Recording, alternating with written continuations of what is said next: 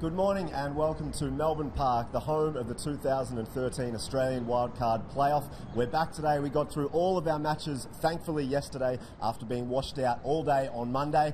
My name's Adrian Franklin. It is a pleasure to be here with you. It's also a pleasure once again to welcome Todd Woodbridge. Hello, Todd. Good morning, Adrian. Nice to be here. Been another chilly and windy day out here on the centre court. It is. It's been a bit tricky for the players. Obviously, washed out Monday. We had to play all of our 16 women's players yesterday and our 16 men's. They all got through.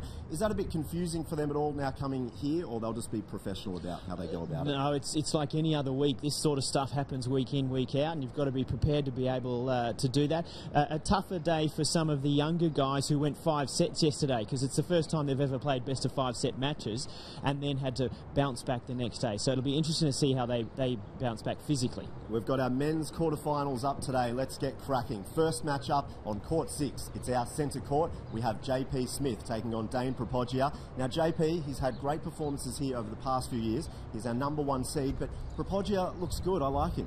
Yeah, look, he's very solid. He's ground his game out around the world, playing in futures and some challenges and things like that, and he's improving and getting better and better.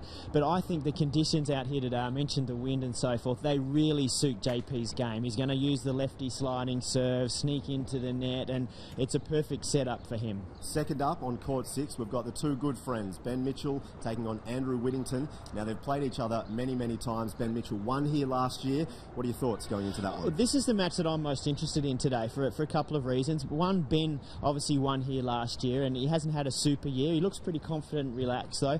But in particular, I like to see what Andrew Whittington's doing, because he's been out of the pathway this year. He hadn't reached his benchmarks. He went to Europe on his own, and he's come back a really mature player, a totally different character with a lot more confidence in himself. And I think this is a tournament that might just turn his bit of career around. He's going to put a lot of pressure on Ben today. So they're our first two matches. Third up, it's a really interesting one. Jordan Thompson will take on Alex Bolt. Thompson was here late yesterday. He beat Blake Mott. It was probably one of the last matches on. Alex Bolt, who's coached by Simon Ray, who also coaches Nick Kyrgios, he's a bolter. He's got a big game, doesn't he? The bolter is a great athlete with an incredibly fast hand. Now, I think he's the sort of player that can beat anybody on his day. You're just not sure exactly which bolt's going to turn up. You know, is it Usain or is it some other bolt? I like that. But what I do like is Jordan Thompson. He's got a lot of court craft. He can control the ball, and he's starting to get physically bigger and stronger, and thus has had some pretty impressive results over the last few months. That'll be a really interesting match as well, but I like the way that Thompson is progressing. There are 3 matches on centre court. We have one match out on court 7. It's going to start at 12:30 today. It's Akira Santalan, the highlight of yesterday. He's taking on Luke Saville. Santalan was great. He won in 5 sets against Matt Reed, which was a surprise. Luke Saville is coming into some good form at the right time of the year, though. Yeah, absolutely. I mean, that's the match where they've both got to bounce back from 5-setters. So physically, I think Luke's going to have the upper hand because he's got a bit more experience at having played 5-setters. But Akira, gee, that was a huge effort to beat Matt Reed yesterday. And the one thing about him, he's got a lot of flair. Good shot maker, but he mentally has got to mature. And when you're physically tired, you've got to keep the mental game together. So a big ask for him today against Luke. With that sort of win from Akira Santalan in 5 sets, playing someone that he wasn't favourite against, I mean, how much importance do you place on a win like that? How much improvement do you think a player can now make going into next year? Well, I tell you what, it tells Santalan that he can be a player, because Matt Reed qualified at Wimbledon this year. So all of a sudden you've got a young kid going, geez, hang on, I can compete with these guys. So it's a massive win for him, and I think it may be a bit of a huge stepping stone for him to understand that he can make a career out of this game. Absolutely. Now, the all-important weather. Today, we're going to hit a maximum of about 21 degrees. There's cloud overhead. The showers look like they're not around, but the weather has been absolutely ridiculous. And, I mean, difficult for players as well. Very windy out here at Melbourne Park. Absolutely, but what it does, it brings in courtcraft. You've got to know how to control the ball. You've got to know how to slide serves. And the players that do that the best are the likes of JP Smith and Jordan Thompson. So I think they've got an upper hand in going into the matches today. And someone like JP Smith, which you touched on earlier, he loves playing in these, courtcraft conditions. The wind is out. He likes to chip and charge. Yep. How much of an advantage does it have for someone like him? Huge, because, ball strikers, the big servers and clean ball strikers play great in perfect conditions, particularly on the indoor tournaments. These are conditions that a player like me used to play all right, where I couldn't bash serves, but I could chip them around and I could find my way in, and you can create and use the elements to your advantage. So I think, guys like JP, they'll be loving what's going on. And just another one on players like Nick Kyrgios, who was here all day yesterday. He's watching a lot of his mates play. I'm looking forward to a lot of these guys coming through. You've got Jordan Thompson here, Alex Bolt, Akira Santalan. With guys like Nick Kyrgios, they're watching him going, I can do something over the next couple of years. Well, that's the best thing that's happened in Australian tennis over the last 2 years, is that all of a sudden we've got a large group of young guys that are starting to believe they can do it. It's been led by Bernard Tomic, Nick Kyrgios knocking on the door. Thanasi Kokkinakis is not here either, but both of those young boys are going, I can do what Tomic's doing. These other guys have all been playing against each other for the last 5 years in juniors and had the odd win against each other, and it is making our tennis here much stronger than it's been for a couple of generations. So what I want people to do out there watching today, jump on Twitter, tell us who you love with these male players coming through. There are lots of great stars coming through. Hashtag AO Playoff. Join the conversation. Todd's on Twitter. He's got about 1 million fans. I've got maybe 10, I think, so you need a bit of help. Maybe you can retweet something that I say. Yeah, well, absolutely. Yeah, you can be my ghostwriter if you like, or something like that as well. But I don't have 1 million fans, let me tell you that. I need to catch up to the great Adrian Franklin. Close too. So hashtag AO Playoff. Jump on. The commentary team will be on it. I'll be on it. Todd will be on it all day today. Todd, thank you very much for your time. Absolute pleasure. Thank you. We'll see you throughout the week. Yesterday, there were plenty of highlights. Let's check out some of those right now.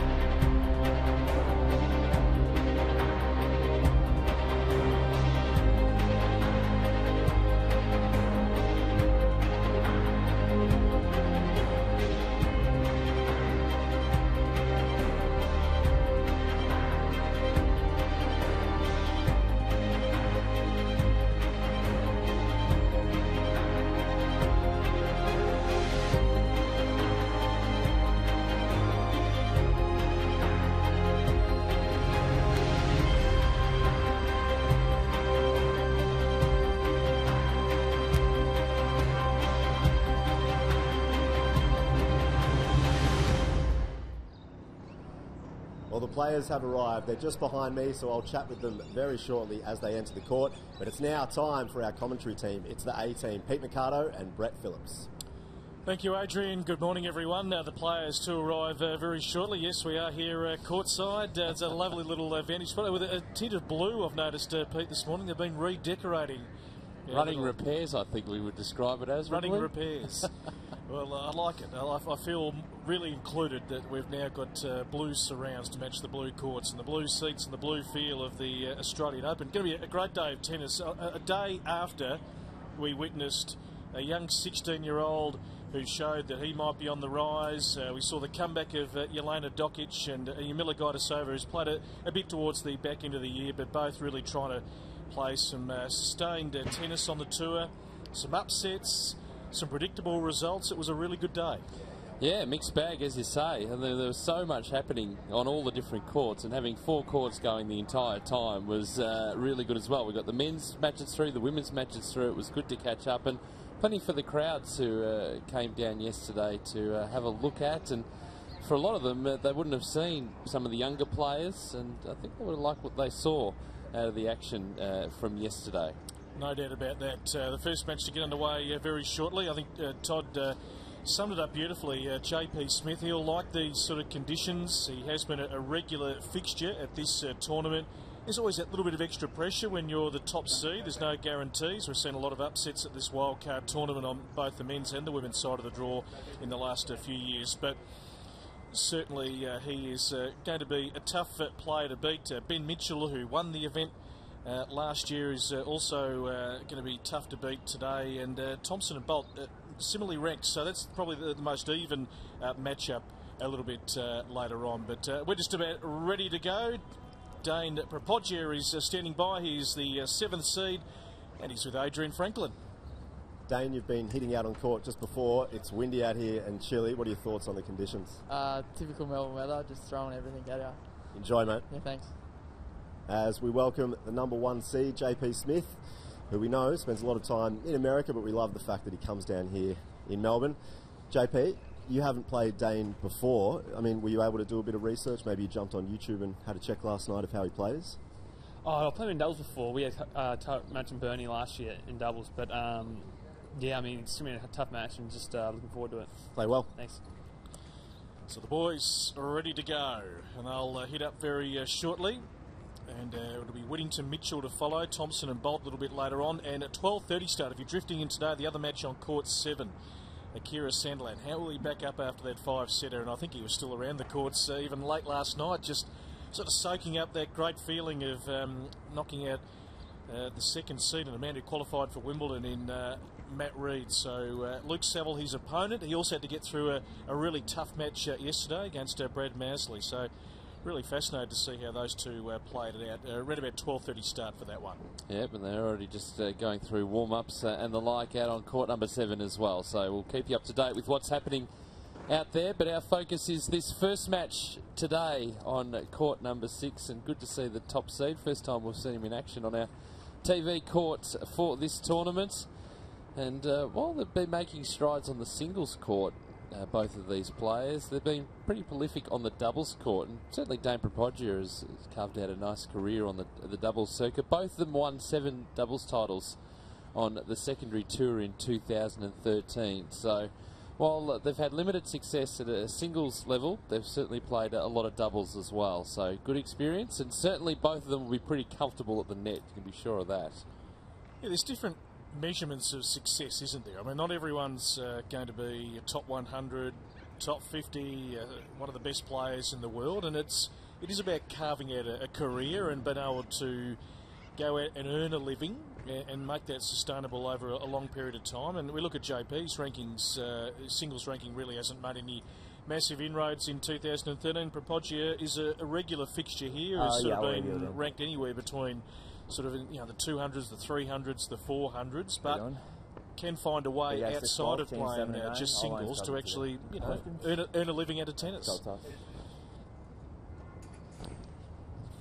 It's heads. Receive. So JP Smith to receive. Dave Muick is our umpire for the match.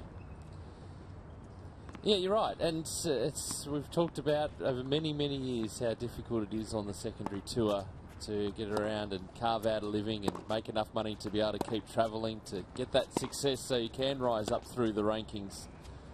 And it's the reliance on having to constantly win to build up the ranking, build up the points, build up the prize money.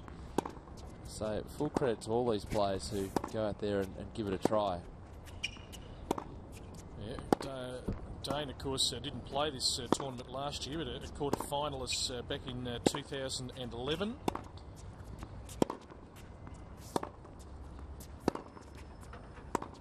JP has, of course, been here the last few years, been a semi-finalist, a quarter-finalist, so he's worked his way towards the business end of this tournament. But I suppose really it opens it up now with Matt Reed going out yesterday, that he and Mitchell, certainly on paper anyway, are the favourites to get through the weekend, but we know that doesn't mean a lot in this tournament at all.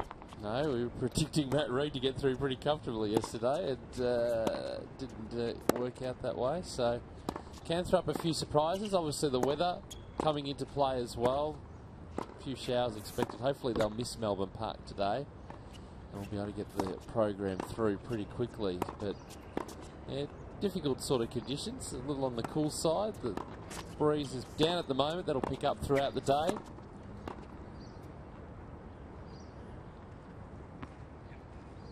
Don't forget, free entry into Melbourne Park all week. I know that plenty of people will be coming in for the weekend for the finals. The finals being played on Sunday, the men's and women's final.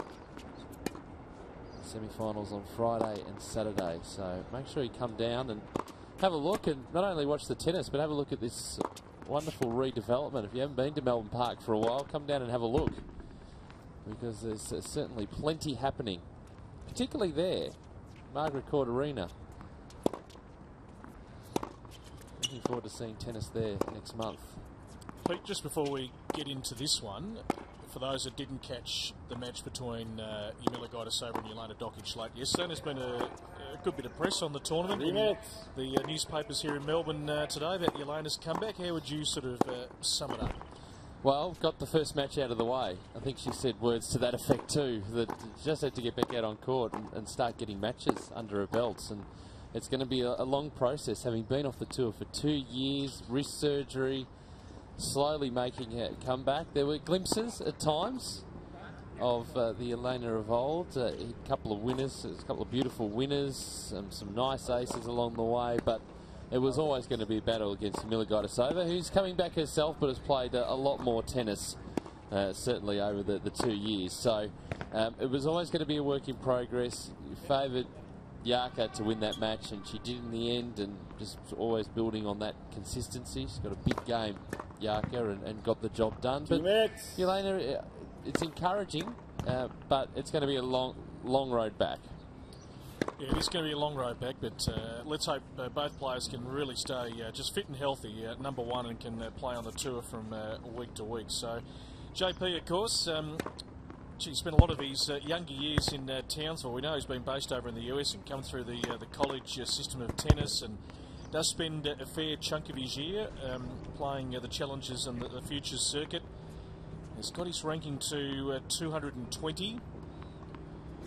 So whether he can take a step and get inside the top 200, that's always the challenge for the players whose ranking fluctuate between 200 and 300, to try and just win a couple of the big challenger events and really get down towards that 150 mark. But that is what lies ahead for JP Smith. But at 24 years of age, still a lot of tennis in front of him.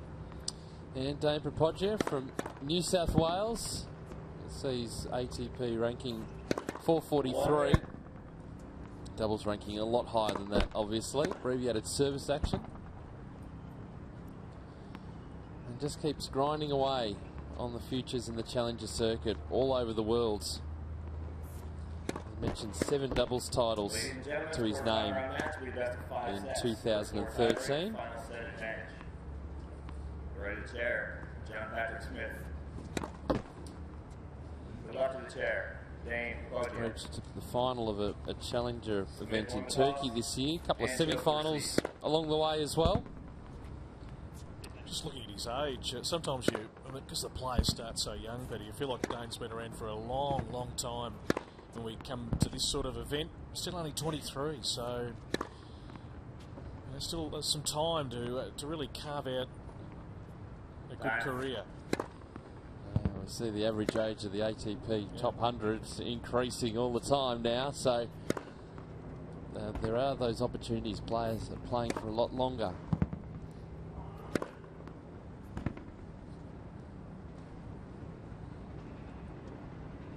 Both players will be pretty pleased that they got through yesterday in straight sets earlier in the day. So they'll be pretty comfortable if this match goes the distance today. And of course, this week, the entree to the Australian Open. It is not far away at all.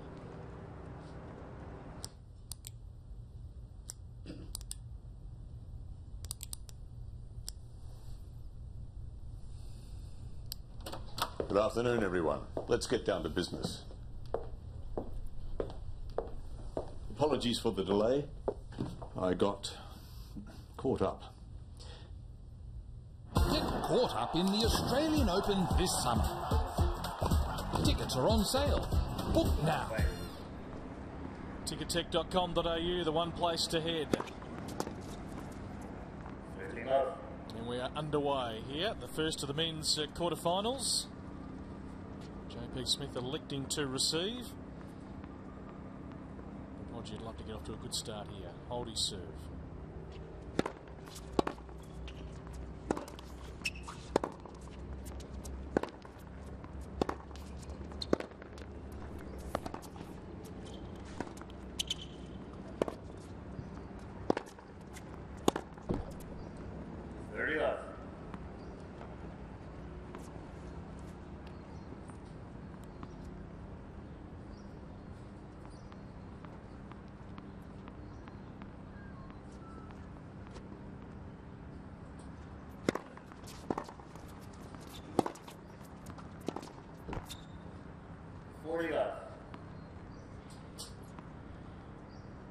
So perfect start here for Prapodji.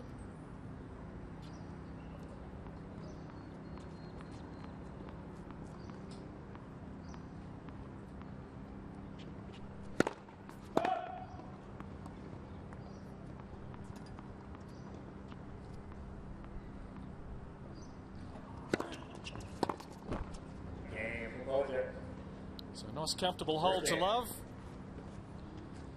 Just what the doctor ordered. Yeah, JP mentioned that they played each other on the doubles court before, but a different dynamic playing singles.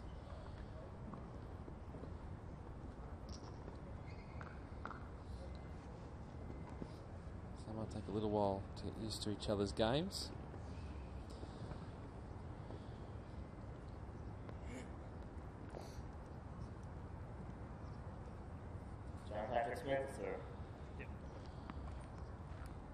So if you're just logging onto our live stream, hashtag AO Playoff, you can join the conversation right throughout the day. Some very busy activity on Twitter yesterday. Keep it coming.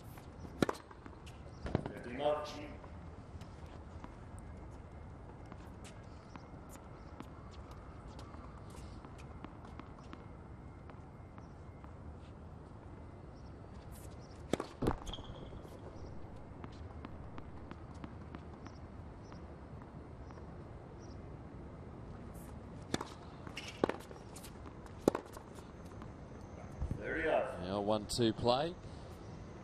JP played in the Australian Open this year. Down the first round to Joao Souza. Straight sets.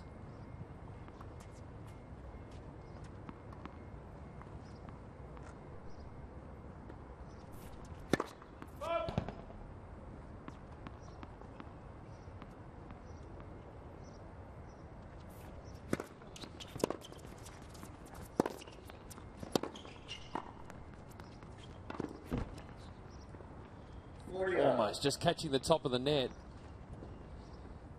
As you can see there though, but JP quite comfortable getting into the net.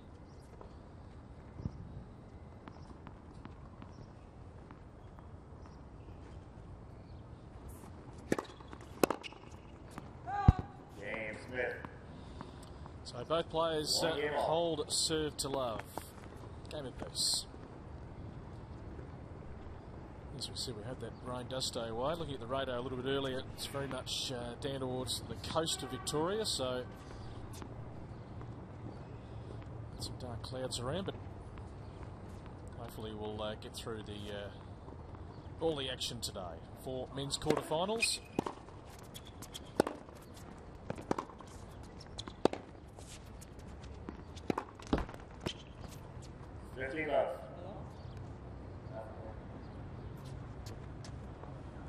Saw some good variation from JP in that previous service game, just mixing around the serves a bit, which is good to see. Coming in, serve and volley.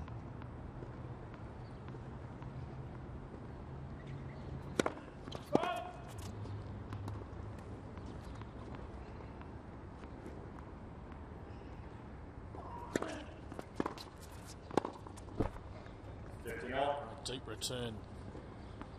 Yeah, it's not the fastest of serves from Dane, so JP able to really step into the court, take the ball nice and early. Can you think of any other players, Pete, that have got that sort of abbreviated service There's not action? many now. No.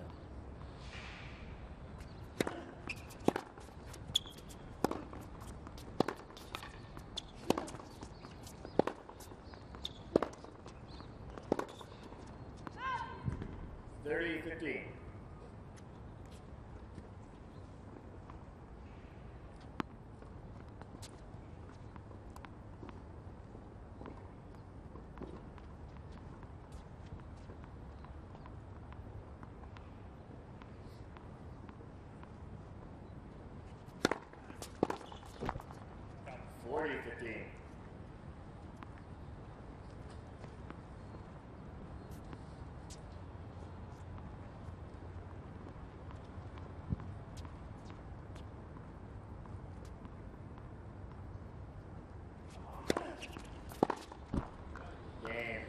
So another comfortable service game for Dane Propogiat's on serve here. The opening of the men's quarterfinals. He leads at 2-1, and the countdown is on to the 2014 Brisbane International. So, Marty's buying tickets to the tennis. We're in, right? Marty? Yeah. No, we're out. Oh, you cannot be serious! We're definitely in. Okay, we're in. Great. Great. Are you in? See superstars like Federer and Williams battle it out at the Brisbane International. Book now. Yeah, it's going to be a great cast starting at December 29. Federer, Hewitt, Kyrgios, Nishikori, Simon, Dimitrov, Matosevic, Serena Williams looking to come back and win another Brisbane International title. Victoria Azarenka will be there, Sharapova, Jankovic, Kerber, Wozniacki, and we cannot forget, last but not least, Kamiko Date Crumb. She will be back. I'm pleased she's made the list on our notes. It's a good effort. Just shows how durable she is. tickettech.com.au/Brisbane International to secure your tickets if you're viewing our stream from Queensland, or if you're looking just to make a trip out for the weekend or across the week.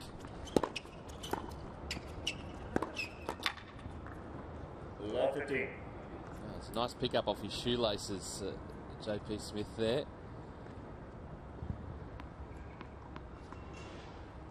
All set up nicely though for Dane Propogiat.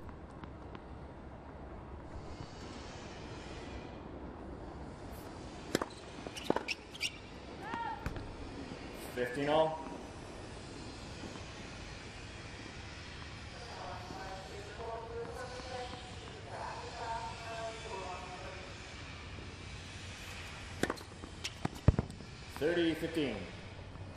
Serve down the tee, so the serve is really prevailing early in this game.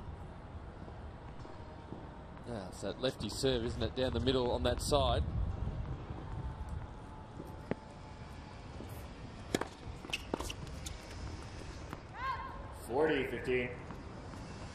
So again, serve volley, serve down the middle, body serve. We're getting the full variety within the service game. Keep Propogiat guessing.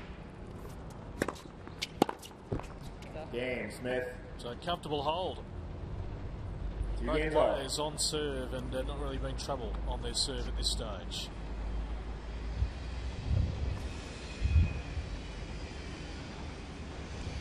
You can hear the construction work in the background.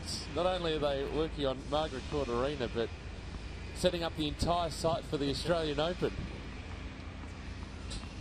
Yes, open to the elements out here on court 6, and plenty of activity in and around the court, so the focus has got to be just that little bit sharper.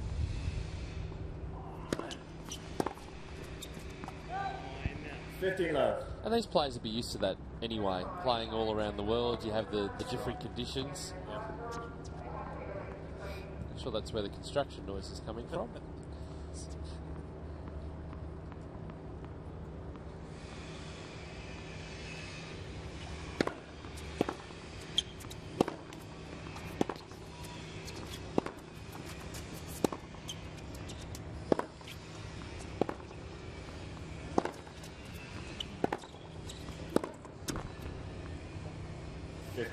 Yeah, so they'll be used to the changeable elements, so not just the weather, of course, but people moving around and the other noise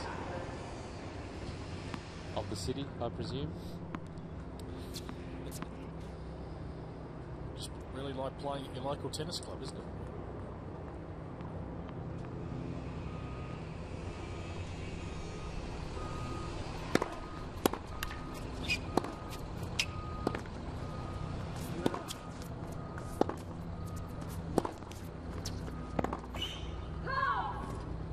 Nice work from Papogia deep into the corner of the court. Forced JP wide in that instance, and it's nicely done. See that ball landing on the service line. Forces JP Smith to come forward as well as across the court.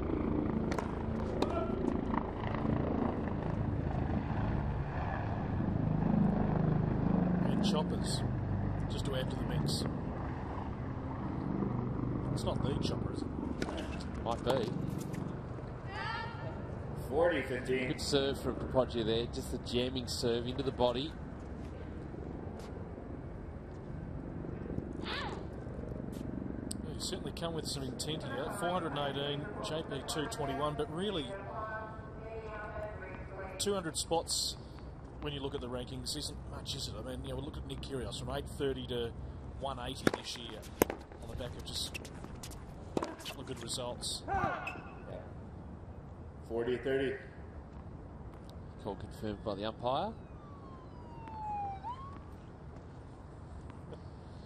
Lots of activity happening around us. Wow. Apparently.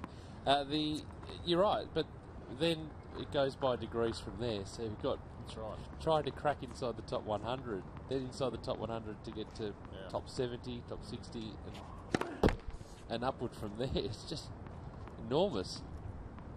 I think Marenko is probably a great case of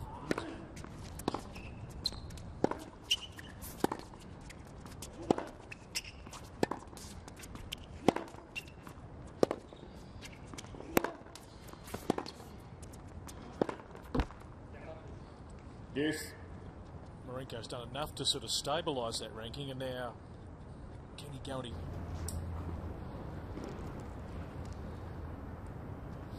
Really big year coming up. Marenko, I mean, Leighton obviously still going to play at a good level.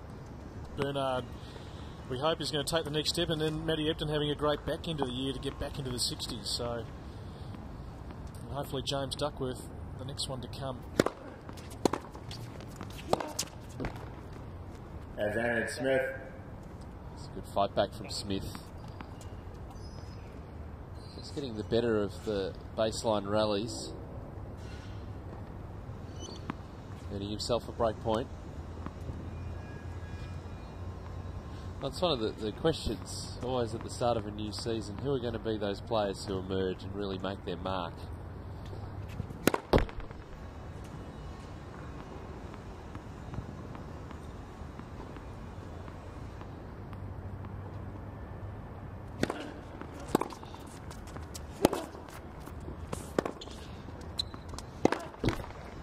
Game Smith.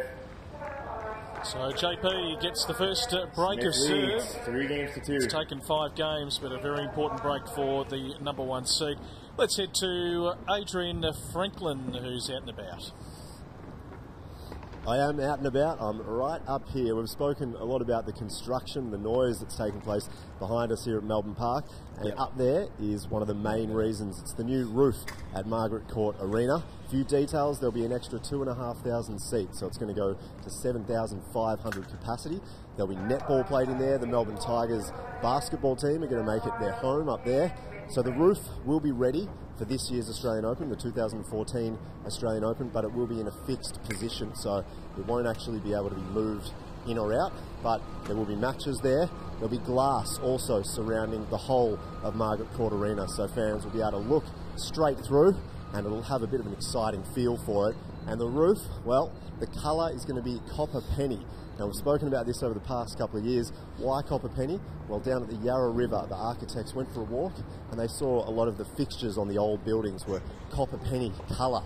So it's that sort of brown tinge to it. That's going to be up on the roof. Melbourne Park, it's one of the greatest precincts in the world. We've got the National all the way out the back. It does better than this, does it, guys? No, it doesn't. No, I could live here for a few months. Copper penny. Well, Adrian does bring a few different colours. to this time of the year. 15 love. Thank you, mate. Very nice work.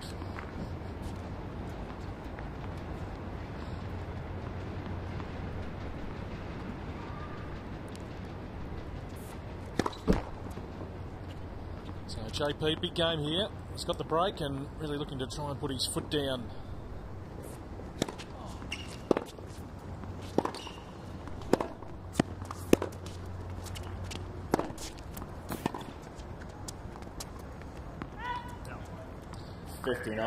There'll be a few folks watching from the US seeing how JP goes today, but it's a multi-purpose venue here. We use it for tennis a lot, obviously, where we are now, but the three stadia, the Hisense Arena, Rod Laver Arena, and now Margaret Court Arena, used for lots of different things.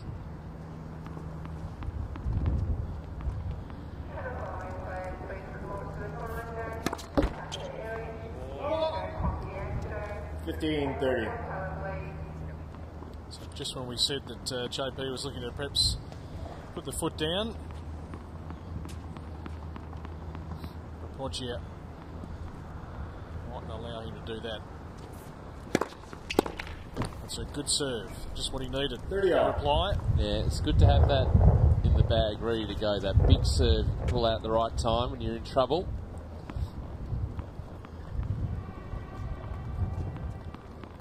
So one break of serve so far. To hold.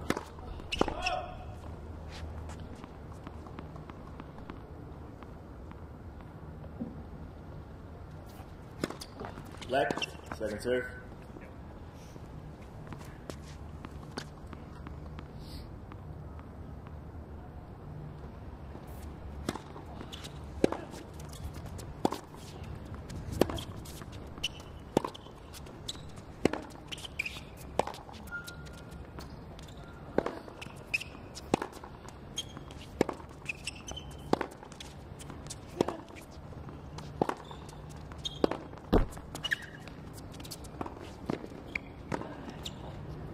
That's good. Smith had to commit to the nets. Did well to change up. He was actually going back across court here. Had to double back and then go forward. The approach was okay, but full stretch, Rapoggia, that was nice. Didn't see too much lobbing yesterday. Quite effective. Chance to break back here. Deuce.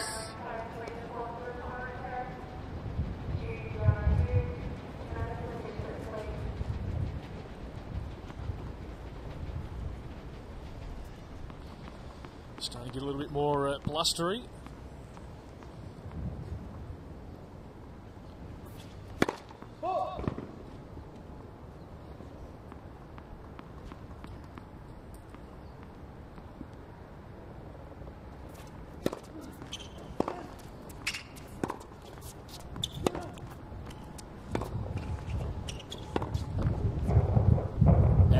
Smith. A great example of that. You hear it at our effects mics, but see what it's doing to the ball. I'm just dropping it short. Roger was forced to lean forward.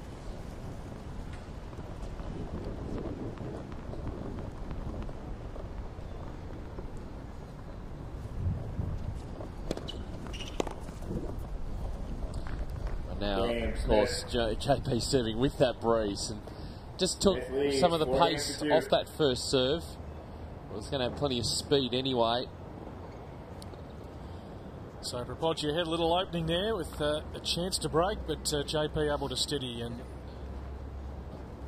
now leading it 4 games to 2. So that win, yeah, certainly picking up. Day 3 of the AO Wildcard Playoff for 2013. Hashtag AO Playoff to join the conversation on Twitter for men's quarterfinals.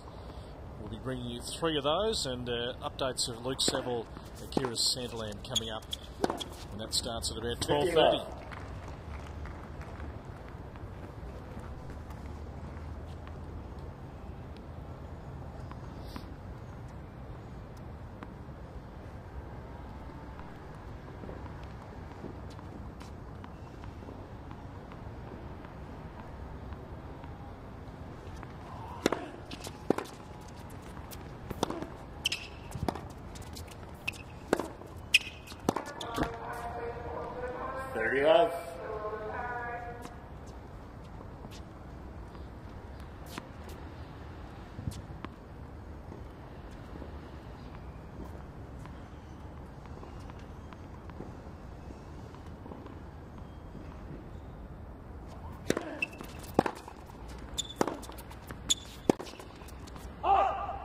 40 love.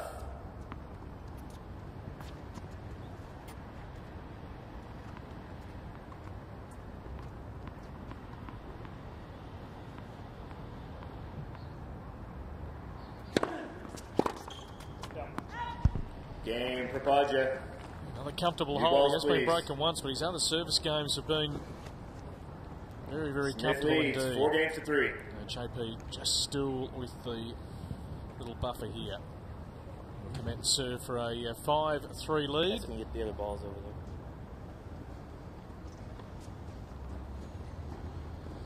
Of course, the women having a rest today. They'll be in action tomorrow in their quarterfinals. Of course, we saw the second seed Anastasia Rodionova go out last night to Jess Moore. It was a tense game that right to the end, 9-7. In that third set, we saw Casey Delacqua get through very comfortably yesterday as the top seed. Yamila Gaidasova, the fourth seed, looked really impressive against Jelena Dokic. Storm Sanders, the fifth seed, also getting through. Monique Adamczak, who was runner-up here last year, to Bojana Bobusic getting through, the sixth seed. Tammy Patterson, also another seeded player from Victoria, getting through. So, fairly much went to plan for the girls, apart from the loss to Rodionova. It was a long match with going because we were leaving the complex yesterday. It kept going and going and going. But Arena got through, so she had a good victory over Sally Pearce.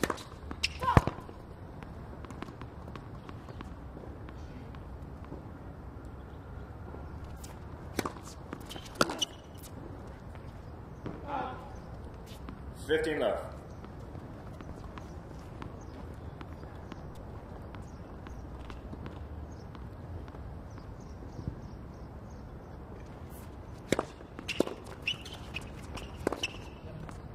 $30 left.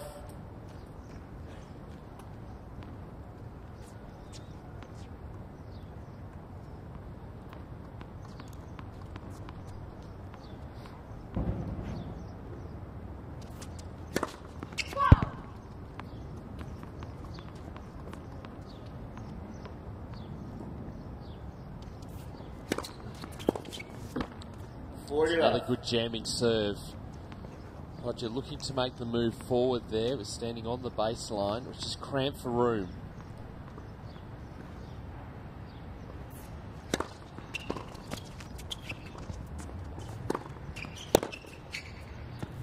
It's beautiful serving. Game, Smith. Yeah, it certainly is really coming into play, this big lefty serve now, and as you say, Smith the leads, variety. 5 games to 3.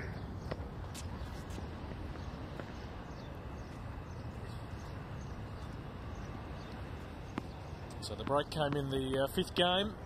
If you're just joining us, JP Smith looking for a second break to try and close out the set. Although Dame Propogia, despite being broken once, has had some pretty comfortable service games in this opening set. So he'll be keen to make JP serve for it himself.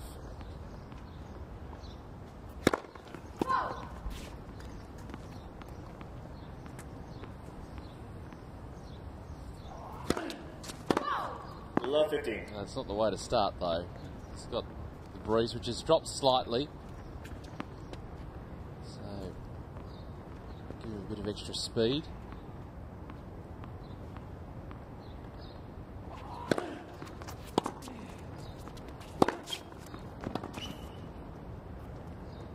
Yeah. 15 all.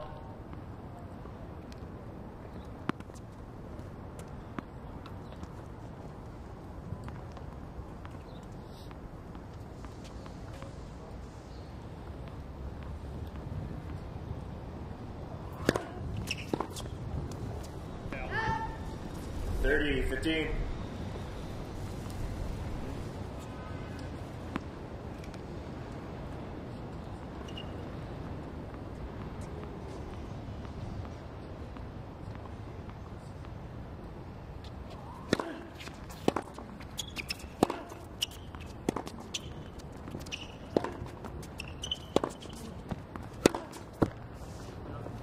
$30 all. He's playing from too far back. Propoggi is being forced well beyond the baseline.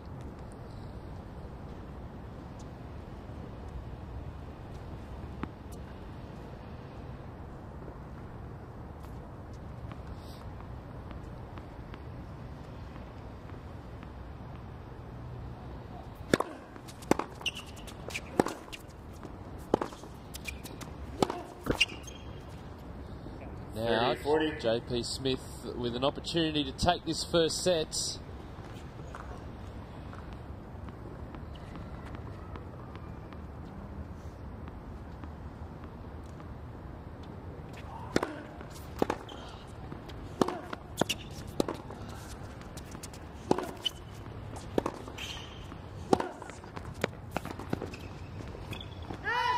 Deuce. Little sneak play from Propoggia. I talked about how good these guys are on the doubles court. I'll give you an example, just taking the opportunity, feeling very comfortable getting into the net.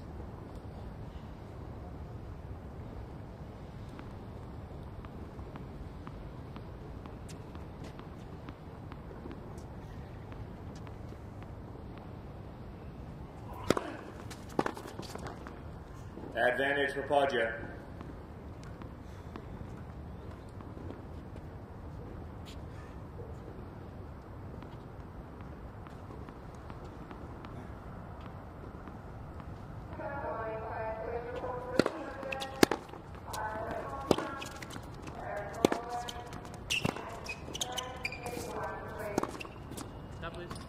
Deuce.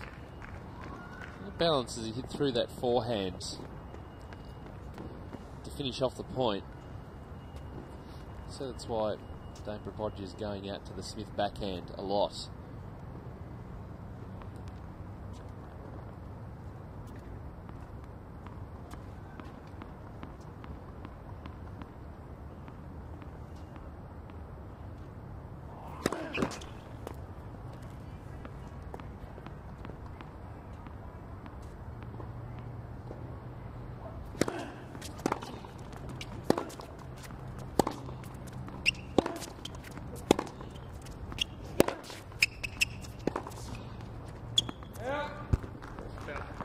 Advantage for Podgia. Another good example of that. Propoggia hitting pattern deep into that juice court corner.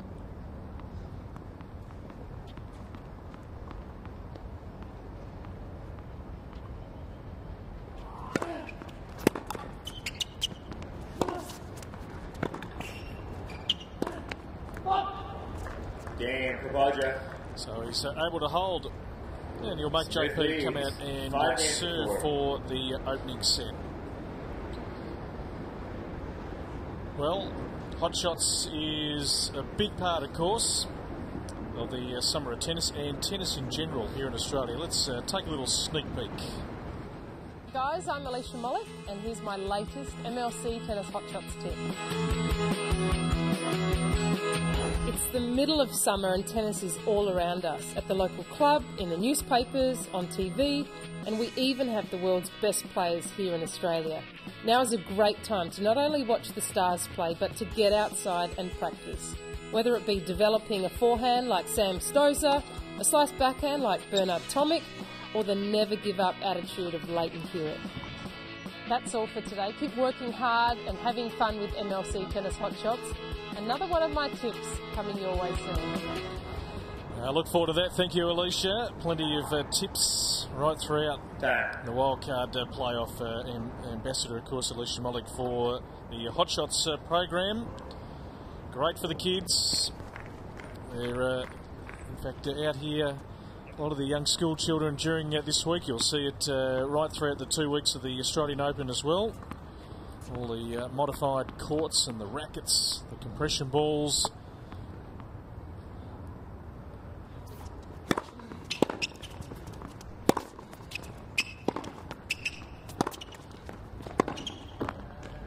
Yeah, I love those mini courts. I talked about them yesterday, the mini courts that are set up at Melbourne Park for the Australian Open. Actually, just behind Court 6, which is where we're broadcasting from now. Right behind that grandstand there. They're setting them up. 30 love. And they look great. you reckon we could sneak on and just pretend we're kids? The lines aren't on them yet, but I'm sure when they're on there, you'll be able to get a go. But the lines are huge. Nice. No VIP line.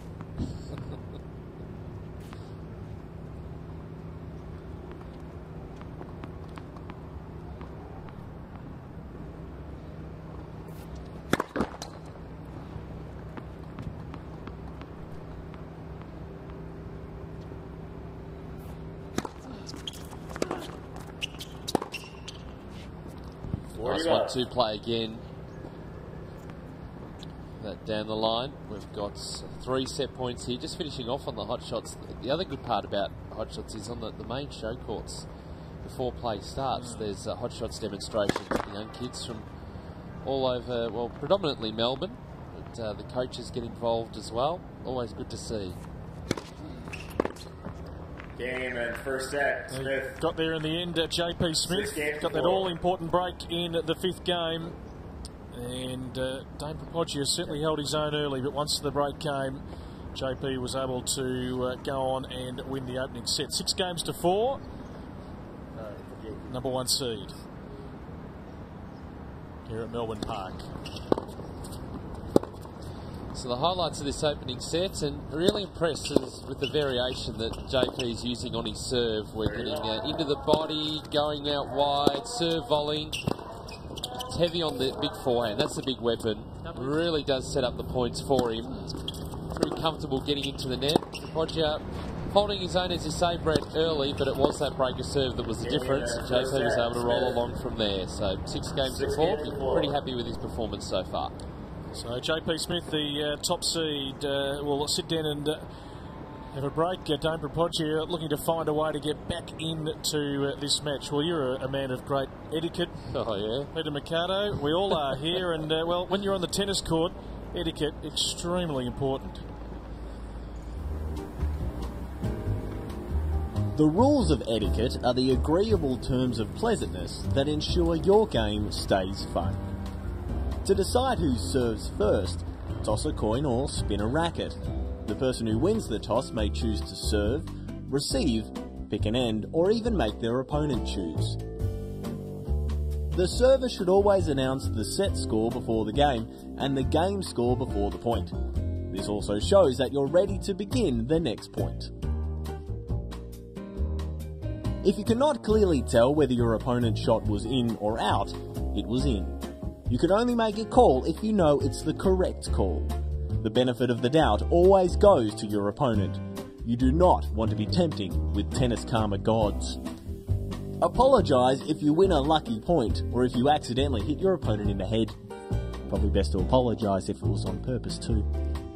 Stop play and restart the point if a ball from another court rolls onto your court. Wait for the other court to finish their point before returning their ball. You can keep the ball against the back fence of your court if you just want to get on with it. Win or lose, shake hands firmly and thank your opponent at the end of the match. Nobody wants to grasp a limp, clammy palm, that's just poor form. Follow these simple steps to ensure everybody enjoys their tennis. All right, I've just jotted all those down. Pete, my burning question to you is, as a man who plays a lot of tennis, how many of those do you follow across your illustrious career? All bar one. All bar one thing. Right. I've talked about this on AO Radio year after year after year. If the ball, you get a dead net cord, it just drops over, that whole apology thing doesn't wash with me. I mean, if you hit them, obviously, yes, you definitely apologise.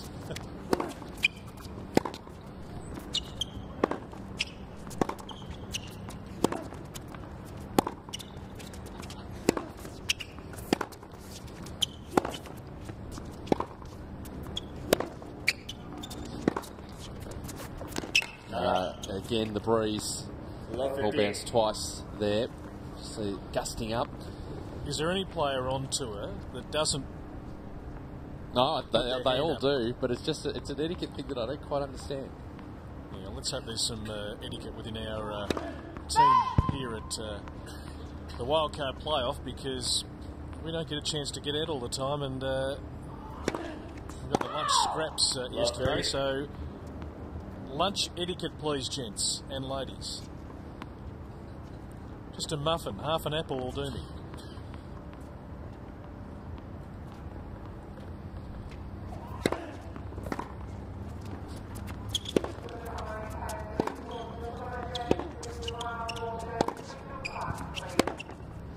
Overhitting again, Podger. It's been a tricky service game because the winds just gust up, but they only gust up for a few seconds at a time, so changing the trajectory of the ball. Hard to get a read of it. 3 breakpoint opportunities.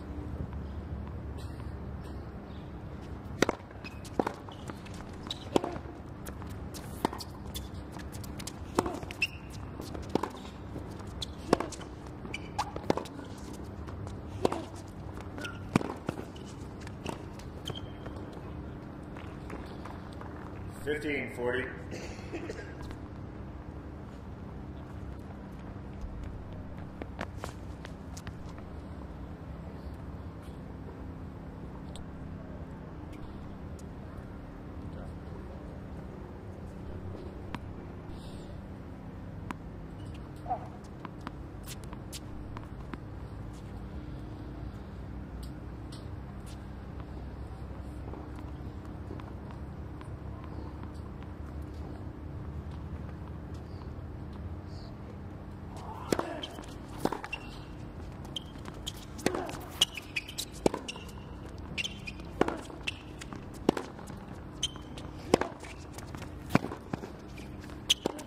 Perfect point. Set it up beautifully. 30-40. Deep into the corner and just trailing in behind it. It's the way to finish it off.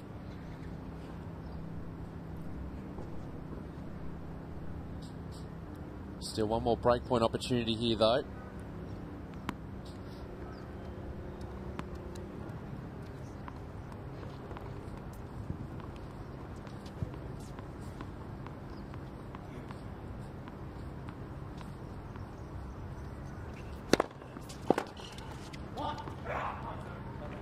Deuce.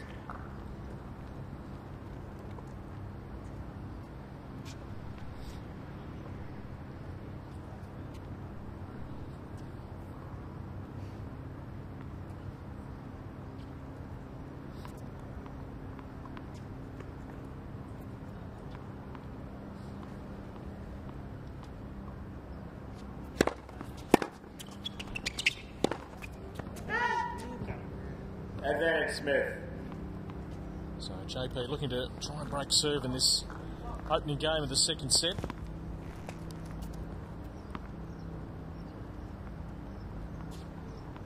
Sure he'd love to try and win it in straight. The day off tomorrow. But Dane Propogio is a real fighter. Deuce.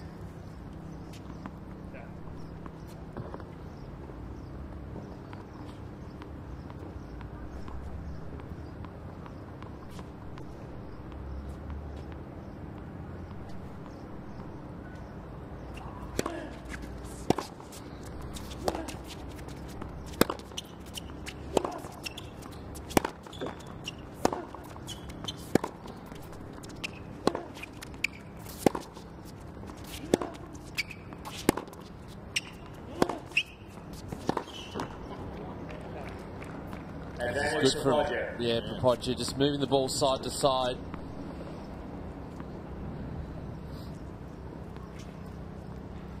Good percentage of first serves into play.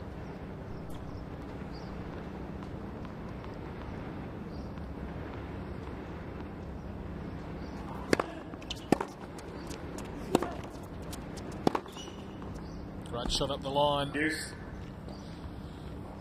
A long service game here for Dane Propogio, who had some very comfortable service games in that opening set. As the match wears on, certainly get the impression that JP can really get on top here, but Propogio doesn't really get blown off the court.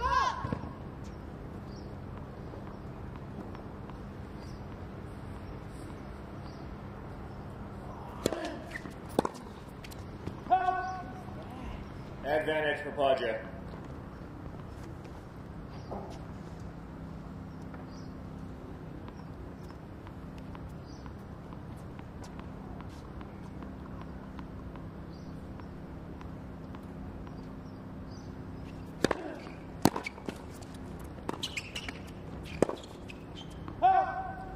Good attacking for Propoggia. Got himself out of a tight spot. First game of the second set.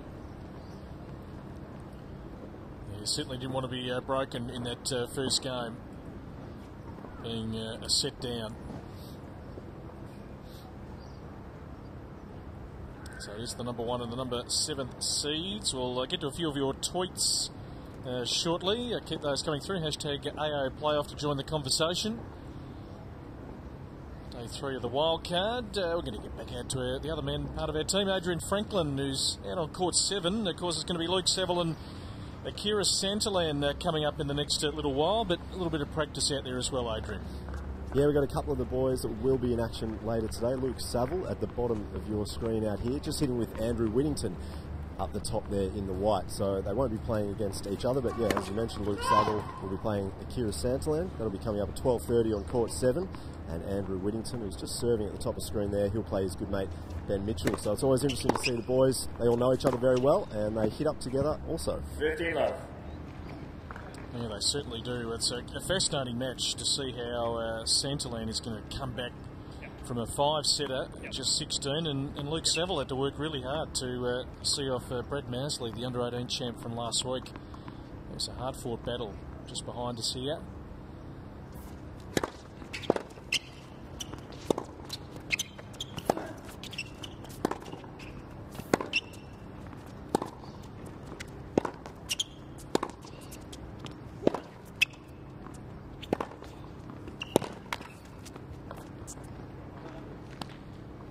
Love.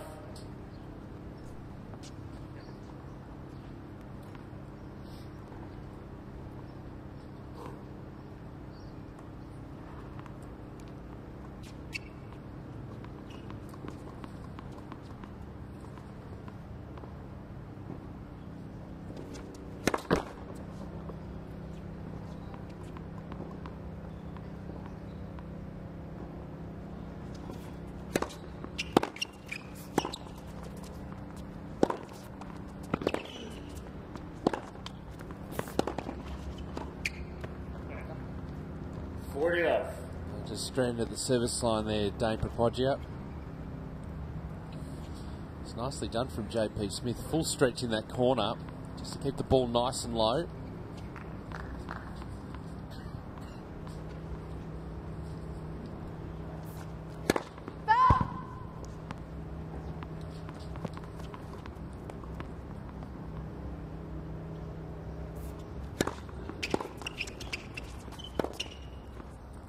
Game, Smith. And pretty comfortable still on serve here, JP Smith.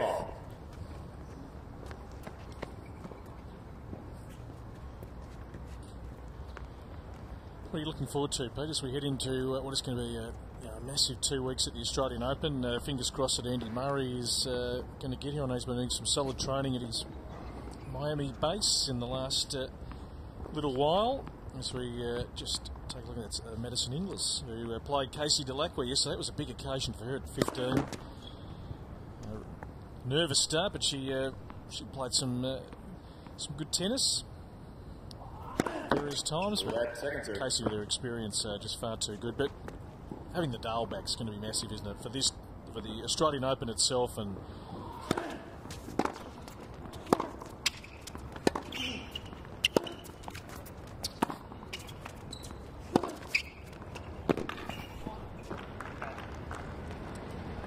yeah, you're right, Nadal. What a performer 12 months ago. We weren't sure when he was coming back. He was going to play at the Australian Open, and then he withdrew from that. They took the smarter option of playing on clay in February, just working his way back in, and just kept rolling from there.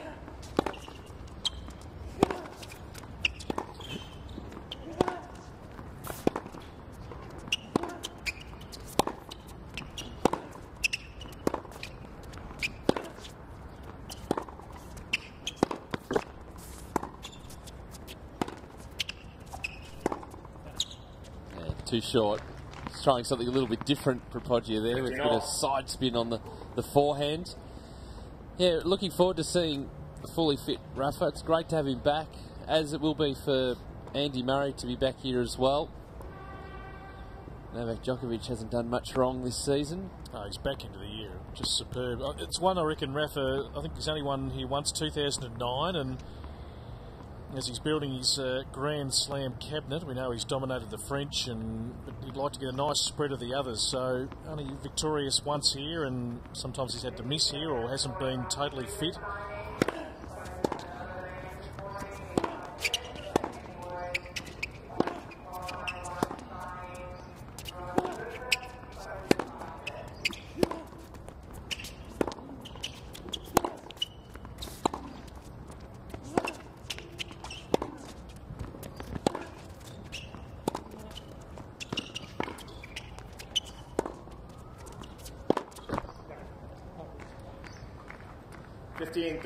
Nice rally from both players, but Smith in control of that one.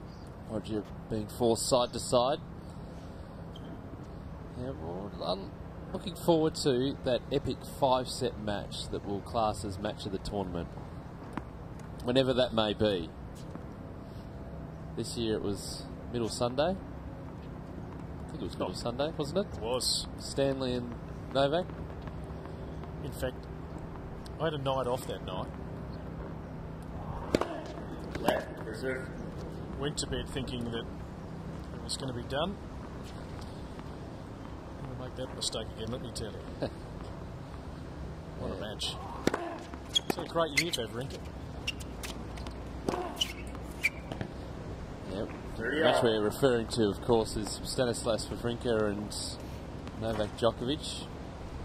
12, what was it in that fifth set? 12-10? I think, yeah.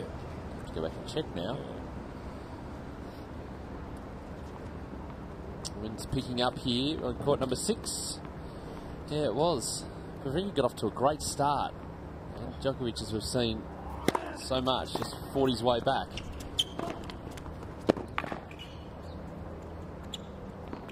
And it was an epic final set. 40-30. Well, that's the one guarantee that will, every year at the Australian Open, always get just a classic match. And, well, go back 12 months before that. I think we still love, just when we've got a bit of downtime, pulling out the 5-hour 53 battle.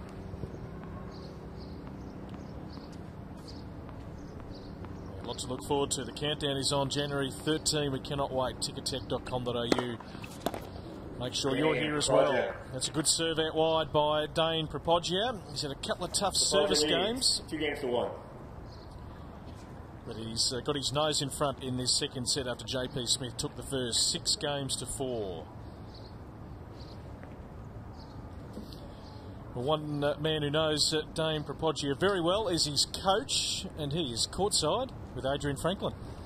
Yeah, certainly very thankful for Mark's time. Mark, it's tightened up a little bit, dropped the first set, but it's at an interesting stage. What are your thoughts so far?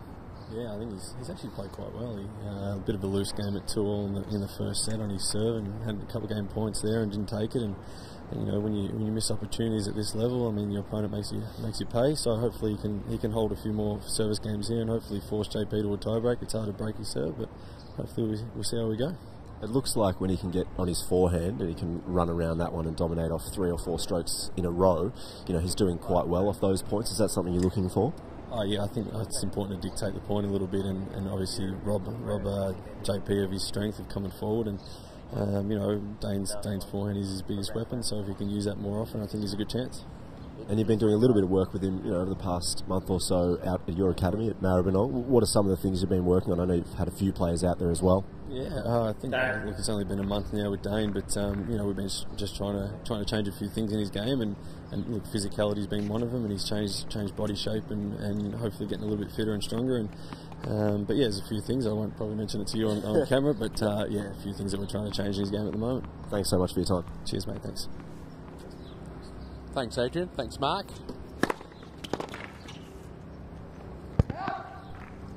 15 left. Just going back to that Djokovic-Wawrinka match. 1-6, 7-5, 6-4, 6-7, 12-10. 5 hours the match. Last set going almost 2 hours.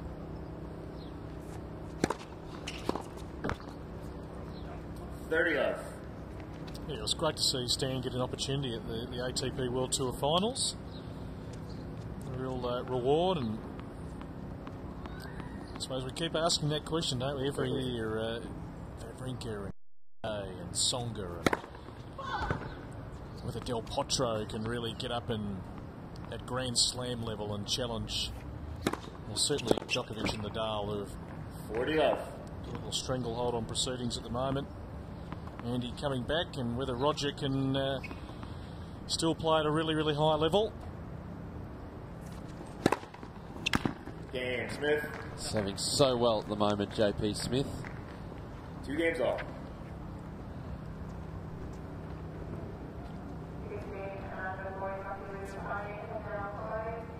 What are you looking forward to? Ask me the question.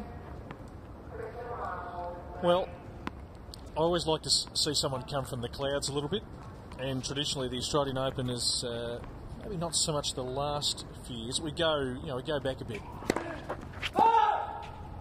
Unexpected finalists. So I wouldn't mind seeing someone just emerge that is not necessarily front of the radar. Might be an Aussie.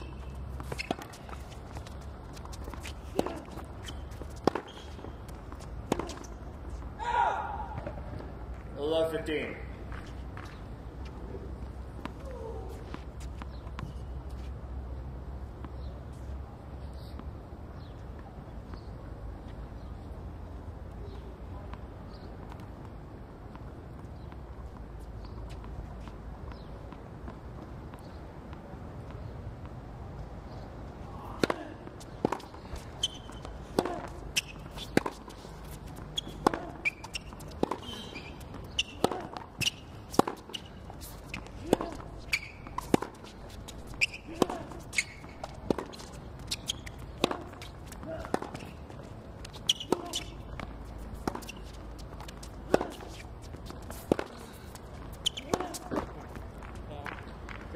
Had the better of the longer rallies thus far in the match.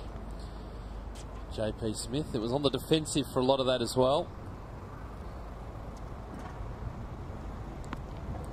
Just forcing Propoggia to play the next ball.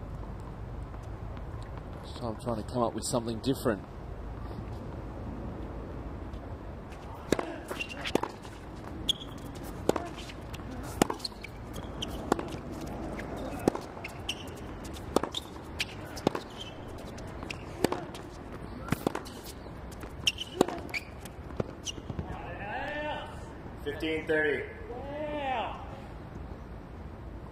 Linesperson is in a good position.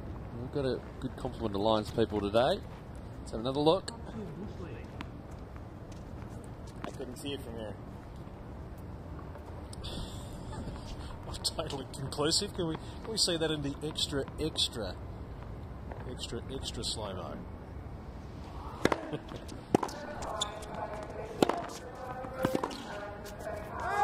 Scratching ball's good. Oh, now he's got 2 in a row. Not happy with.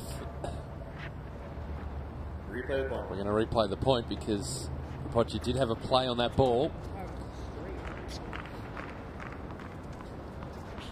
Catching the outside of the line.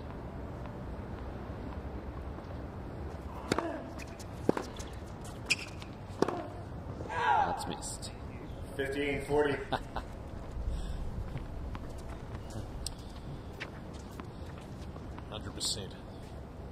Well, yeah, you just, I don't know if you heard our effects mics with JP just thanking the Lions person. It means break points here.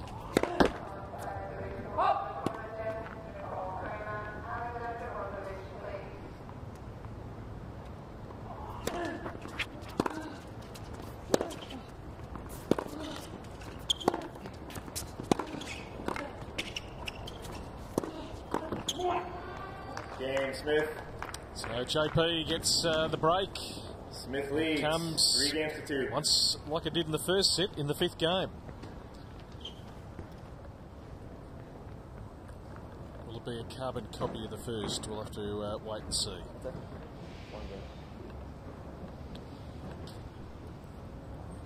So, Marty's buying tickets to the tennis. We're in, right? Marty. Yeah. No, we're out. Oh, you cannot be serious! We're definitely in. Okay, we're in. Great.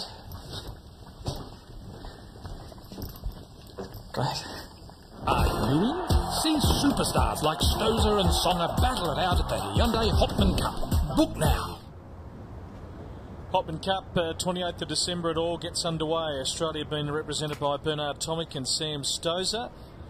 France will be represented by Joe Wilfried Songer and Elise Cornet. Canada, Big Milos Oranic and Eugenie Bouchard, who we're looking forward to seeing out here on Australian soil. Has had a really improved year on the women's tour. Sloane Stephens, a great run at this year's Australian Open, partnering up with Big John Isner, looking to stay fit and healthy. Over in the west, Agnieszka Radwanska and Lisa Janowicz representing Poland. Radek Stepanek and Petra Kvitova. The pairing on court as well. Representing the Czech Republic, Tommy Robredo, Annabelle Medina Garrigues. Oh, it's good to see her back, Pete. It's there. And Andrea Seppi and Flavia Panetta representing Italy. Just on court, had an overrule. Oh. An overrule by the chair umpire.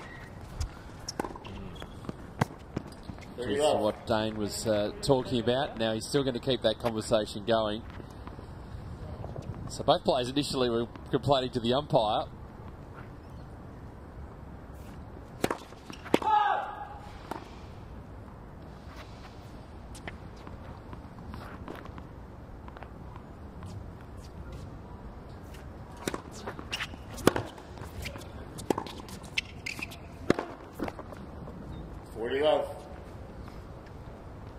Tries to make some inroads on the Smith serve. The wind gusts up again.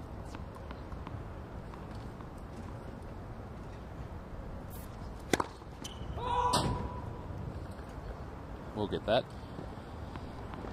It's woken a couple of people up.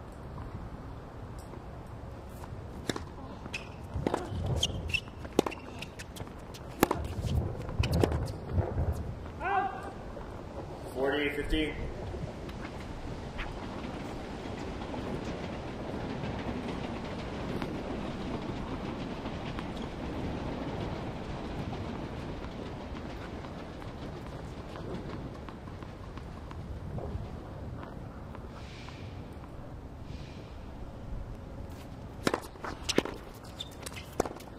That's a great return from Propoggia. Full stretch out wide.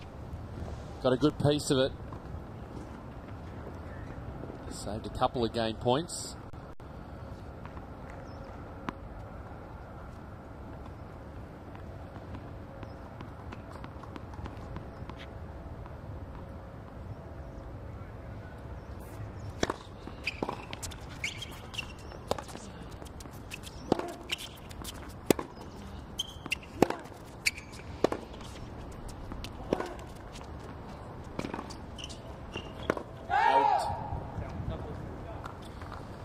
Deuce. So nicely saved from Propoggia.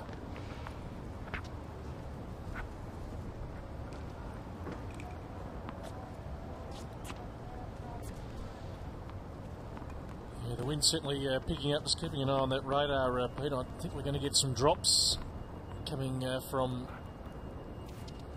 the southwest. Advantage Smith. Nice swinging lefty serve down the middle.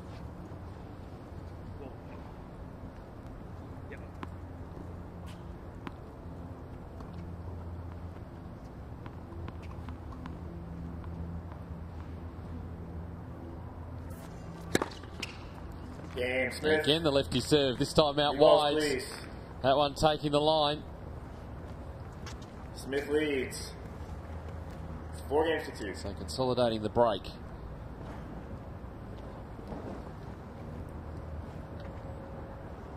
Well, scoreline about right. The way this match has been going. Yeah, breaks have come in the 5th game of both sets. It'll be Andrew Whittington, Ben Mitchell to follow here on our broadcast court, and Jordan Thompson, Alex Bolt a little bit later on. And in around about an hour and a half, it'll be Luke Seville, Akira Santalan. Of course, all depending on how the weather's going to look in the next period.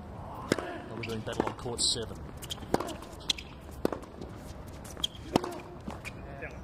Love 15.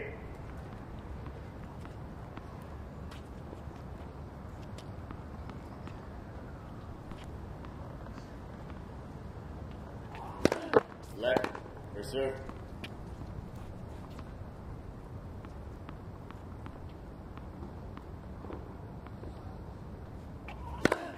Alt.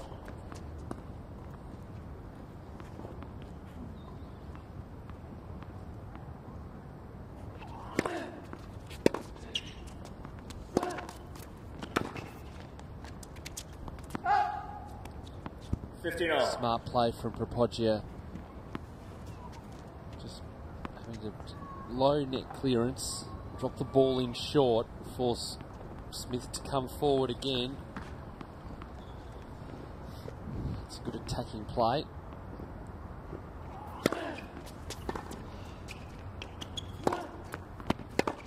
Oh, it's a cracking shot. 15, 30. Then going on the attack, Propoggia. Right thing, serve out wide. Look how far out of court he was. Yep, had one option. He could have gone a bit more towards the line, a bit more up the line. Propoggia. Otherwise, you just say too good.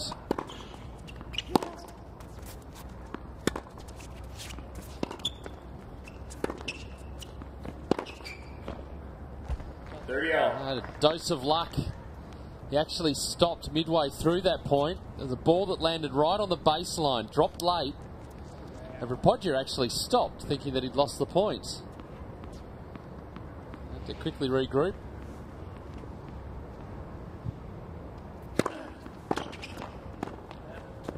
A great return right at the bootlaces. 40.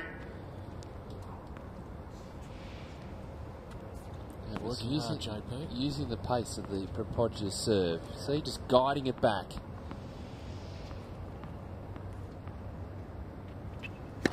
Left, reserve.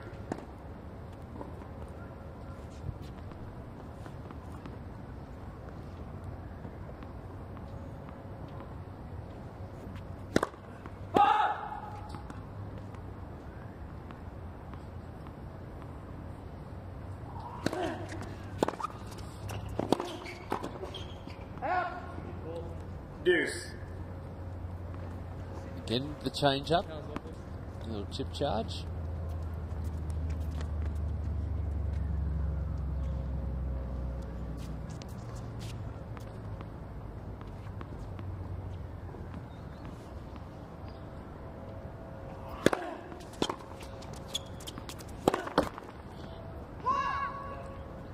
He was perfectly set up. Just going back to that backhand side of Smith. And forced error. No help from the net court at all. And break point.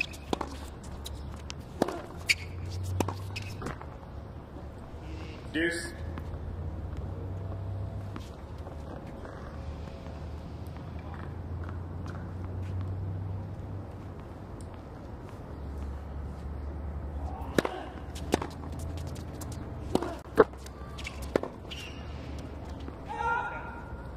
Advantage for Propoggia.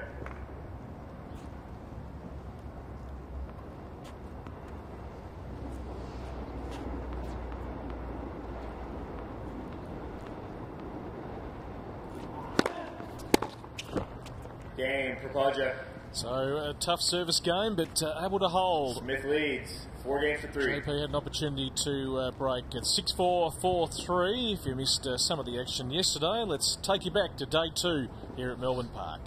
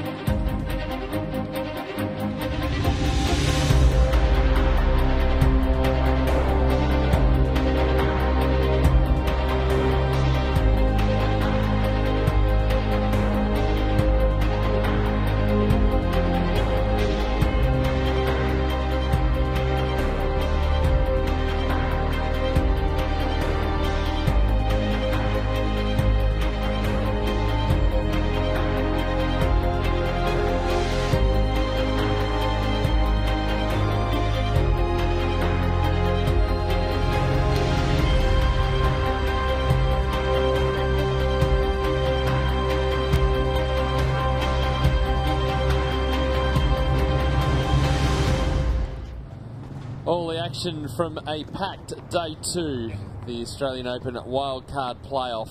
All the matches were completed. We caught up after we lost an entire day to rain.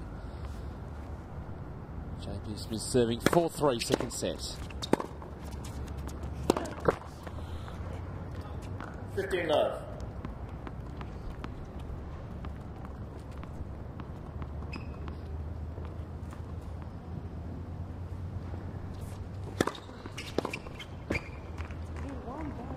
Love.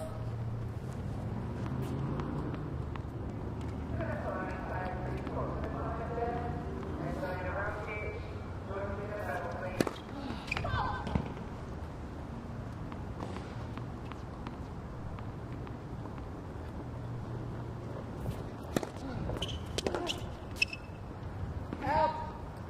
40 love. Well, the rain you were talking about, Brett, has made its way across to Melbourne Park. Hopefully will blow over very quickly.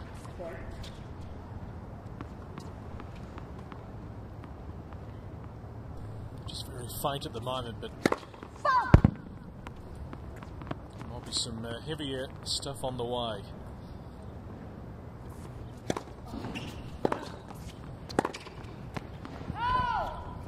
$40-15.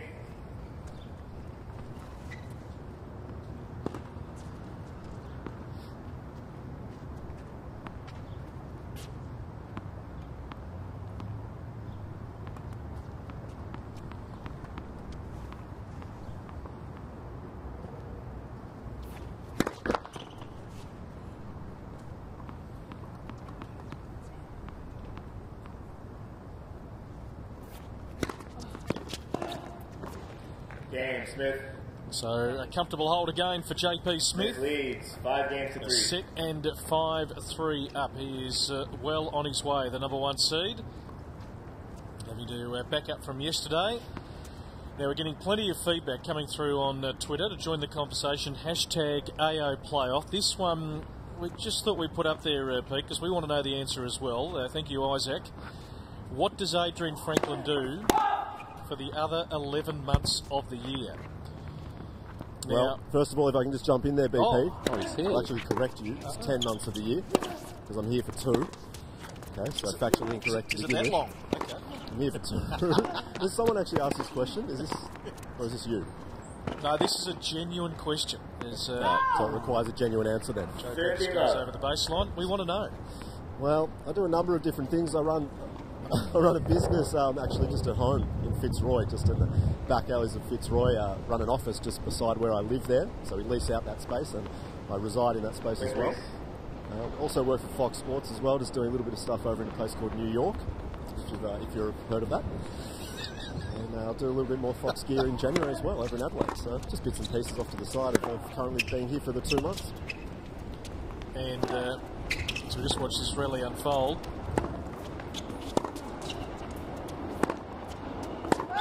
See the players adjusting their ground strokes here to try and combat this wind which has gusted up. And seen it sort of most A-list night spots around Melbourne. That'd be a way to conclude it, Adrian. Sorry, BP. Someone just stole the bin, the production bin, but I got it back. So, can you repeat that? Just seen it all good night spots around Melbourne? Yeah, no doubt, no doubt. Fitzroy, as I said, that's where I reside. Probably won't throw out the address at this point, but it is middle of Fitzroy. You can talk about Fitzroy all you like. Yeah, you like Fitzroy. Great cafes around there, actually. You can get a great flat white with wine just at a number of different cafes. But yeah, I do like to go out, BP. What are we actually talking about, sorry? Adrian, I don't that'll know be all anymore. from you today. I don't know anymore. Hashtag AO Playoff. If you've got some of those great questions to pose, let us know. In fact, I'll come back to this in just a moment.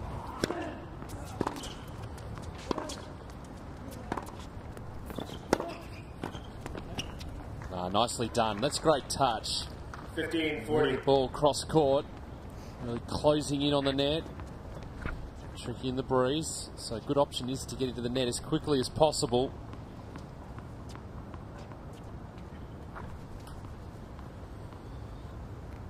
Set points. 30-40. One down, one to come.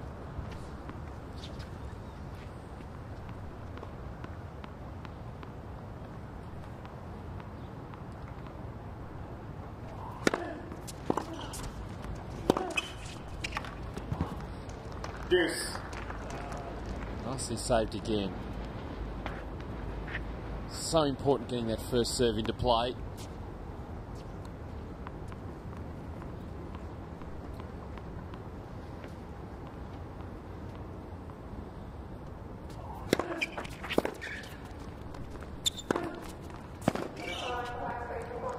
Advantage for Podger.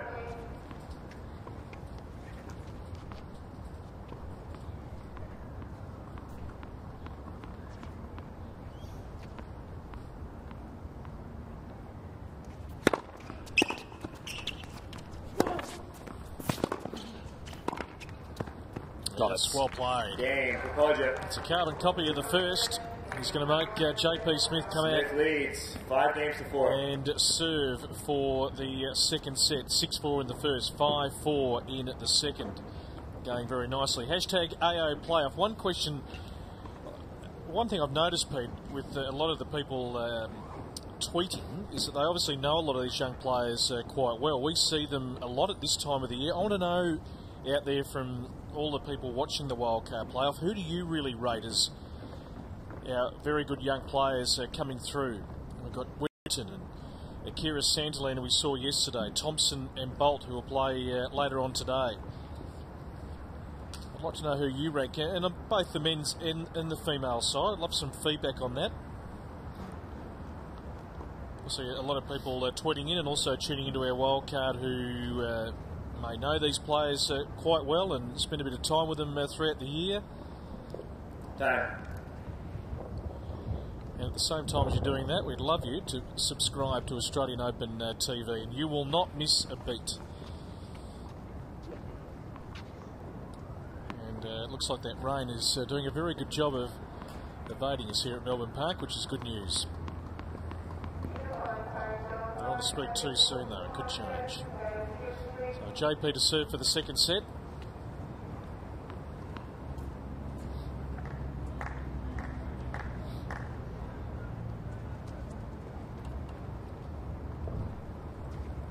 Has to play pretty quickly, does JP, so don't just take his time coming back out onto court.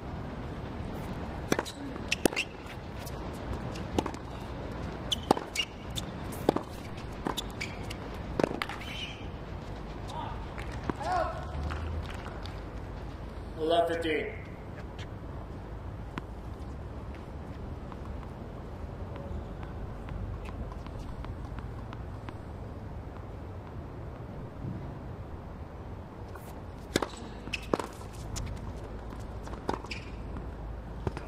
All.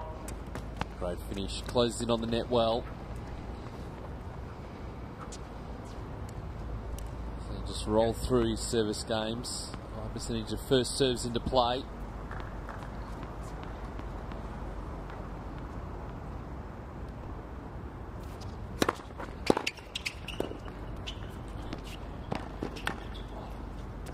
Out.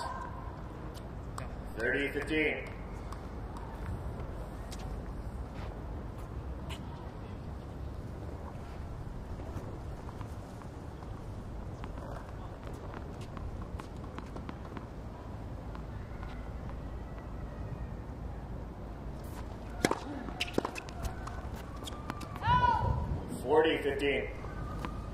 So a couple of set points here for JP Smith to take a 2-sets-to-love lead.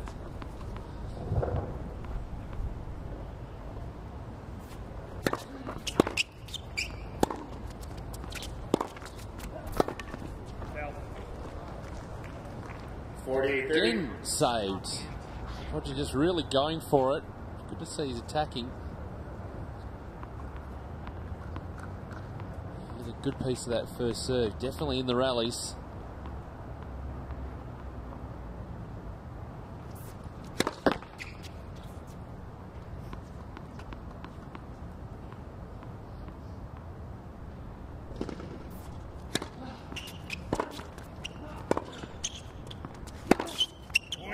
And gets it. Game and second set, Smith. So JP Smith, a pair of 6-4s, 2 sets to love up. The first match of the quarterfinals, men's quarterfinal day here at Melbourne Park. Let's take a look at the highlights of this second set, and pretty much a carbon copy of the first. Although the wind did tend to gust up, making conditions very tricky at stages throughout that set. But again, it's that first serve of JP Smith doing most of the damage. Pretty comfortable on serve. A bit more of a battle for Propoggia. This is the shot of the match so far. Beautiful cross-court forehand. So again, just moving into the net. That's beautiful volley. Both players so good at the nets. But in the end, it's JP Smith 6-4, 6-4 as we have a look at the action on court number 7. And players just getting ready for their matches. It's like Akira Santalan, I think, at the back of the court there. I think Adrian's out there. I am. It is Akira. You're exactly right. He's with Mark Draper, top of screen. They've just started to have a little bit of a hit, and the rain is very light. I think it's about to pass, though, guys, so it should be okay. I spoke to Mark Draper just very quickly as they walked out there last night. They had a salted bath, he said, Akira Santalan. So he went over to the National Tennis Centre and jumped in the bath, and then he had a good feed. So he's all ready to go. He was such a highlight yesterday, though. He was my favourite one from yesterday. I reckon he's going to win today, too. He's got a huge amount of talent, and he's just lightly warming up on court 7. Yeah, he was the story of the day. We loved that 5-set match. Had a couple of rain delays. He was 2 sets to love up. In the blink of an eye, Matt Reid won the 3rd and the 4th sets, and we didn't think maybe Santalan had it in him to go the journey, but boy, did he resettle beautifully for that 5th and final set. Got back to what he was doing in the early part of that match, and the combination of the single-handed backhand, the animated expression, the ability to mix things up and get into the net for such a young man, it was good to watch.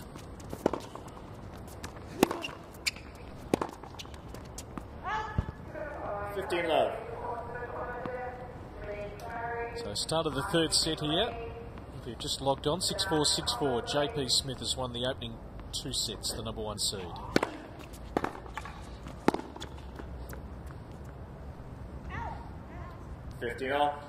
Just going back to Akira and the post-match recovery. So handy having a venue like the National Tennis Centre, walking distance from this court, to be able to do all your recovery in the one place.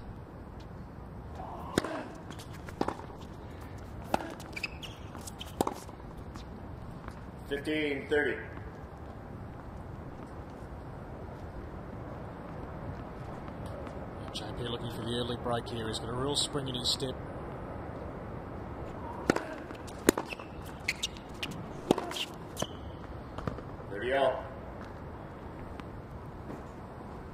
We've seen the early part of set 1, set 2. Propoggia's been able to hold his serve.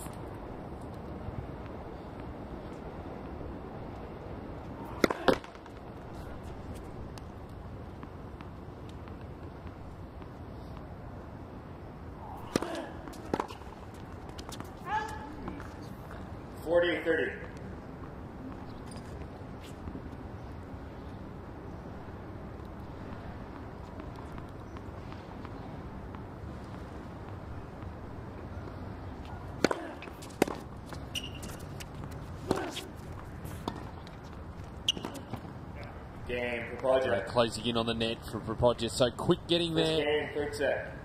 Bit of a struggle, but still holds in the opening game of this 3rd set.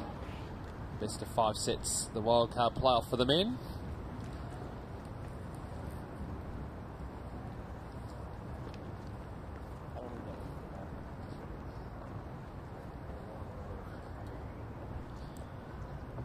So the good news is we're not getting any raindrops at the moment. The clouds are hovering.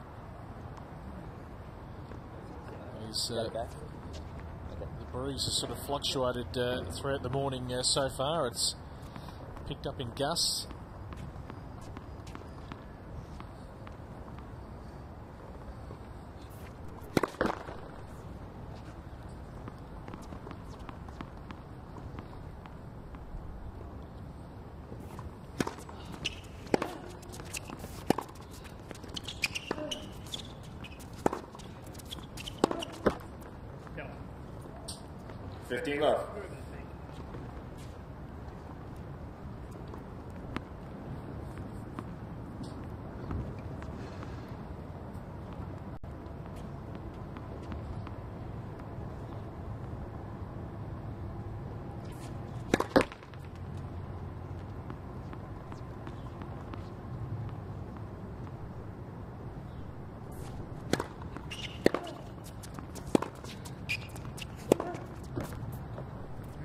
30 love.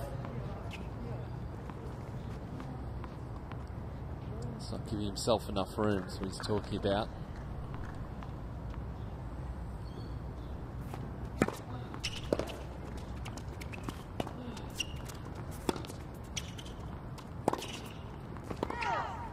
$30-15. It's a side spin again. Really getting across the ball.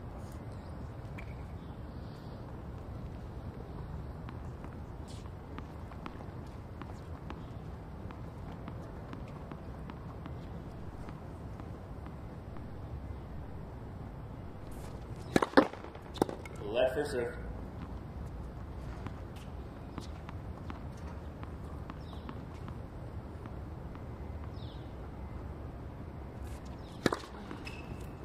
$40-15. Perfect serve out wide. It's been one of the best features about his game today.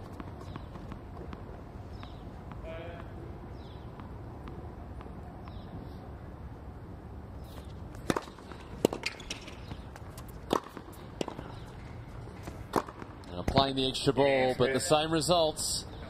One game all in this third set. It's a big feature of his game, the variety. That one out wide, that one down the middle. Into the body, he's really mixed up things beautifully. And coming to the net JP. too, so he's got that attacking flair to his game. He's solid from the back of the court. Well, actually both players play a lot of doubles, so they're very happy to get to the net.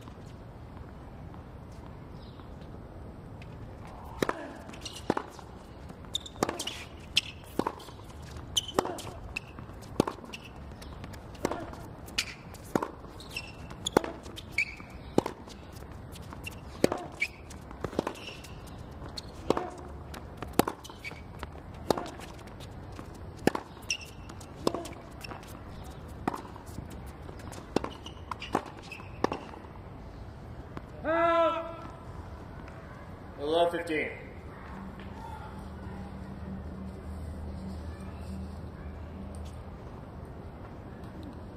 JP Smith's a Queenslander. Talking yesterday about how many good Queensland players there are coming through. Great academy at the Queensland Tennis Centre, Pat Rafter Arena.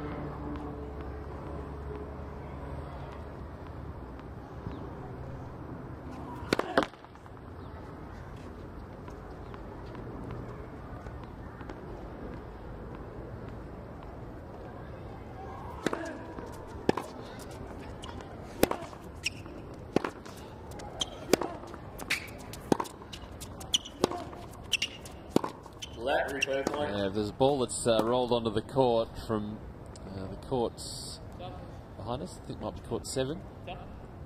So we replay the point. As we saw in our etiquette video earlier, you always replay the point if the ball rolls on from an adjacent court onto your court. Right, so you... Or in this case, bounces over. Yeah. So that one you're... That you do, yeah. Oh, yeah. That's annoying if you're in front in a rally. Which, not too often you're 50 behind. all.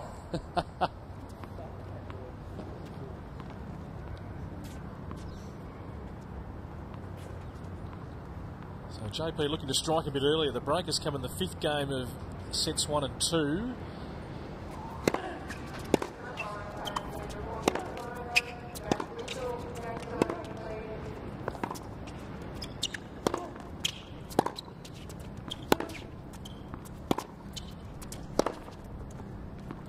More consistent from the back of the court in these long rallies.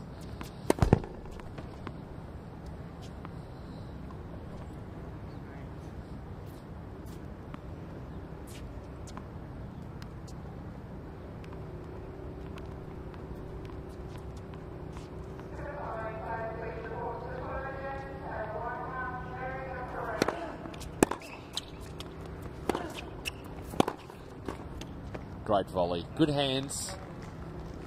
Pretty all. Nicely in position.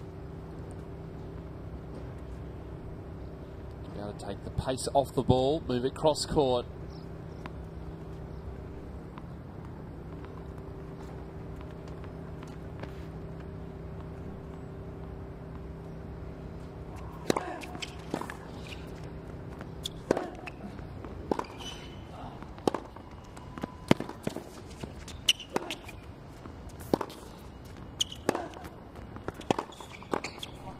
great again. Really closing in on the net that time. 40-30. It's a beautifully constructed point, wasn't it? Was. Reducing the margin for error.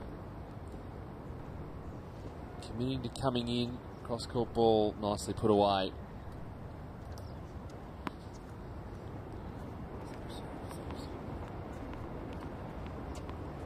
Wait, please.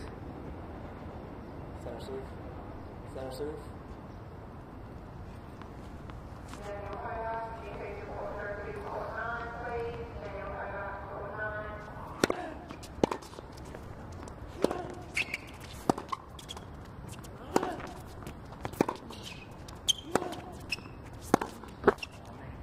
So Rapoggia continues the trend of the first 2 sets, where he's been able to hold his opening 2 service games. We're only 18 days away. The countdown is on to the Brisbane International. So, Marty's buying tickets to the tennis. We're in, right? Marty. Yeah. No, we're out. Oh, you cannot be serious! We're definitely in. Okay, we're in. Great. Great. Are you in? See superstars like Federer and Williams battle it out at the Brisbane International. Book now.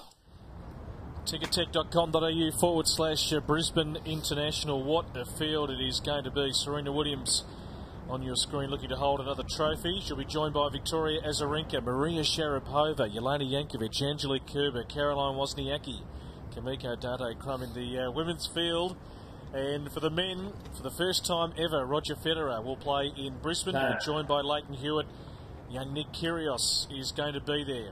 Big moment for him in an ATP Tour event. Kei Nishikori, the exciting young Japanese player, Gilles Simon, Grigor Dimitrov, one of the up-and-coming future potential stars of the game, and Mariko Matosevic will be there as well. All kicks off Sunday, December 29.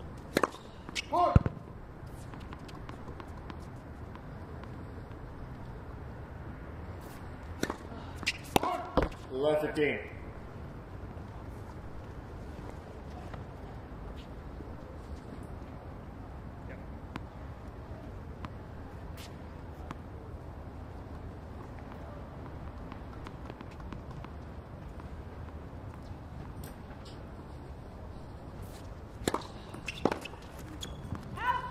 Fifteen all.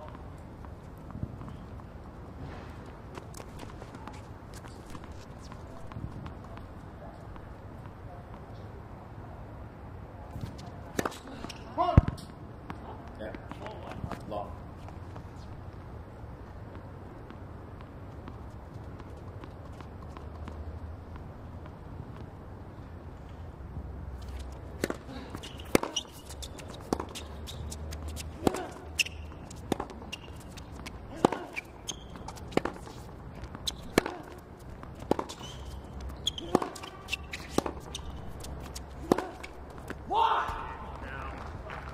Been thereabouts for Podger all throughout this match. He hasn't played a bad match by any stretch of the imagination. Yeah. A couple of unforced errors. JP Smith in, but that time on the front foot. He was the aggressor. Small window of opportunity to break.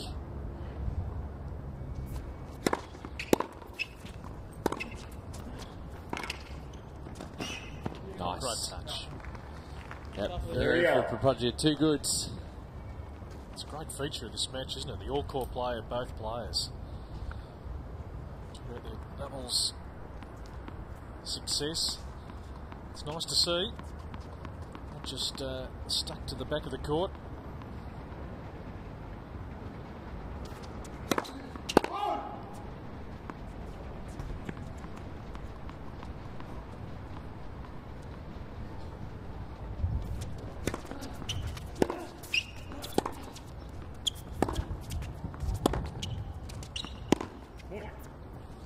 Again, the breeze coming into play there. 40-30. He's frustrated for Podger because the ball ain't coming in the same. One, a bit more air, but breeze just keeping it in.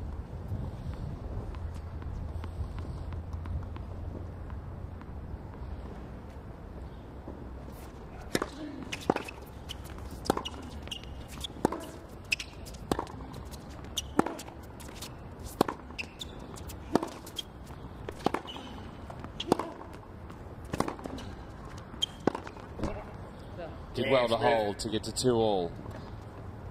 2 games all.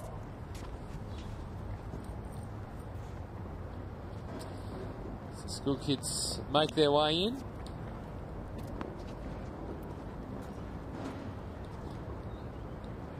Gosh, they'll fill out the stand on that side. Seats quickly, please. Just trying to pick up where they were from. Sort of Queensland maroon colours, but good school visit if they've been sent down from Queensland.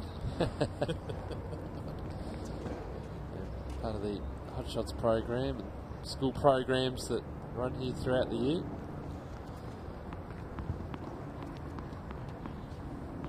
So this is where Dane's been broken in his 5th game, opening 2 sets.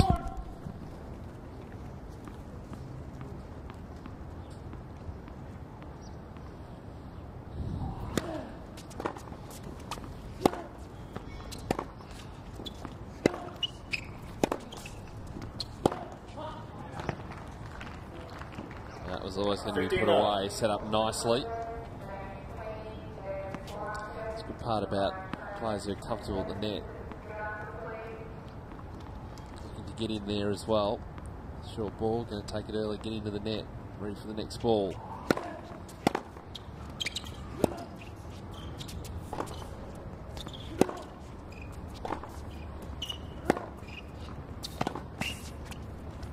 Out. 30 love.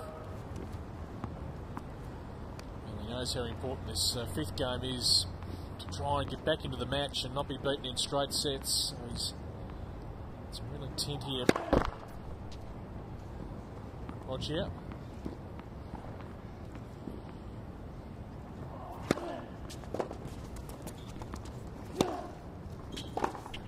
Yep. Can't match that. 15. Yeah, it was just left flat-footed. Really going for it, JP, that time. Just a couple of steps and then back across court, really flattening out the ball.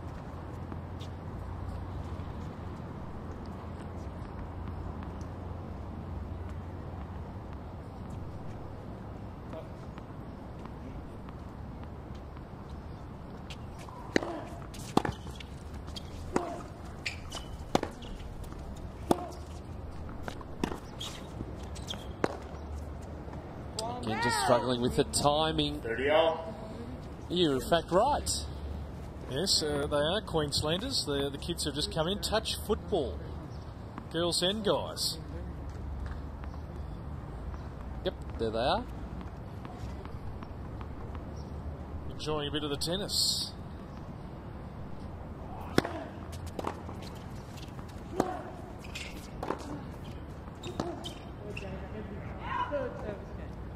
$30-40. So that moment again has arrived for Dane Propogia here on his serve.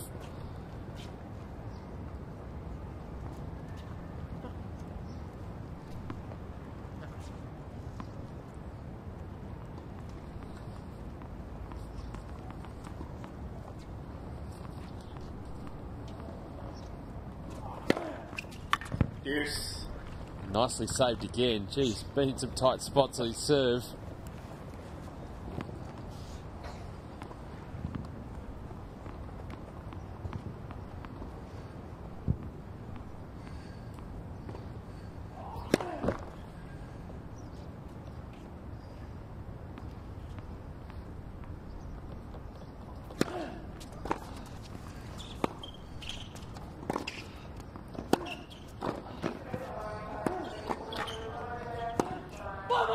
Got there. That's a great point.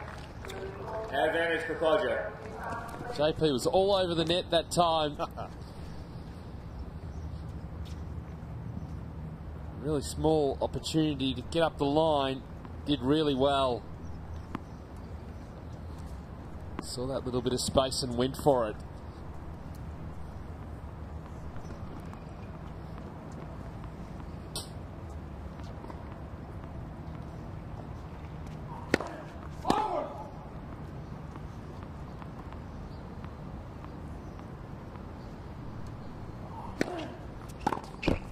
Game for Podger. Good holds. He's changed the trend. And JP couldn't get the break in the fifth game, so Dame Propogia is certainly up for the fight, as will the players when they take to court for the APIA Sydney International starting January 5. It was a different feeling, and my first feeling, obviously winning a tour title, and it was a special moment, I felt, and it really changed me and made me feel that I can win these tournaments, and always look back to Sydney in the years to come, and that's where I really did well. So I'm really looking forward to coming back and having a shot at maybe defending my title. Having such a legend present a trophy like Mr. Rosewood is an amazing feeling. So I was happy I won that tournament, and for him to present me that trophy was a much better thing on top of that. I've played at tournaments in Brisbane and around the world, but playing in Sydney is a little bit different. I think I play very good there. The conditions suit me, and the court's really nice, and fans really enjoy watching the tennis down there, and I seem to play very good tennis there too. I like those moments to come in tournaments knowing that you have to prove something, and I feel that when the time comes, I can play good tennis there for sure. Tickettech.com.au all starts January 5. Bernard Tomic will be back to defend his title. JP Smith looking to hold his serve here, trailing 2-3 third set, but he's won the first two sets 6-4, 6-4.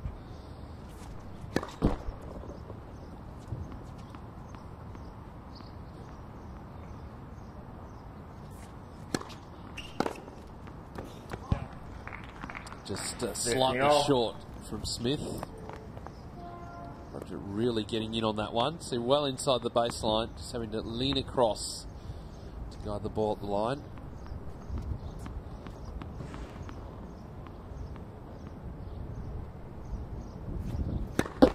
Ball.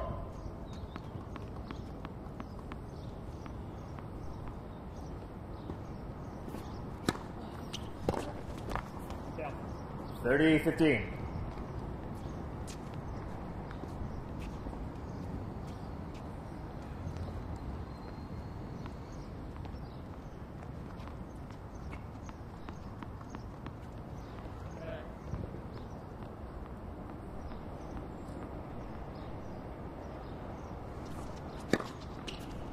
$40-15.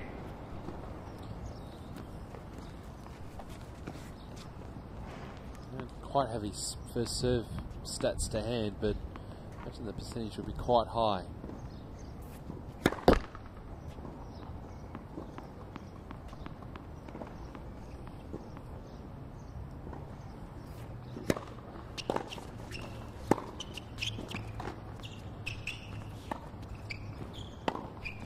Yep, he'll take that.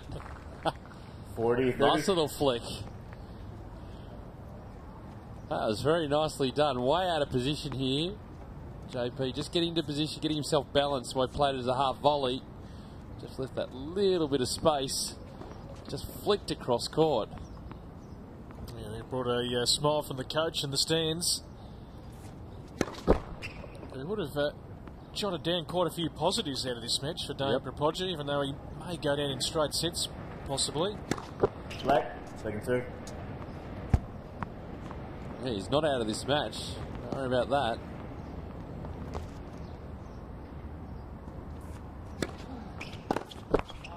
Game, Smith. So JP holds 3-all on serve. Need to find a way to make inroads on the Smith serve, though.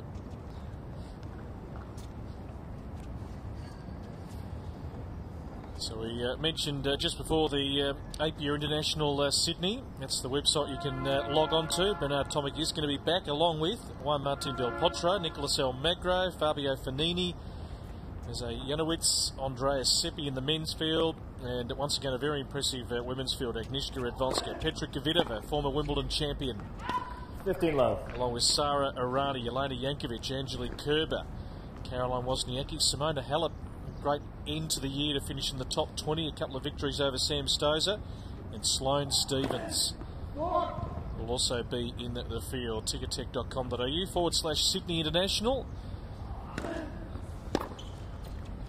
15-all. Yeah, it's a great event at the Olympic Park. where the Olympic tennis event was held.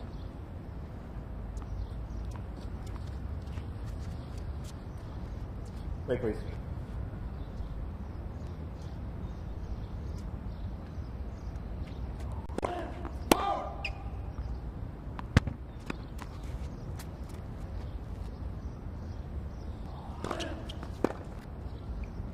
$30-15. No, cut half a line.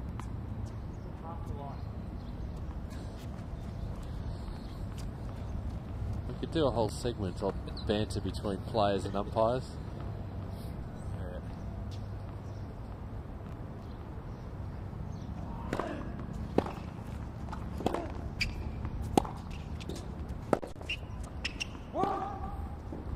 All.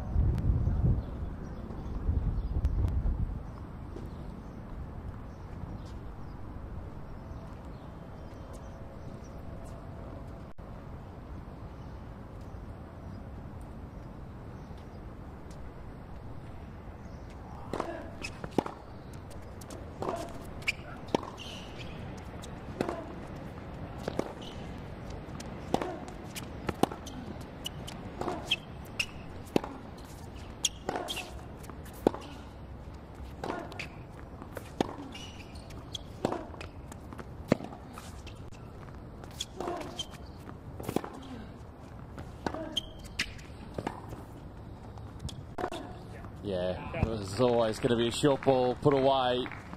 40-30. It's really just nothing shot from JP Smith there.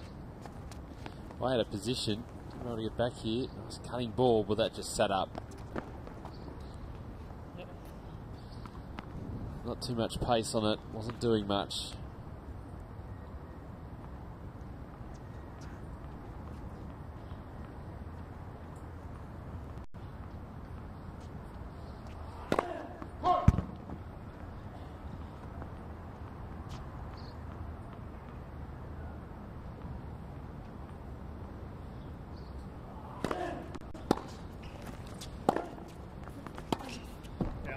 Game, Propoja. So he's keeping up his end of the bargain. He's Propoja holding leads. his serve. 4 games to 3. 4-3, third set. JP Smith still leading it. 2 sets to love. Sunshine is out, which is good to see. Adrian Franklin's out in the sunshine and on court 7.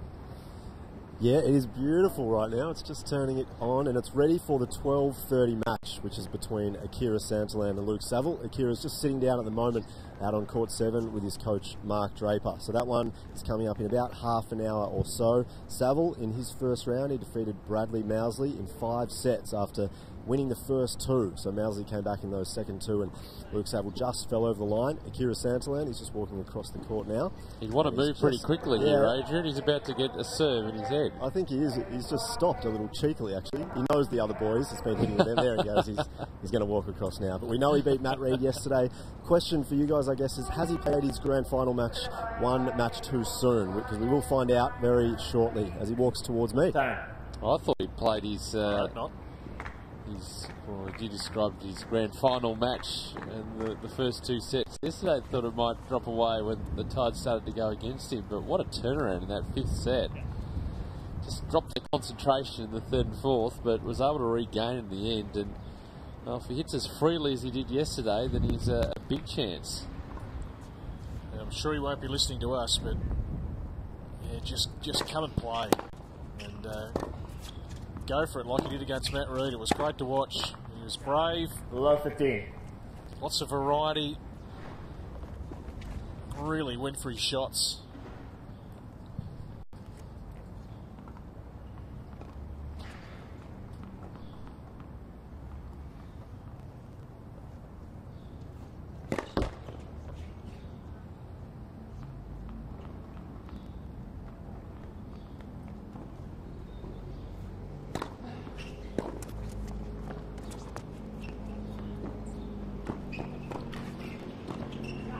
Nicely done. That drop shot just sat 30. up. He's very quick around the court, Propoja. Another window of opportunity here. Love 30.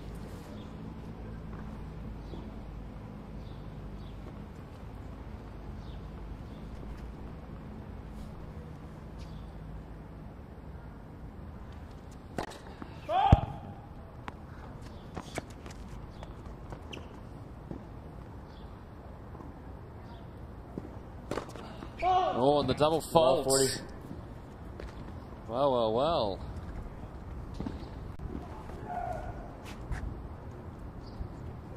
Three break points. Wait, please.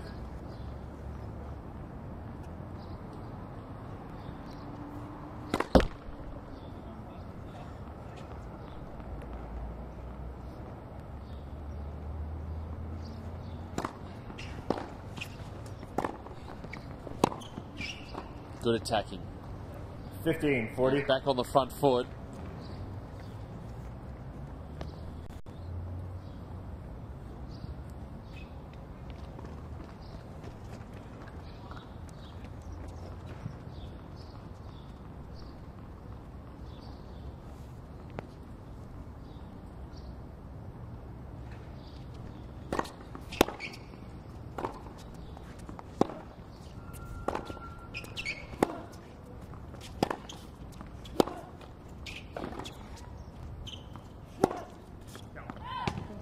Rubbish, man. 30, 40.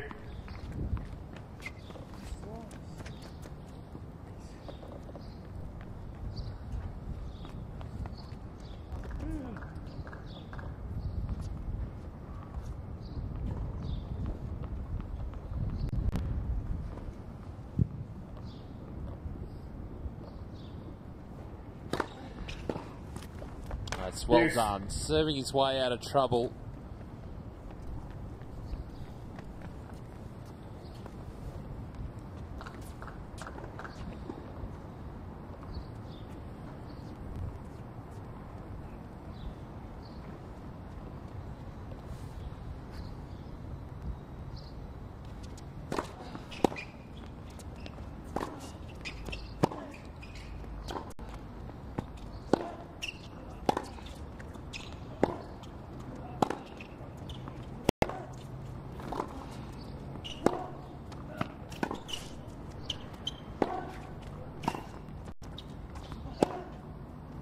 Out.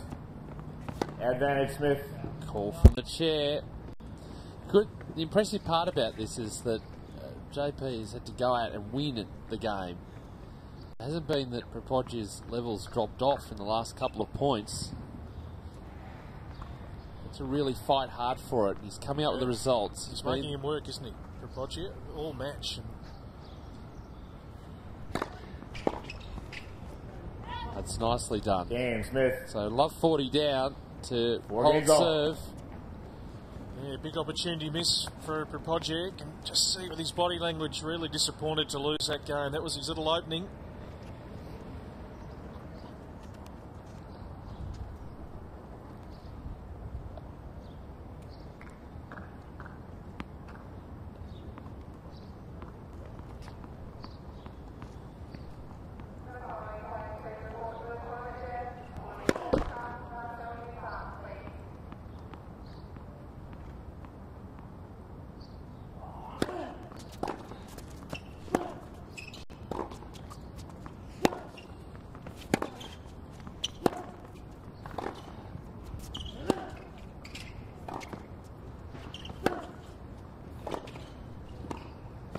Too good. Love that stop volley. 15 low. A beautifully constructed point. He's getting in there nicely. We know how good he is at the net.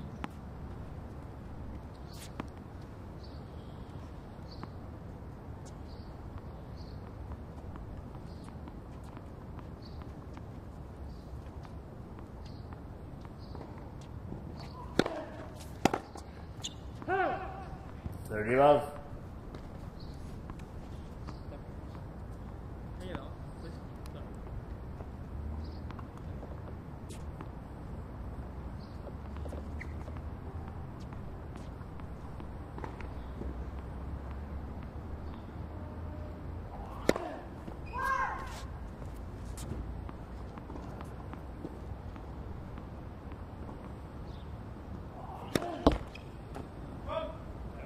Thirty, 15.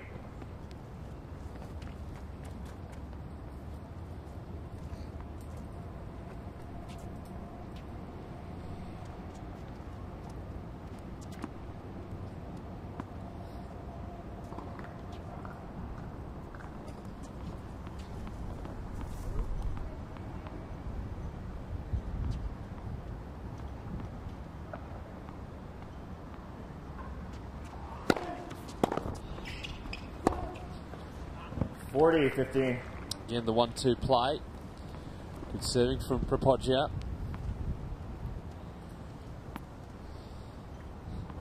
That's the right spot to go into the Smith backhand.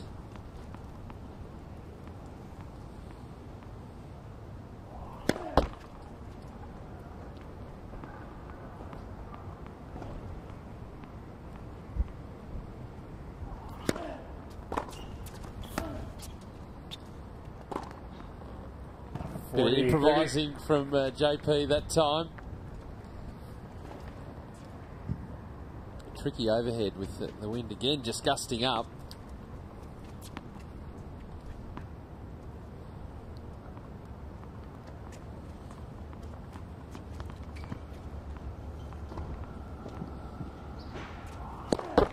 Lead for serve.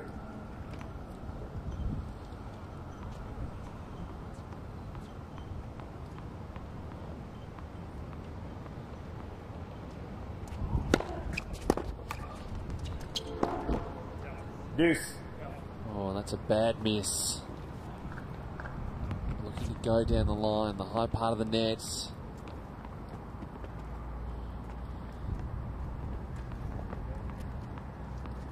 Let's bring that score back to juice. A bit more pressure on.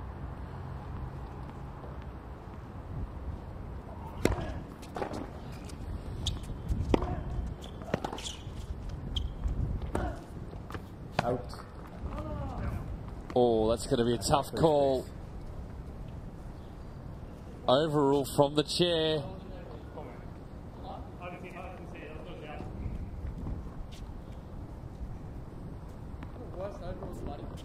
Advantage Smith.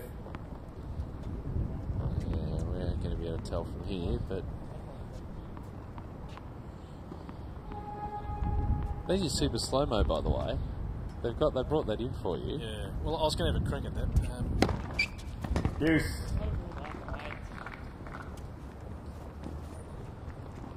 I'll back our linesman. Oh, not the umpire. You're going against the umpire. Just occasionally. Well, they're overrule if they're 100% sure.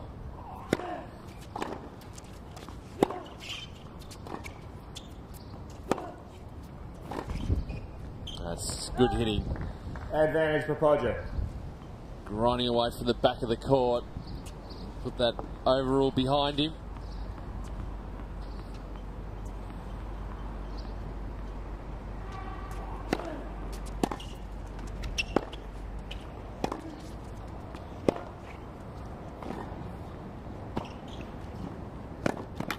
That's nicely done. Propoggia. Getting himself out of trouble. Still in the lead, 5-4 in this third set. He's showing plenty of fight indeed, Dame Propoggia, and he has got his nose in front. Hot shots, we love it. It's a big part of the summer of tennis. Hi guys, I'm Alicia Mollick. Here's my latest MLC Tennis Hot Shots tip. Fueling your body and mind is important in getting through a long match or practice with your friends. Your body needs a good source of slow delivery carbohydrates. This provides the muscles with fuel to move and the brain with plenty of energy to make great decisions on the court. Well, my favourite meal before a tennis match is pretty simple. I like to have a wholemeal sandwich and a piece of fruit. And that's all for today. Keep enjoying MLC Tennis Hot Shots, practicing hard, having fun, and another tip coming soon.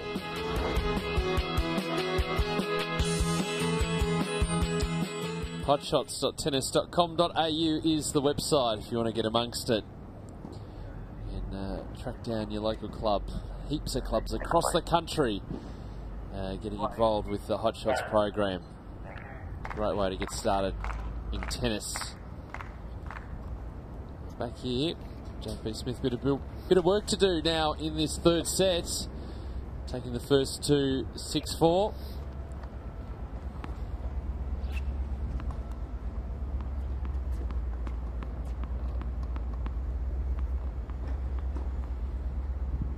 Serving at 4-5. 15 love.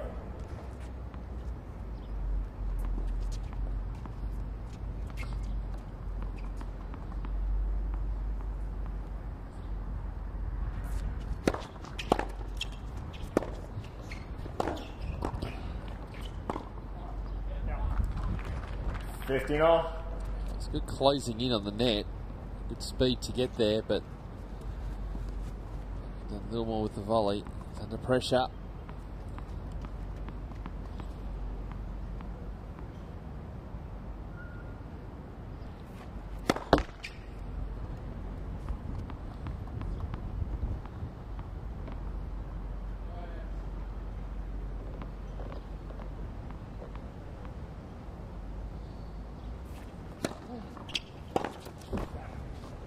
$30-15.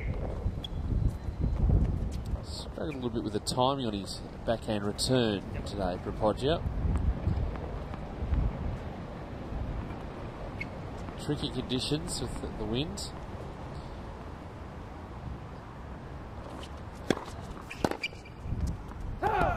$40-15.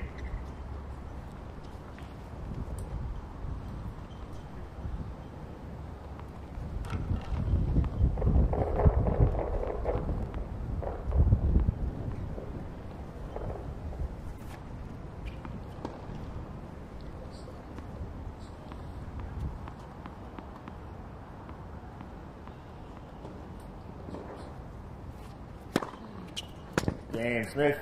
It's a good service game. Great finish. That's what he wants to have.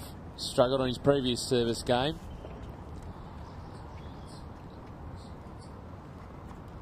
Just want a comfortable one. Put the pressure back on Propoggia.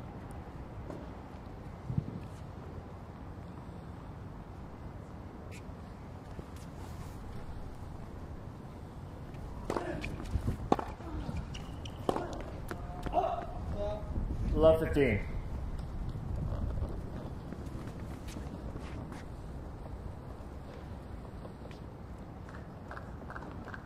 It's been a good fight here from Dane Propoggia. Certainly he's played some good tennis, good little highlights reel, but JP just been able to get those important breaks, but not so much in this third. Well, that one holds up in the breeze, but still bounces out of court, so now some pressure on the Propoggia serve.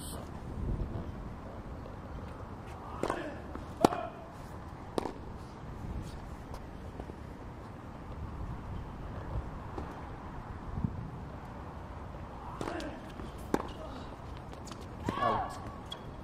15-30.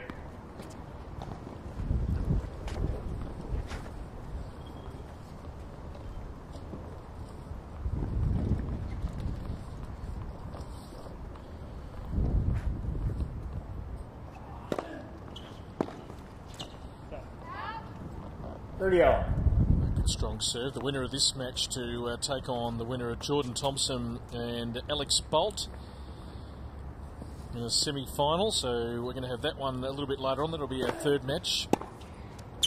You're on court 6.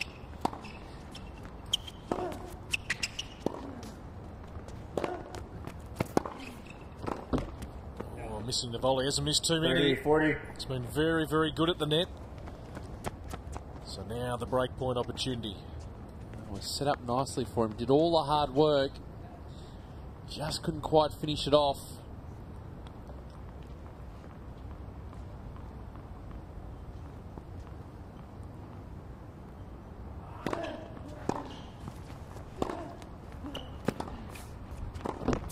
And a carbon copy of what we just saw. So a couple of costly. Smith leads 6-5. Errors from Dane Propoggia, and the breakers come a little bit later in this third set. Come in games 5 in the first 2 sets. It's come in the 11th game of the third for John Patrick Smith, and he's going to come out and serve for the match.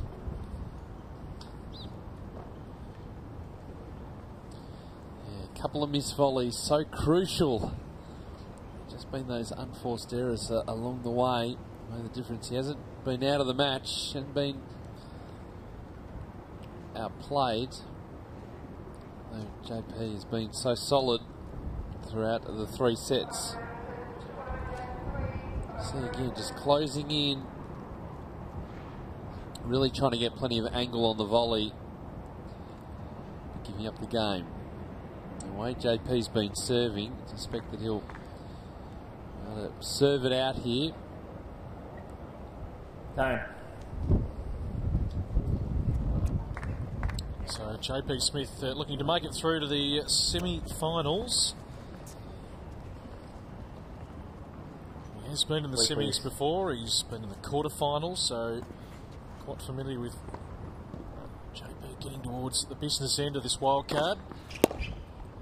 15 love. There's an example of the serve which has been extremely strong. Last year, of course, lost to Matt Reid in 4 sets in the semis. Well, Matt Reid is gone. 30 love.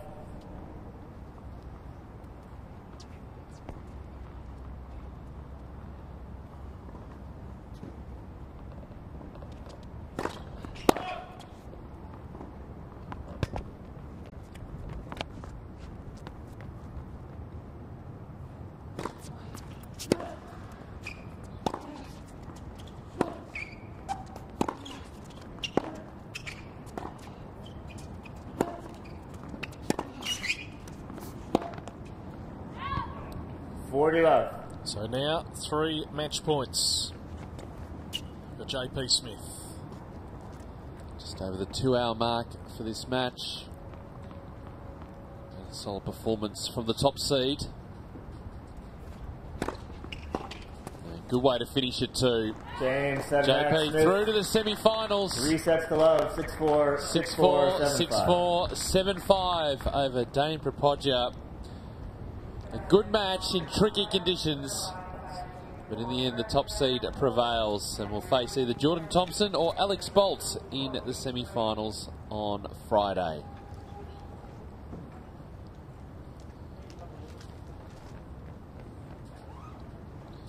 I reckon they'll be pretty pleased with his performance, JP, today. Indeed. And Propodja should be as well. Just a couple of crucial errors at the wrong times.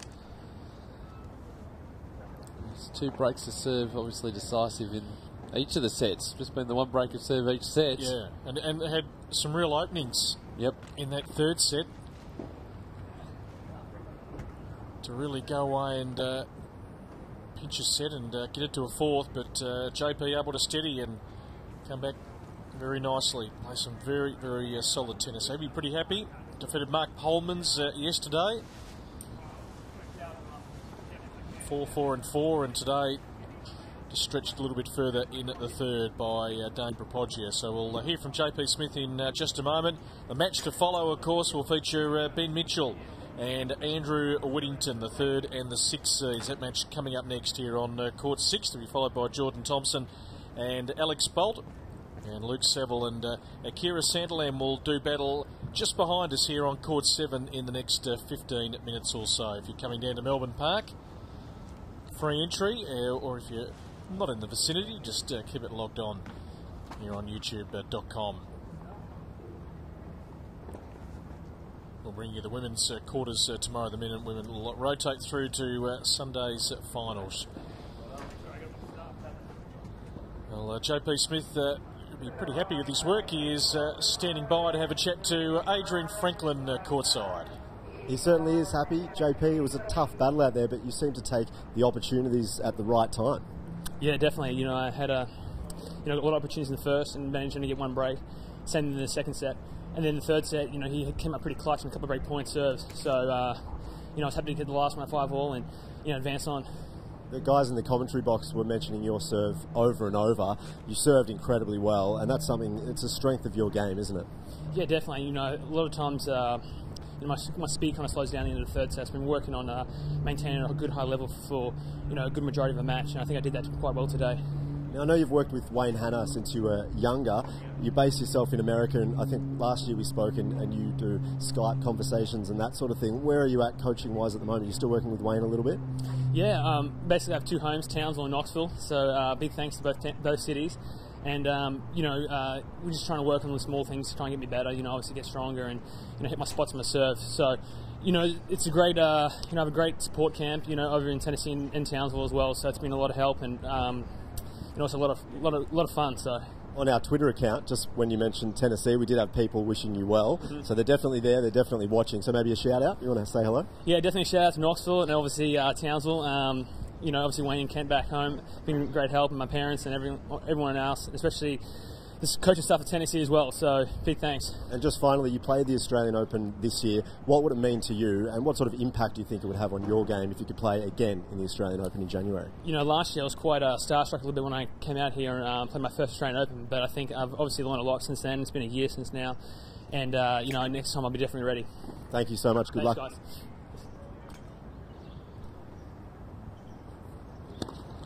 Let's take a look at the highlights of the top seed JP Smith taking on Dane Propoggia, the 7th seed TV court, and tricky conditions with the breeze gusting at various stages throughout the match, make it tough for the players, but an entertaining contest for both players who aren't afraid to attack coming into the net. And certainly one of the big features of the JP Smith game was the big first serve. Plenty of winners from the back of the court as well. Just got the better of the longer rallies during the match. You see, looking to approach again, hitting the winner that time. Dane Propoggia didn't play a bad match at all. Pretty consistent on serve. He was broken 3 times, 1 each in the 3 sets. And in the end, it was just too solid from JP, the top seed. He's in pretty good form at the moment. That was one of the shots of the match. Took the first 2 sets 6-4, 6-4 before Propoggia really worked his way into the 3rd set. Had opportunities to break deep in the 3rd set, but snuffed out by the big JP Smith serve. It was always going to be a tall order from there. Beautiful backhand cross court that time, really latching onto the 2nd serve. Towards the end of the 3rd set, there were couple of unforced errors from Propoggia. He got his serve broken, and then JP Smith was able to finish things off. He's into the semi-finals, 6-4, 6-4, 7-5. So JP, the number 1 seed, through to the semi-finals in very good fashion. Now players are standing by very shortly for the next match. I know Ben Mitchell's just walked past us here, eager to go. The 3rd seed, very impressive yesterday, up against Andrew Whittington, who was also terrific in dismantling young Max Purcell. So that one coming up very shortly here on Court 6. Have you caught the social show, Pete? I wouldn't miss it. It has been enormous. Let's take a look in case you haven't.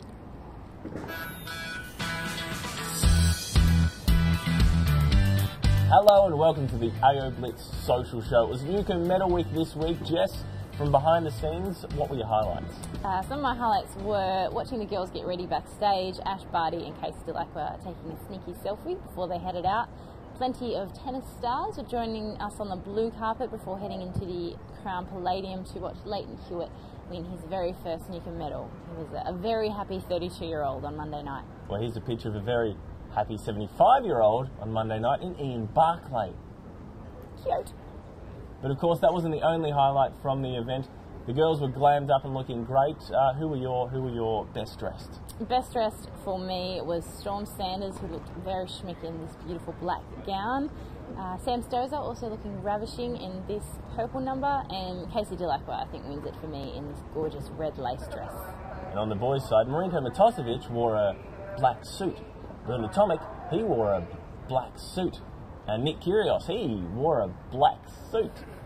And the Newcomb Medal rewards excellence in tennis. This year we were giving out the Newcomb Mo, which we're not really sure what that's for.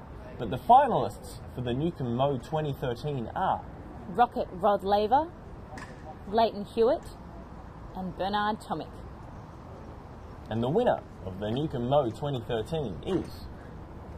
It's actually none of them. It's Alicia Mollick for letting us take a photo of her with a mo on her. So thank you, Alicia. Thank you.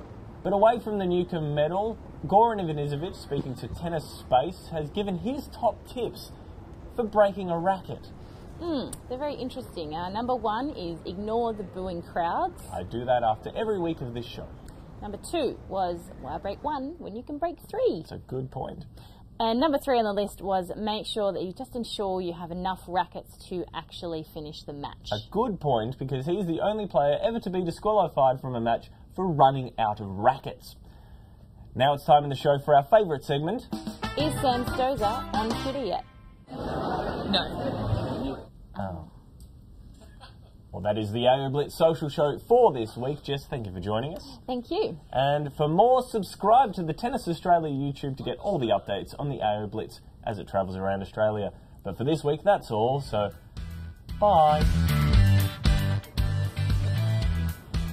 Oh, it is one of the highlights of the week. Do not miss it. Next match about to get underway. Adrian Franklin is with the first of our two players.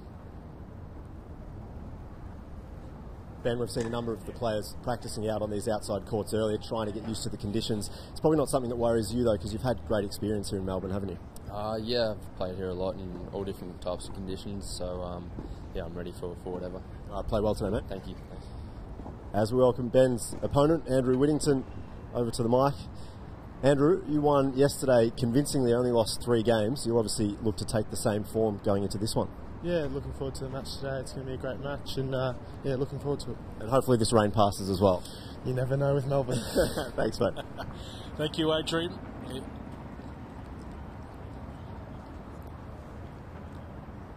Andrew Whittington certainly knows all about Melbourne's weather. Ben Mitchell, he was fantastic, Pete. Yep. Yesterday, very, very clinical, particularly off that forehand side.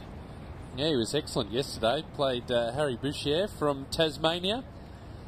See some of the highlights. Just overpowered him in the end. Got off to a great start. Harry Bouchier played in the 18s event last week, so he's played a lot of tennis, but Mitchell was switched on and ready to go. See the short ball, easy put away, the off forehand. Once he was able to build that momentum, he was flying along.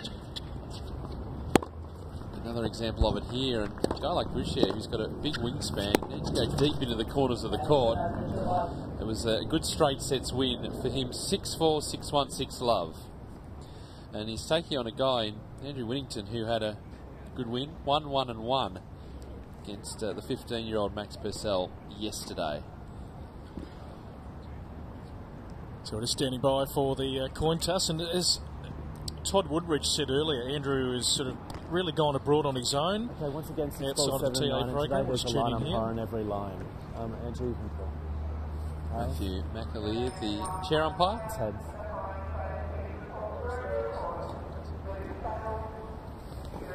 So it looks like Whittington to serve, I think, was the call there. But yeah, gone outside sort of the TA program and travelled a fair bit on his own. Andrew Whittington this year, he's ranking at 415 in the world. And yeah, very, very impressive against Max Purcell yesterday. Obviously a big occasion for that young man, but resides from a beautiful part of Melbourne in Williamstown, right down near the beach. So be used to the windy conditions. No doubt. Great spot, Williamstown. 20 years of age. And that ranking is certainly coming down. He's quite a stature out on court. And knows Ben Mitchell very well. And if we have a look at his year, made the final of a Futures tournament in Greece. That was back in May. He's been a semi-finalist in Spain, and also on the Futures circuit. Made the final of Toowoomba on the Australian Pro Tour circuit. Did win in Cairns back in September, and also won in Cambodia. So has had a good deal of success this year. Played in the playoff last year, lost to Luke Saville in the first round. Also played in this tournament back a couple of years ago in 2011 and lost to Isaac Frost in 2 sets. Of course, best of 5 for the AO since then. AO Wildcard. Here's the defending champion, Ben Mitchell, 21-year-old. As I mentioned, had a good win yesterday. Won this event last year. Played James Duckworth in the first round of the AO. It was 8-6 in the 5th set, going down. 7 titles to his name, all Futures events, including ones in Thailand and Korea this year, May and June respectively. Ranking there, 262, been as high as 209. He'll be looking to crack inside the top 200. That's one of his goals for 2014. But as we said, very impressive yesterday, his win over Harry Bouchier. The head-to-heads between these two, they have played each other a couple of times, and Ben Mitchell leading that 2-zip. Played back in 2012, 2010, both of those matches in straight sets. Yeah, Ben came out with some real intent yesterday. I had an opportunity to sort of jump out of the box here and watch that court side. 3 minutes.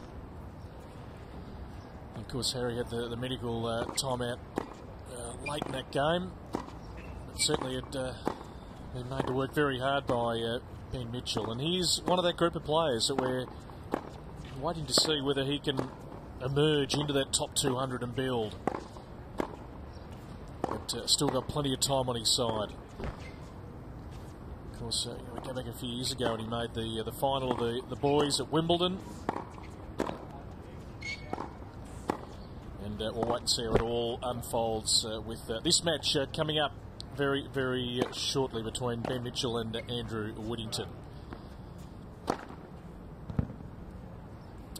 Adrian Franklin is out and about. In fact, he's caught up with Bernard Tomic. Adrian. Yes, I'm with Bernie right now. He's been with some of the school kids down here at Melbourne Park. What have you been up to? Because we've seen a lot of school kids coming in every day. Yeah, well, I had a few photos now with the kids and, spoke a bit of tennis about to them. So it's, good that I came down. I haven't had a chance this year to do something like that. Very nice to do and, see these kids come from school to the tennis. Gee, it's raining now. It's good feeling, so I'm really happy I did that. Yeah, is it something that you enjoy doing? Obviously, a lot of these young kids would look up to you. They'd want to play tennis in a similar way to Bernard Tomic. Do you like talking to them and answering their questions? Oh yeah, if I can encourage somebody to pick up a racket, especially these young kids, is huge for anyone, I think. And you've got to have that sort of mindset. And I'm really lucky to get a chance to come today. And something that I'd always do if it's regarding little kids that want to do something in their life and sport. If you want to encourage them, it's huge. I think they need some sort of motivation. And for me to come down there and talk with them a little bit is a very amazing feeling for me and to them, I'm sure.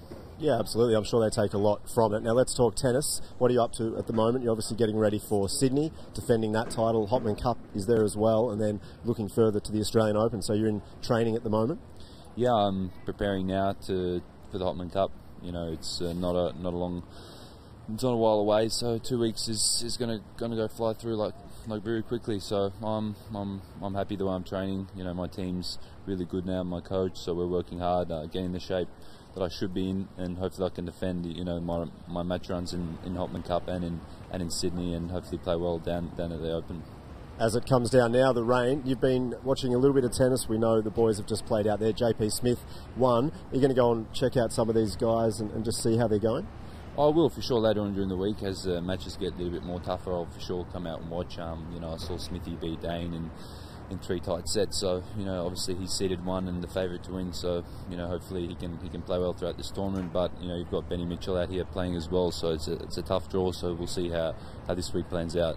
And just finally, we've been speaking a lot about these young players coming through. Akira Santalan was a youngster who won yesterday. We're pretty excited about where tennis might go. Obviously, Nick Kyrgios, Thanasi Kokkinakis.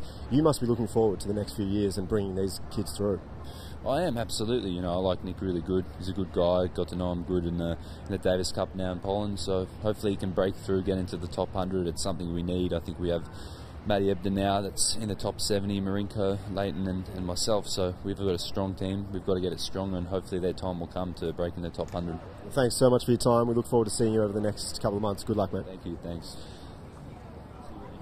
Thank you, Adrian. Always good to hear from Bernard Tomic. Fairly relaxed at the moment. He's obviously, he and his family moved down to Melbourne, training here, and a really big summer coming up. Hopman Cup, going back to defend his APIA International Sydney title, and then, of course, the Australian Open. Whilst they were talking, and they alluded to, a few drops have come. Well, it'll be really interesting to see how he goes, whether there's just with Bernard Tomic, whether there's any tinkering with his game. It's coming very late in the piece, signing up a new coach in December. So we'll see what happens in January. But yeah, raining, frustration for everyone, spectators, for the players out here. And it doesn't matter what level you're playing at, Brett. You hate the rain, hate play being called off for wet weather. You just want to play, and they were just about to go to Andrew Whittington and Ben Mitchell, so we've got a little lull here for a moment. We'll see if it blows over. We'll keep you updated. In the meantime, one man, I'll tell you what, he carved up the dance floor at the Newcomb Medal. He did. Last Monday night. The ripe old age of 75. He is a legend of Australian tennis, and a few weeks ago he went back to his first club, Ian Barclay. Well, I always wanted to play league football, of course. And at a very young age, I was at East Melbourne Football Club, but unfortunately I tried to play with the big boys too soon. I was only, 15 years of age when they managed to break the coccyx off my spine, hitting me against a point post. So it was then that I started to play tennis. I'd always regarded tennis, amongst the boys in those days when it was pretty tough. Nobody had any money and we'd rather have a fight than a feed. It came along that everybody said the same thing, tennis, that's a sissy's game. But Ardrey Park was near me. I lived in East Melbourne, so we'd jump on the bikes and go down there and play tennis all day, every day, with nothing else to do. And that's when I grew to love the sport, and it was a while I became a commercial artist, did a lot of fashion designing, but at the same time, when I was employed privately, I was able to coach overnight. So at the ripe old age of 22, I started coaching. And at one stage of proceedings, I had a waiting list for coaching of 200 children, and I didn't know what to do. It just grew and grew and grew. I had 5 children from the one club who all became national champions, all from this club. I realised that they'd outworn their welcome in Australia. There was nobody for them to play except seniors. So I decided I'd take them all to Italy, because this sort of thing costs huge amounts of money. I was lucky in my day. I must have had 20 people at this club who'd been here for years, who just love to help me with the children, help with everything. And we used to have great nights, gambling nights, which was against the law, to raise money to keep our junior teams going. And everybody came. I can remember at my home we used to have some nights there and we'd pour hundreds of people into the place just to raise money. We trained out here for hour after hour after hour, and the boys and girls were so good I thought we'd destroy the Europeans, but it wasn't to be. We were the ones that got destroyed. Another $30,000 the next year, and off we went, and this time we won everything. Pat took over and just destroyed the opposition. And I said to my wife when we came off, I said, one of these days, this boy will probably win Wimbledon or some Grand Slam. But that was a long, he was only 16 at the time. Nearly all the guys that were in the quarterfinals made the top 10 in the world. I wasn't to know that, of course. You don't have a crystal ball to gaze into. But that's exactly what happened. And it wasn't until a few years later that I grew to appreciate how good he was going to become. And that all started here at Heatherdale Tennis Club. Every week on these courts out here, he would say to me, Mr. B, one day do you think I can win Wimbledon? And there were a lot of stories. We still joke about it over a drink every now and again. But the club had just one sole idea, and that was to look after the children. And I couldn't go wrong. Most tennis coaches have this wonderful dream that one day they might have a national champion. One would be sufficient.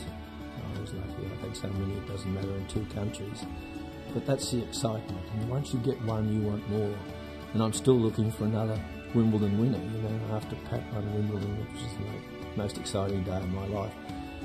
To think that after 13 years, our dream had come true.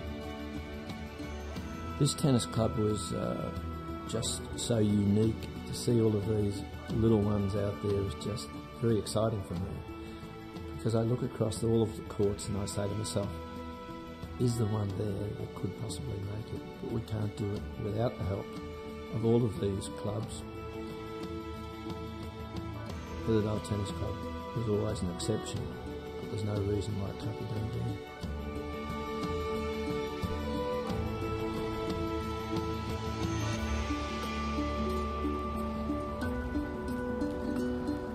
It's a beautiful package. These tennis identities going back to their first club. What a partnership the Barclay Cash combination was throughout the years. Well, that's not an encouraging picture at all. No, it's as we were just watching that great package of Ian Barclay, some great memories. Well done to the TA crew putting all these packages together. Here, the rain has got heavier here at Melbourne Park, so we're trying to get the second of our men's quarterfinals underway here between Ben Mitchell and Andrew Whittington. They had hit up on court, And then the Heavens Open. JP Smith is through. That is the news. The number 1 seed in straight sets, but we wait. We do. We're talking about first clubs and clubs all around Australia. Players getting ready for their new seasons in the new year. You might be starting a training program yourself. Well, here's a few tips from Nathan and Giselle Martin talking about pre-season training and revolving around speed.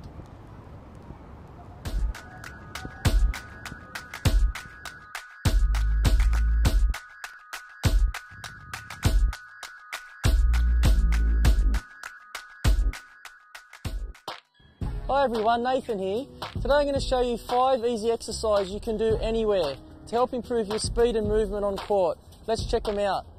First up is the vertical jump to backward sprint. From the ready position, jump as high as you can, reaching your arms up. Make sure you land safely before sprinting backwards for 10 metres. Walk back to your starting position and repeat 10 times. This exercise helps with first step after landing and backward speed. The next one is called the lateral jump to a forward sprint. Push off sidewards to land on the opposite leg, then sprint forward for 10 metres. Walk back to the starting position and repeat, making sure you switch legs. To get the full effects of this exercise, sprint as fast as you can every time. My favourite is the 8 metre side shuffle chase. You'll need 3 markers for this next exercise. Place the markers in the line 4 metres apart. Starting at one of the end markers, side shuffle to the next marker. Then turn and sprint to the far marker. Repeat this sequence back to the start. Fast feet and controlled movement will give you better results. Next is the 4 metre up and back drill. Again, for this exercise you'll need a couple of markers. Set 2 markers 4 metres apart. From one marker, sprint forward just past the other marker with both feet and then backwards to the start. Alternate the foot you push off with at each end. Focus on the speed in between the markers, really controlling your acceleration and deacceleration. And lastly, the 8 metre cone chase. Using markers again, place 2 8 metres apart. Start at one marker and sprint as fast as you can to the other. Once you reach the other side, turn around, sprint forwards returning to the start. Make sure you use different legs to push off when changing direction. This exercise really helps with on-court movement and agility. Aim to do 3 complete circuits 2 times a week. That's it from us. Remember, train like a pro, play like a pro. I hope you wrote all of those things down, because always important to work on your speed around the court, and now's the time to do it. Well, maybe not out here right now because play has been delayed, as you can tell by the rain that's around at the moment. It's clustering around. Hopefully we get through this band of rain, then we should be clear for the rest of today. He's hoping anyway. Hopefully so. We know that with Melbourne that can turn, but yeah, not looking promising at the moment. So the Players Cafe will be nice and crowded as we speak. And everyone taking to some cover. Still got plenty of great tennis ahead. Ben Mitchell and Andrew Whittington is our next match. We're waiting to get underway here on court number 6. And that other match, Luke Saville and Kira Santaland, that was due to get underway just as the rain arrived too, so those matches will start together. Correct, and then we'll have for you Jordan Thompson and Alex Bolt. They will go head to head a little bit later on this afternoon. So lots of tennis ahead, but for the moment there is no play. We just saw from Ian Barclay he's returned to Heatherdale Tennis Club. Well, Peter Luchak has also done the same in the build-up to the summer of tennis, going back to his first club. You know, you definitely need a clubhouse. It doesn't feel like a club if you don't have the clubhouse. I think I was here probably from when I was 6. I used to come ride our bikes every day to Wellington Tennis Club, and we'll have a hit for an hour and a half. And I don't know why, we were members. We did definitely have a key, but we must have lost it somewhere along the way. And I was always jumping over that fence out the front. So 28 years later, or 27 years later, it hasn't really changed too much, really. People from the club were so friendly straight away. I remember doing working bees and they felt like they were every weekend, but they were probably like once every 3 months, every 6 months. All I wanted to do was play tennis, so I couldn't wait till the working bee was over so we could get out on the court, and afterwards we'd have a big barbecue, and those days were fantastic. being Mr. Jones. I used to see him often when I was growing up, and hadn't seen him in 10, 15 years. I've been out of the country for the last 15 years, so also a lot of people who sort of founded the way I played tennis, so instant memories came flooding back. I remember always wanting to play on these top 2 courts here. I don't know what year it was, but they were definitely resurfaced. They were the newest courts around, and I remember for the first 3 months or 6 months they were very cautious of those courts, and unless you were a D-grade player you didn't do much movement, you weren't allowed on those courts, and I just couldn't wait till the day those courts were available to all the players. So I just put on my Dunlop volleys and get out there. We have so many of these small little clubs that it's easy for anyone to pick up a racket and just get started playing tennis.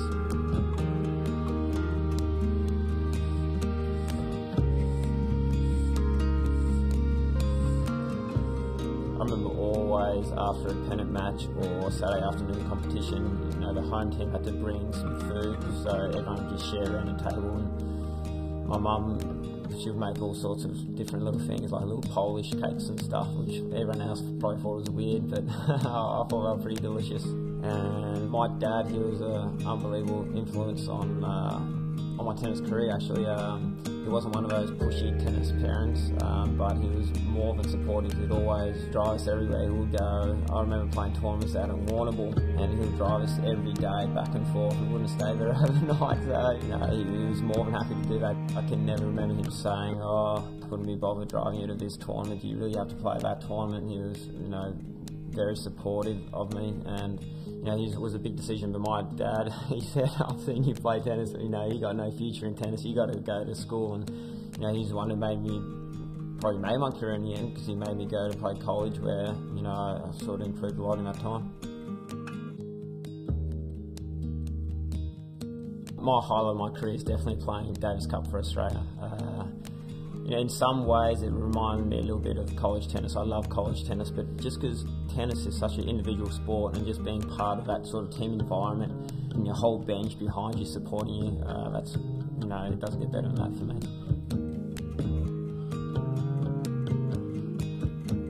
I think I try to take a lot from what my parents taught me. I feel like I've had an incredible journey, and very lucky to have the parents I have, and my sisters as well. They've always been very supportive of me, so I try to give a little bit back to my kids. If it wasn't for Wellington Tennis Club, I wouldn't be sitting here right now, that's for sure. Just to give you the opportunity to play tennis day in, day out to a family like an immigrant family like what we were, it's an incredible opportunity, and I'm very thankful.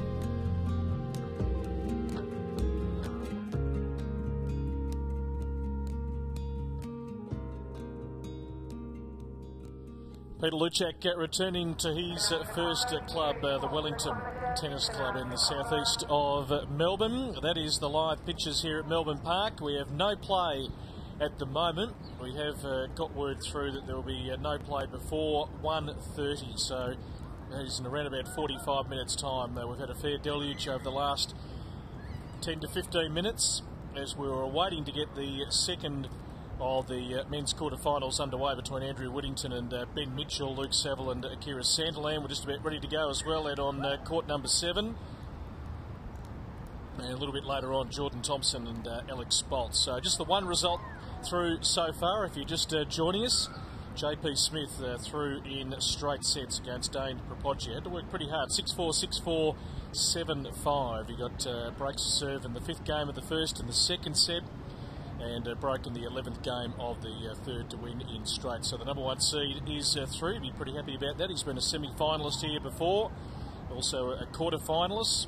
Went down to Matt Reid last year in a hard-fought battle. With Matt Reid out of the tournament, it certainly opens up the door. And Ben Mitchell also fancying his chances, looking to go back-to-back to get into the main draw of the 2014 Australian Open. It is a massive prize. Margaret Court Arena there in the background, as we've seen quite regularly throughout the course of the week.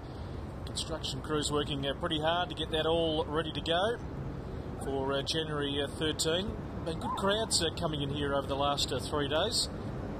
Just a reminder, it is free entry for the remainder of the week And some real hot tennis to come. I know we've got some pretty good weather conditions for tomorrow as we get into the women's quarterfinals. And then the men, of course, will play on Friday in their semi-finals, and then, of course, the finals right across the weekend, culminating on Sunday. Hashtag AO Playoff, that's how you can keep the conversation going on Twitter. Happy to answer any of your questions right throughout the course of the day. Hashtag AO Playoff. And just a reminder, of course, the women's quarterfinals tomorrow. Interesting day yesterday with Yamila Gaidasova getting through, Casey Delacqua. Certainly they look the two who are in really good nick and be tough to beat. Tammy Patterson, seeded player, also through. Monique Adamczak, runner-up last year, of course. The boil over late in the day was Anastasia Rodionova, seeded 2 up against Jess Moore, and she got there in the end, Jess, in 3 sets, 9-7 in the third. So Anastasia, of course, returning to this tournament, having not played the last couple of years, just couldn't quite get over the line against Jessica Moore. So we've had some great tennis so far, and some amazing tennis to come in the next couple of days. Prize to get into the Australian Open main draw, $27,000 in prize money. It's a nice little carrot dangling for the players here to really kickstart their 2014 seasons. So the rain just still coming down at sort of steady pace at the moment. There are some showers coming in from the west of Victoria up through the southwest. We thought we might evade them totally, but it's swept through Melbourne for this little period. So hopefully it'll clear up this afternoon. There's a very good chance that will happen. Of course, you can subscribe to the Tennis Australia YouTube channel. Make sure you do right across the summer, so you get some of the best action. So we'll leave it there for the moment.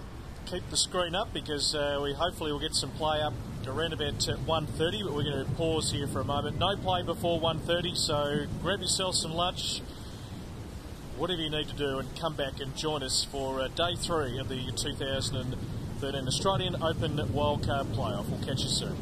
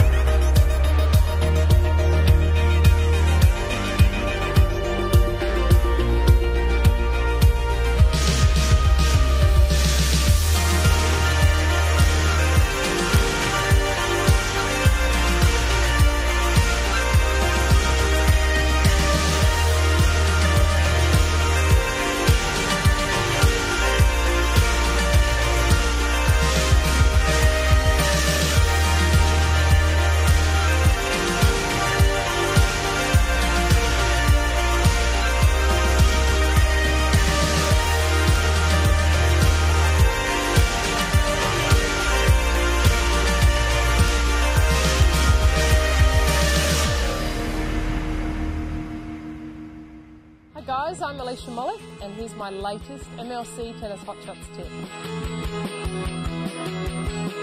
It's the middle of summer and tennis is all around us, at the local club, in the newspapers, on TV, and we even have the world's best players here in Australia. Now is a great time to not only watch the stars play, but to get outside and practice. Whether it be developing a forehand like Sam Stosur, a slice backhand like Bernard Tomic, or the never give up attitude of Leighton Hewitt. That's all for today. Keep working hard and having fun with MLC Tennis Hot Shots. Another one of my tips coming your way soon.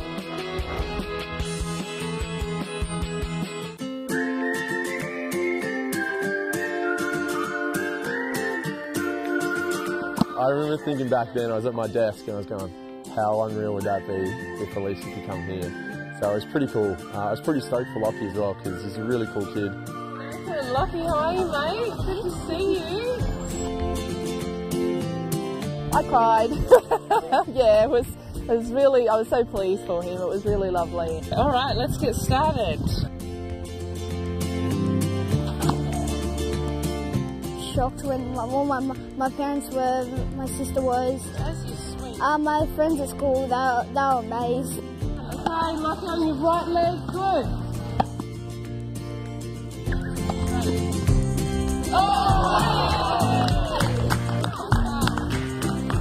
You got $5,000 from MLC, didn't you, when you won the prize? Yeah. Can you tell us what you've done with all that money? Well, I bought a set of Lego and some tennis shoes, which I'm wearing right now. Oh, you got them on today. Lockie just loves tennis. So since he became a Hot Shot of the Year, really his just love for it is just growing. So he comes 3 times a week to a lesson, but he's often down here hitting with his mum or his dad or his sister. He just loves it.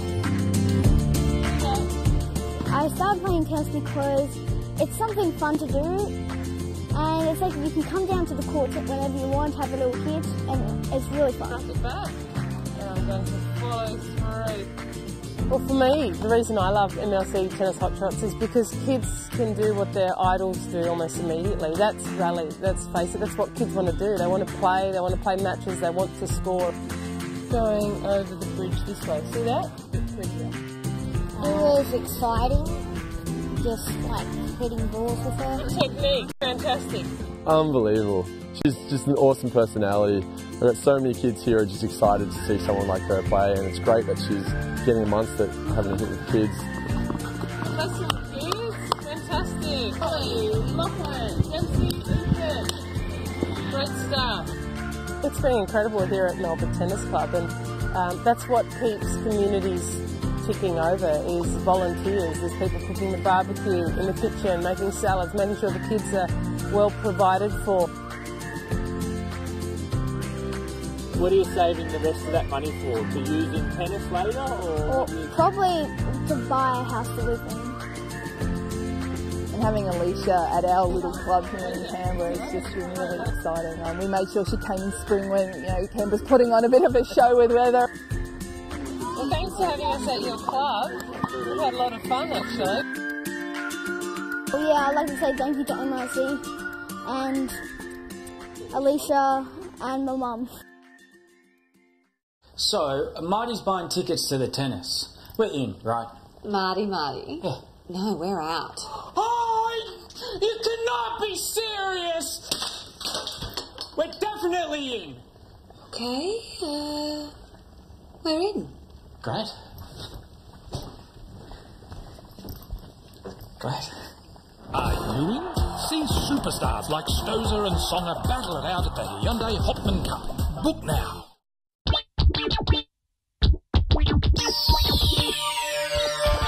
Oh, I just wanted to get back to Perth again. I've played there once before, and obviously I've enjoyed my time in Brisbane too, but I thought this year I'd try something different again and head out to Perth.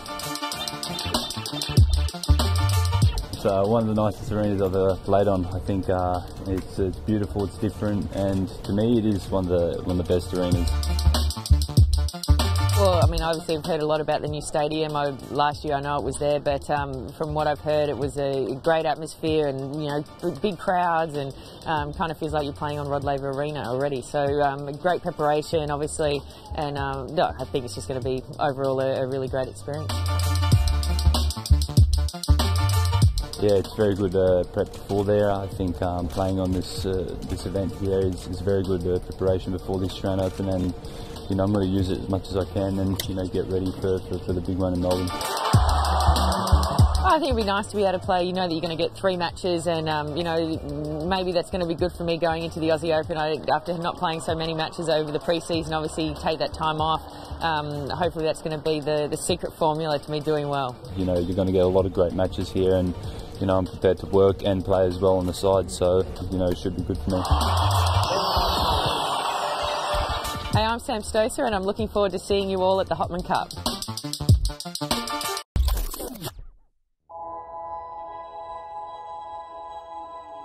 Beaumaris Lawn Tennis Club was, I guess, where it all began for me. Because my mum played tennis 4 times a week, midweek ladies, before I started school I was going to the tennis court, so I just bugged mum to hit with me.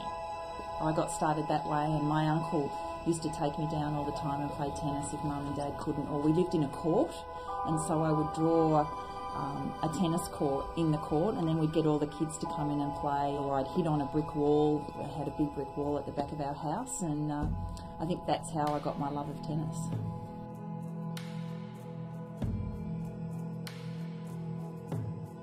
Bowie Tennis Club was just absolutely thriving when I came here at the age of 10. On the weekend there would be, you'd come down here and you didn't have to actually organise to have structured practice with anyone. I know that I could just come down here, mum and dad could drop me off, and there'd be umpteen people that I could actually hit with. We'd go into the little canteen downstairs and we'd have our biscuits and our afternoon tea and catch up on chatter, because we know that when we got out in the court, that was it.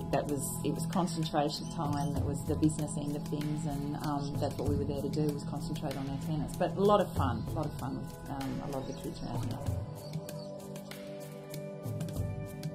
Back in my day when I was playing and when they had pennants, and it was known as a pennant, I was actually the youngest person ever to this day to have played a pennant, and I was 13 years of age. So that was a pretty big thing, and pennant was huge back then. You know, all the club would come and support.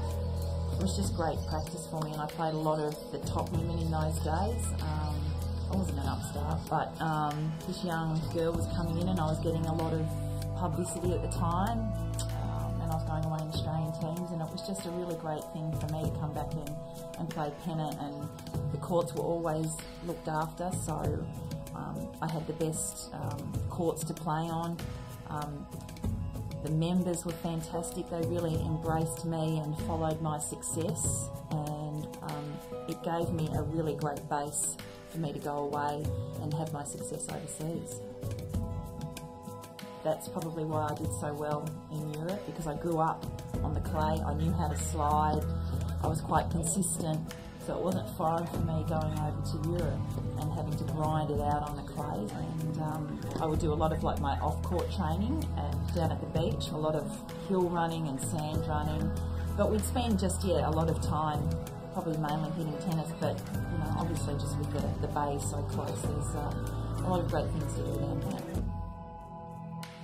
Very fortunate, I had great parents who knew when to support, but also knew when to, I was a shoulder to cry on, and they never really had to push me. They were just there to support me, which was fantastic, and they had a life, which was great, so it wasn't just all tennis the whole time.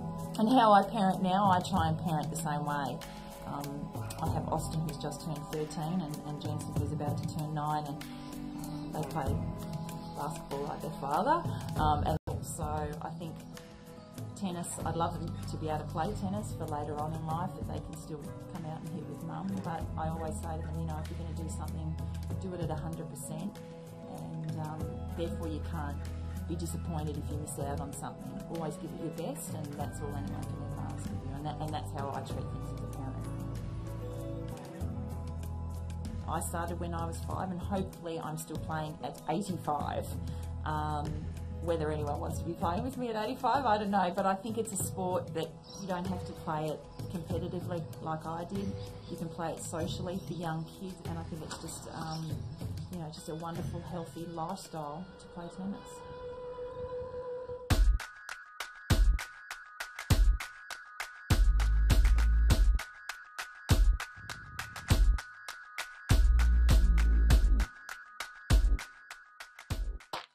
Hi guys, Nathan and Giselle here. With summer approaching, we thought we'd focus on building your best tennis body. And here are a few exercises to get you going. Let's start with a single arm fitball chest press. To make it a bit more challenging, instead of lying on a bench, sit on a fitball and roll yourself forward so the ball supports your upper back, head and neck. Make sure your knees are shoulder width apart and at right angle to the floor. Don't let them drift past your feet. With the dumbbell in one hand against your chest, perform a chest press while your other hand lowers, then return back to the starting position. Do 10 to 15 repetitions on each side. Static lunges are a great way to tone your legs and bum.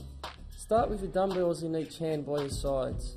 Take one big step forward with one leg and lift the heel of opposite foot off the ground. Lower the back knee to the ground and up again in one fluid motion. Take care on the way down, making sure the front knee doesn't go past the front toes. Your legs should be at 90-degree angles at the lowest point. Do 3 sets of 10 to 15 reps. For the next exercise, single arm row, you'll need a resistance band, or to make it a bit harder, use a cable machine. Stand with your feet shoulder width apart. Focusing on one side at a time, grab the handle with one hand and extend the arm straight out in front of you. In one controlled motion, pull the cable in whilst extending your non-weighted arm. Try not to twist your torso as you return back to the starting position. Do 10 to 15 repetitions on each arm. Now for an exercise good for your lower back and hamstrings, the deadlift. Grab some dumbbells and stand with your feet shoulder width apart. Hold the dumbbells in front of you, resting on your thighs. Gently lower the dumbbells down the front of your legs, below your knees, making sure to keep your back straight. Your knees should be slightly bent and your bum out and back. Stand back up again and repeat this for 10 to 15 reps. This next one is great for strengthening your arms and your shoulders, the dumbbell curl press. Grab some dumbbells and hold them with your palms facing out.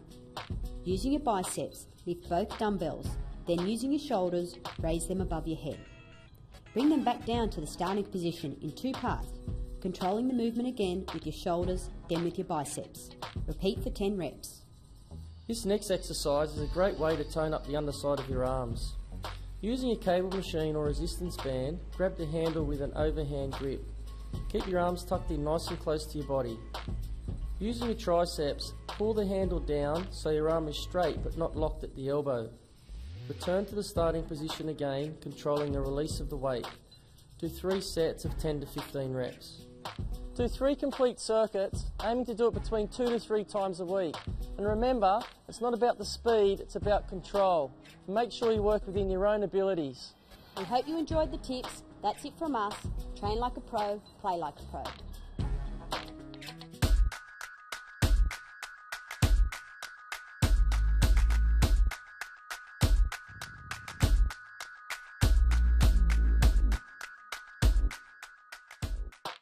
Hi, I'm Nathan. Here's 5 power exercises to improve your movement around court and give you more strike power.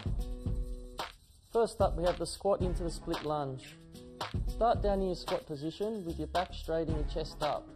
Jump straight up in the air, switching the legs to a lunge position as you land. From there, drive back up, switching your legs, landing back into the squat. Make sure you alternate your legs on the split lunges. Next up, we have the alternating wall push-off into rotation. Start out by leaning up against the wall, have your hands at chest height and slightly wider than shoulder width. Lower your body in towards the wall, keeping your head straight. Push back evenly through both arms, extend, rotate one arm and the torso away from the wall. Then come back evenly again. Make sure you're alternating sides, and to adjust the resistance, move closer or further away from the wall. Next up, we have the alternating transition push-off. Start by doing a few small side steps, stopping and loading the outside leg by bending the knee and lowering down into a single leg squat. The inside leg should drop back. From this position, drive out with a lateral jump, repeating the sequence to the other side. Next up is a single leg back push-off. Start by balancing on one leg, jump forward and land on the other leg, bending your knee to get down as low as possible. Keep yourself upright and maintain good knee alignment. Then push yourself back to your starting leg. Aim to do 10 repetitions on each side. This one's called the band serve through. You'll need a resistance band for this exercise. Start by standing in your service position, grab the handle and reach your arm up above your head. From there, quickly rotate and lower your body forward on a diagonal whilst pulling the band through as if in a service motion. Focus on drawing the power from your core, doing 15 repetitions on each side. Do these exercises 2 to 3 times a week with at least 2 days rest in between, and depending on your fitness level you should expect to see results within 2 weeks. Please be upstanding for the rules of tennis. This is a rectangle, and now it's a tennis court. Tennis can be played between 2 or 4 people.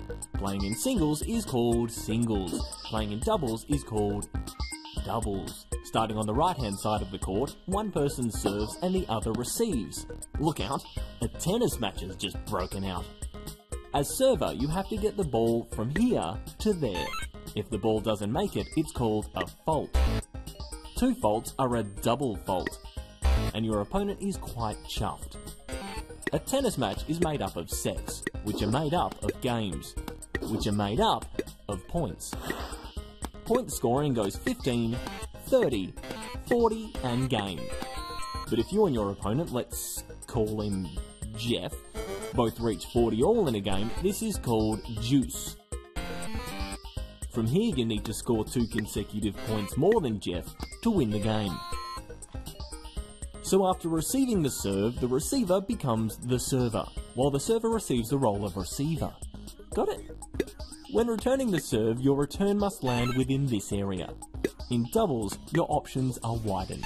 Then a while will pass by, and if after that, you're 2 games ahead of Jeff, and you've won at least 6 games, you've won the set. Most tennis matches are played in a best of 3 sets format. Win 2 and you've won. Lose 2 and you haven't.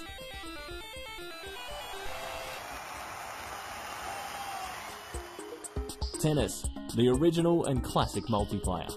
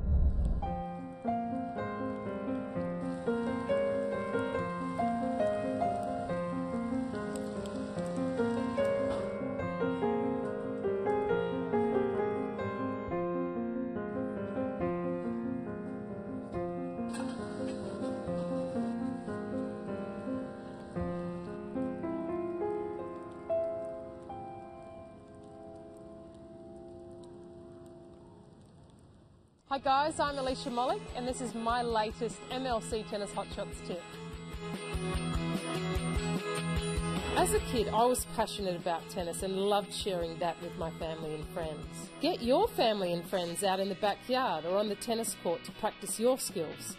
You can practice hitting to a target, rallying, or even playing some points. And remember, it's all about having fun and sharing your love for tennis. That's all for today. Keep practicing and having fun with MLC Tennis Hot Shots. Another tip coming soon.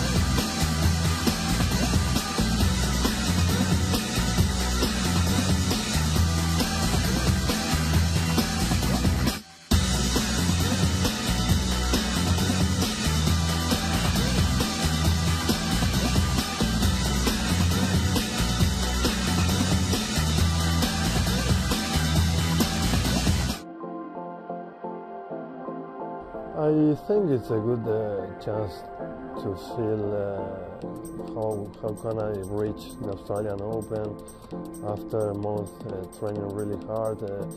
I remember when I played in 2011, then I made a fantastic season, which is very good for me, and I have good memories from the tournament. It's an amazing tournament, the facilities are really good for all the players, and I'm excited to be back playing the tournament.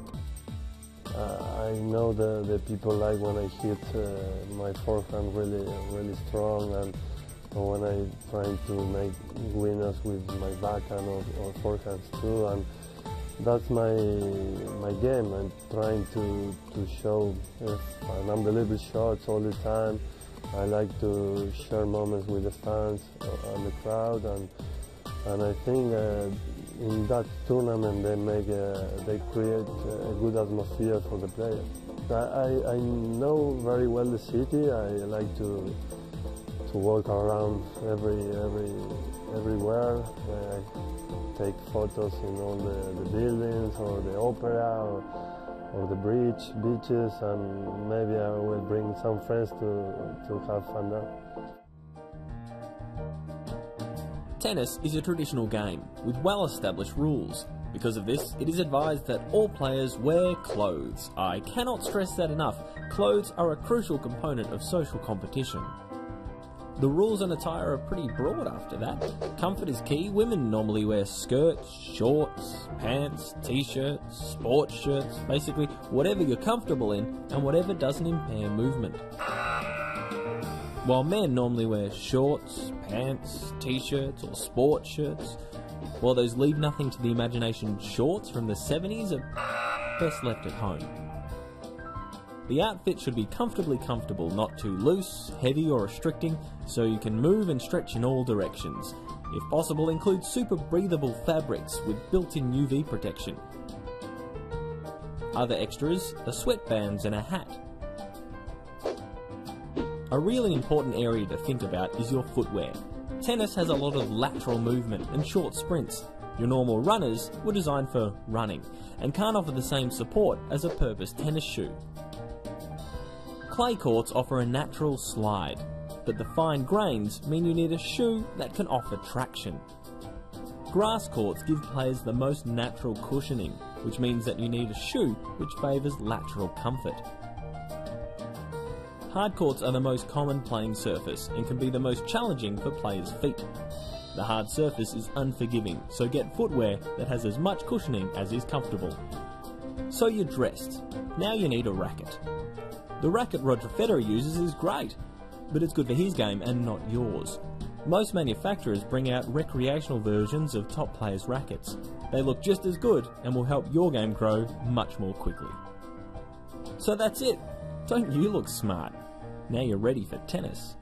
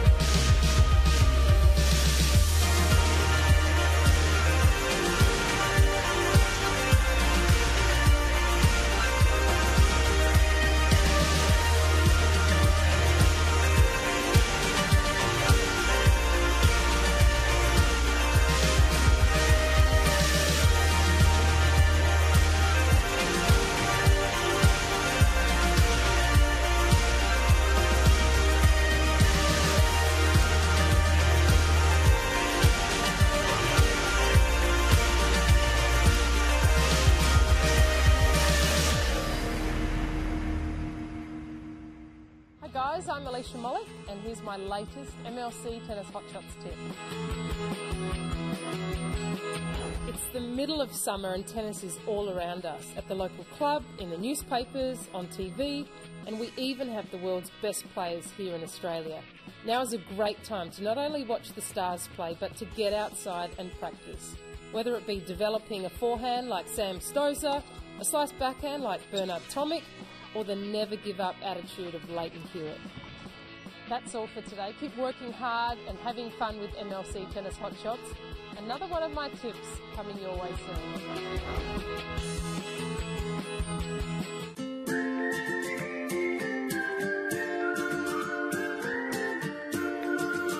I remember thinking back then, I was at my desk and I was going, how unreal would that be if Alicia could come here? So it was pretty cool. I was pretty stoked for Lockie as well because he's a really cool kid. Lockie, how are you, mate? Good to see you. I cried. Yeah, it was really, I was so pleased for him. It was really lovely. All right, let's get started. Shocked when my parents were, my sister was. That's just sweet. My friends at school, they were amazed. Okay, Lockie on your right leg, good.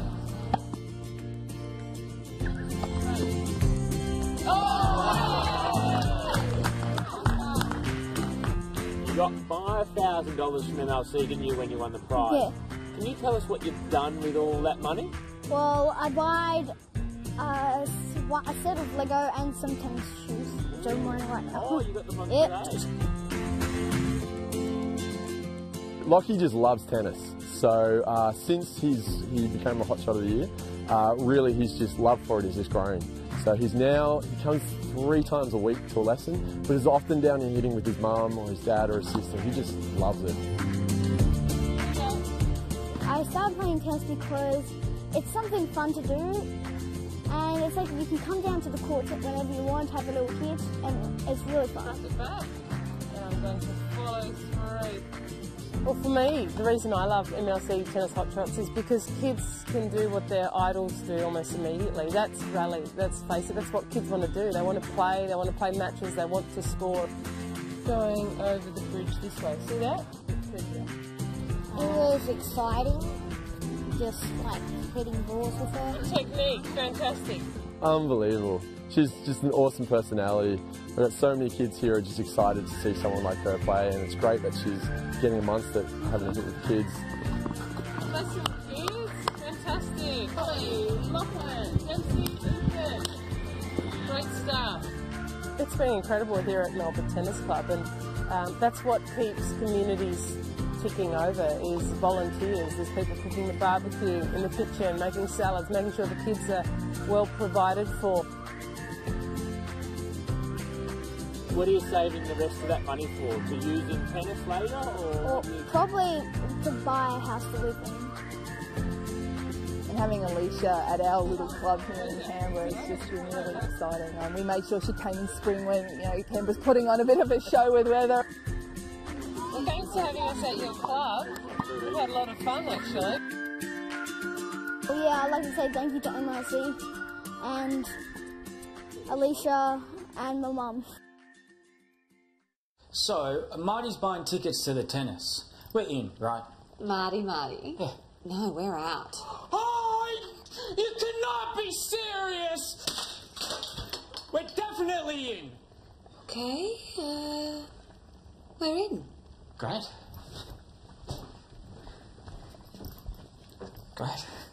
Are you in? See superstars like Stosur and Songer battle it out at the Hyundai Hopman Cup. Book now.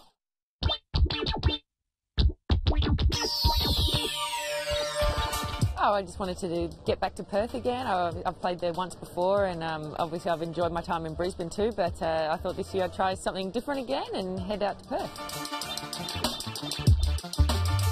It's one of the nicest arenas I've ever played on. I think it's beautiful, it's different, and to me it is one of the best arenas. Well, I mean, obviously I've heard a lot about the new stadium.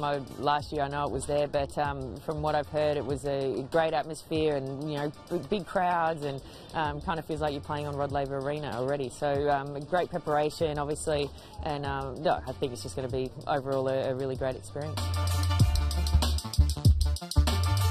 Yeah, it's very good prep before there. I think playing on this event here is very good preparation before the Australian Open, and you know, I'm going to use it as much as I can and, you know, get ready for the big one in Melbourne. I think it'd be nice to be able to play. You know that you're going to get 3 matches, and you know, maybe that's going to be good for me going into the Aussie Open.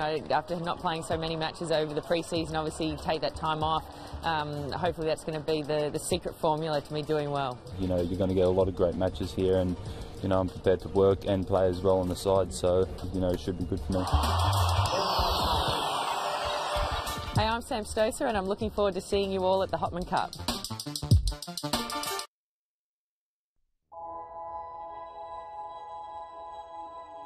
Beaumaris Lawn Tennis Club was, I guess, where it all began for me. Because my mum played tennis 4 times a week, midweek ladies, before I started school I was going to the tennis court, so I just bugged mum to hit with me. I got started that way, and my uncle used to take me down all the time and play tennis if mum and dad couldn't, or we lived in a court, and so I would draw a tennis court in the court, and then we'd get all the kids to come in and play, or I'd hit on a brick wall. We had a big brick wall at the back of our house, and I think that's how I got my love of tennis.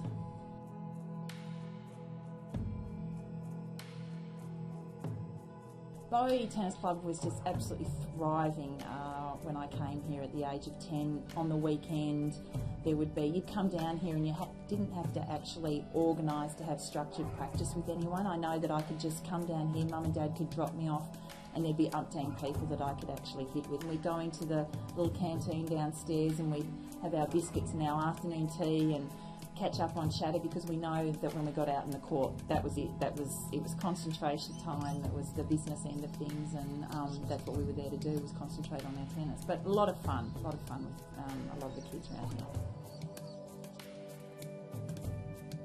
Back in my day when I was playing and when they had pennants, and it was known as a pennant, I was actually the youngest person ever to this day to have played a pennant, and I was 13 years of age. So that was a pretty big thing, and pennant was huge back then. You know, all the club would come and support.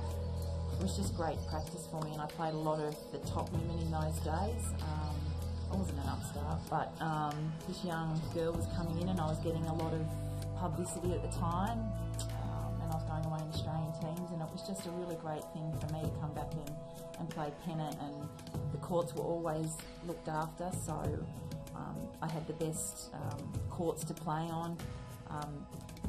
The members were fantastic. They really embraced me and followed my success, and it gave me a really great base for me to go away and have my success overseas. That's probably why I did so well in Europe, because I grew up on the clay. I knew how to slide. I was quite consistent, so it wasn't foreign for me going over to Europe and having to grind it out on the clay. And I would do a lot of like my off-court training down at the beach, a lot of hill running and sand running. But we'd spend just, a lot of time, probably mainly hitting tennis, but you know, obviously just with the bay so close, there's a lot of great things to do down here. Very fortunate, had great parents who knew when to support, but also knew when to, I was a shoulder to cry on, and they never really had to push me. They were just there to support me, which was fantastic, and they had a life, which was great, so it wasn't just all tennis the whole time. And how I parent now, I try and parent the same way. I have Austin, who's just turned 13, and Jensen, who's about to turn 9, and they play basketball like their father, and they play footy, but they do hit a lovely tennis ball. So I think tennis, I'd love them to be able to play tennis for later on in life, that they can still come out and hit with mum, but I always say to them, you know, if you're going to do something, do it at 100%, and therefore you can't be disappointed if you miss out on something. Always give it your best, and that's all anyone can ever ask of you, and that's how I treat things as a parent. I started when I was 5, and hopefully I'm still playing at 85. whether anyone wants to be playing with me at 85, I don't know, but I think it's a sport that you don't have to play it competitively like I did. You can play it socially for young kids, and I think it's just, you know, just a wonderful, healthy lifestyle to play tennis.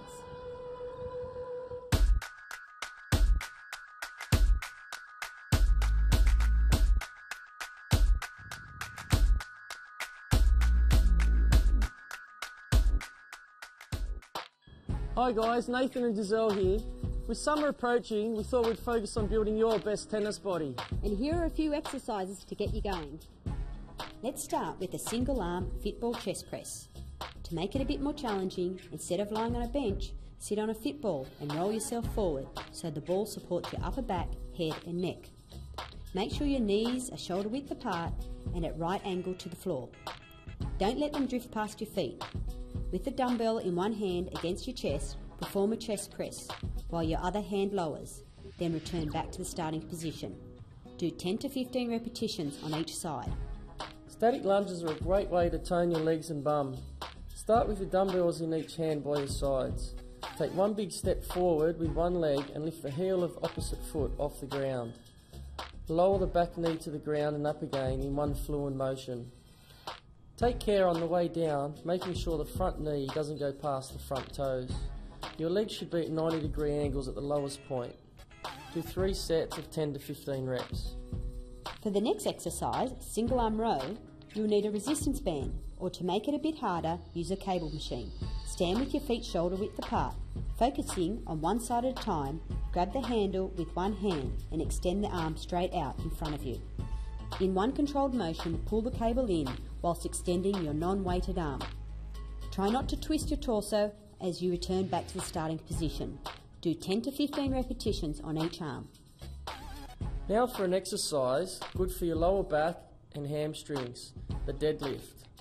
Grab some dumbbells and stand with your feet shoulder width apart. Hold the dumbbells in front of you, resting on your thighs. Gently lower the dumbbells down the front of your legs, below your knees, making sure to keep your back straight. Your knees should be slightly bent and your bum out and back. Stand back up again and repeat this for 10 to 15 reps. This next one is great for strengthening your arms and your shoulders, the dumbbell curl press. Grab some dumbbells and hold them with your palms facing out. Using your biceps, lift both dumbbells, then using your shoulders, raise them above your head. Bring them back down to the starting position in 2 parts, controlling the movement again with your shoulders, then with your biceps. Repeat for 10 reps. This next exercise is a great way to tone up the underside of your arms. Using a cable machine or resistance band, grab the handle with an overhand grip. Keep your arms tucked in nice and close to your body. Using your triceps, pull the handle down so your arm is straight but not locked at the elbow. Return to the starting position again, controlling the release of the weight. Do 3 sets of 10 to 15 reps.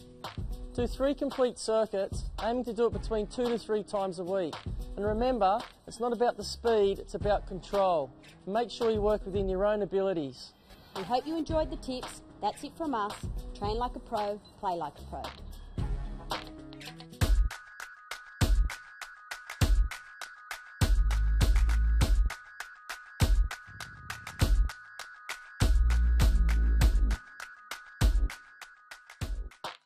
Hi, I'm Nathan. Here's 5 power exercises to improve your movement around court and give you more strike power.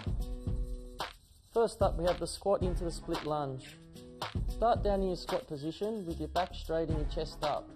Jump straight up in the air, switching the legs to a lunge position as you land.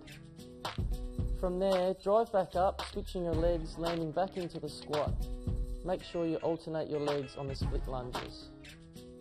Next up, we have the alternating wall push-off into rotation. Start out by leaning up against the wall, have your hands at chest height and slightly wider than shoulder width. Lower your body in towards the wall, keeping your head straight. Push back evenly through both arms, extend, rotate one arm and the torso away from the wall. Then come back evenly again. Make sure you're alternating sides, and to adjust the resistance, move closer or further away from the wall. Next up, we have the alternating transition push-off. Start by doing a few small side steps, stopping and loading the outside leg by bending the knee and lowering down into a single leg squat. The inside leg should drop back. From this position, drive out with a lateral jump, repeating the sequence to the other side. Next up is a single leg back push-off.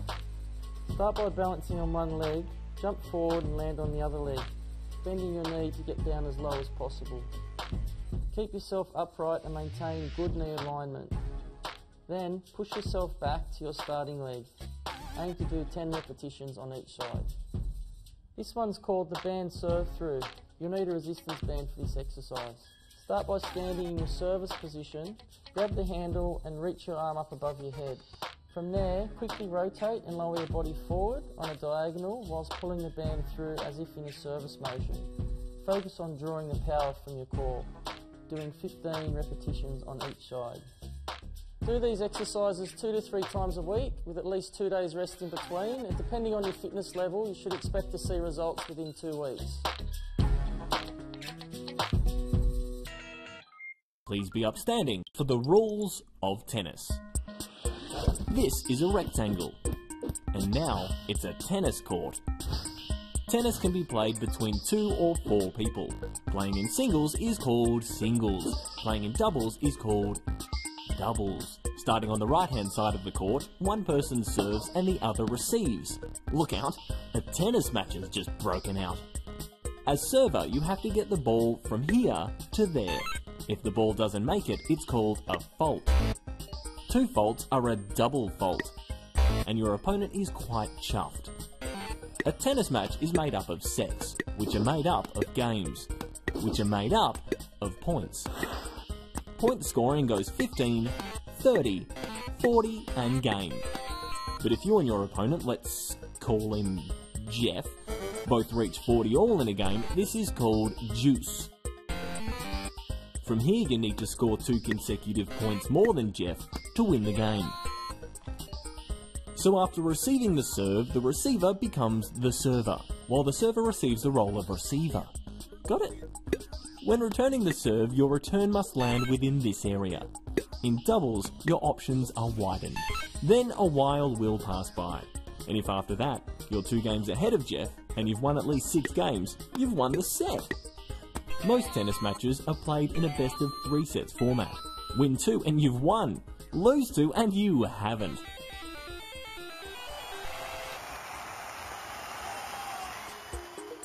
Tennis, the original and classic multiplayer.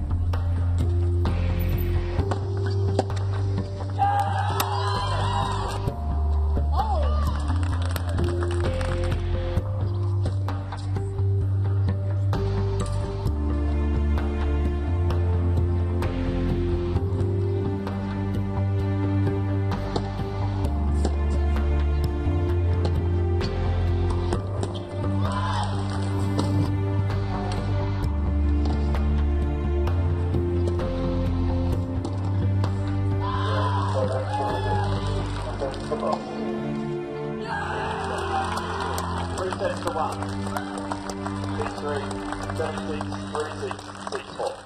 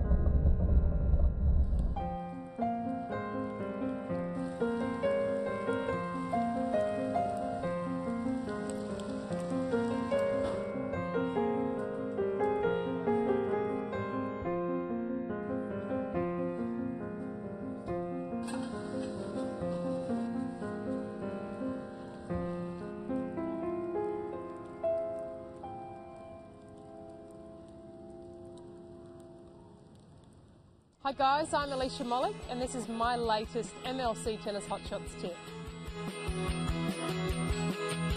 As a kid, I was passionate about tennis and loved sharing that with my family and friends. Get your family and friends out in the backyard or on the tennis court to practice your skills.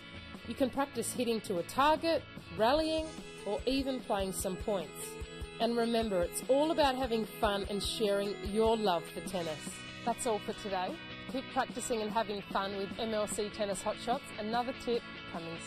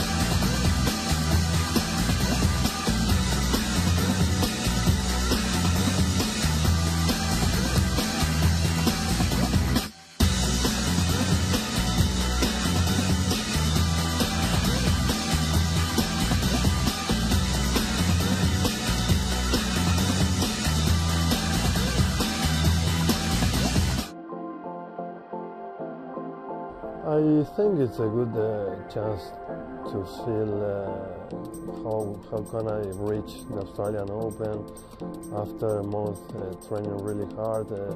I remember when I played in 2011, then I made a fantastic season, which is very good for me, and I have good memories from the tournament. It's an amazing tournament, the facilities are really good for all the players, and I'm excited to be back playing the tournament. I know the people like when I hit my forehand really strong, and when I try to make winners with my backhand or forehands too, and that's my game. I'm trying to show an unbelievable shots all the time.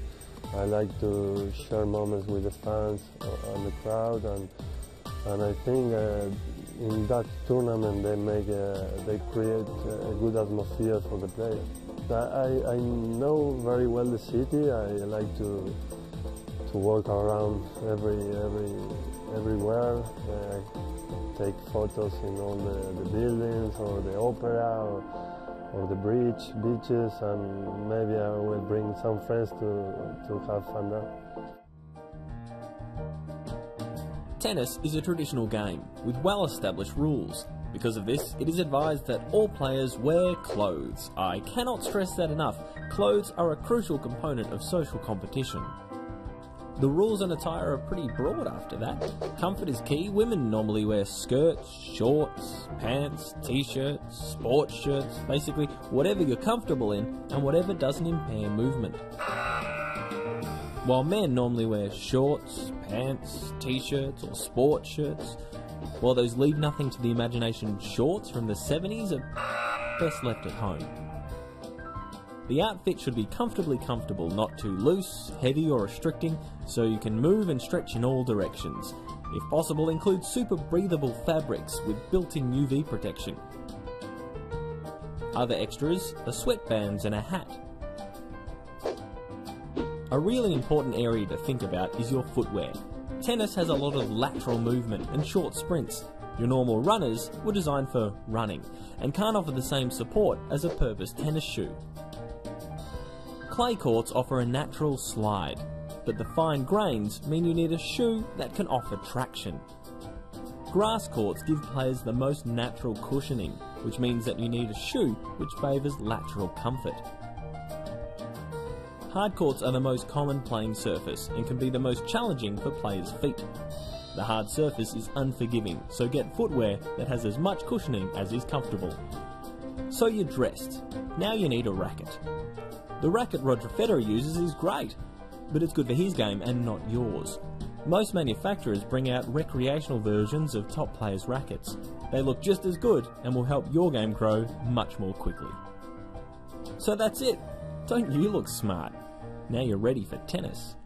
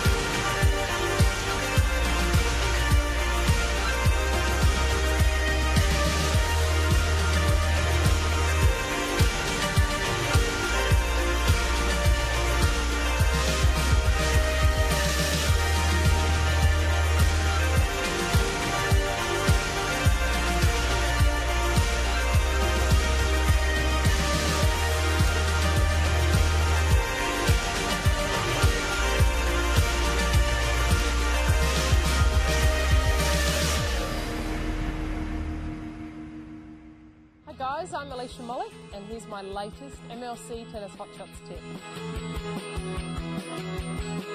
It's the middle of summer and tennis is all around us, at the local club, in the newspapers, on TV, and we even have the world's best players here in Australia. Now is a great time to not only watch the stars play, but to get outside and practice. Whether it be developing a forehand like Sam Stosur, a slice backhand like Bernard Tomic, or the never give up attitude of Leighton Hewitt. That's all for today. Keep working hard and having fun with MLC Tennis Hot Shots. Another one of my tips coming your way soon.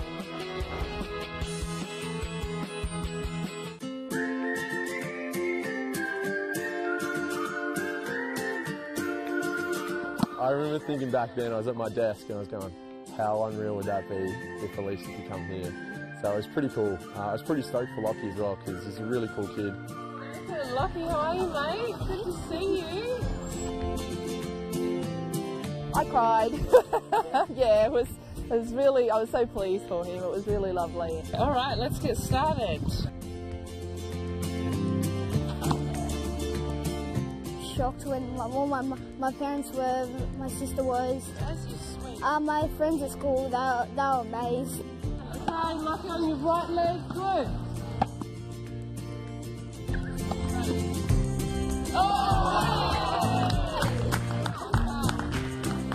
You got $5,000 from MLC, didn't you, when you won the prize? Yeah. Can you tell us what you've done with all that money? Well, I bought a set of Lego and some tennis shoes, which I'm wearing right now. Oh, you got them on Yep. today?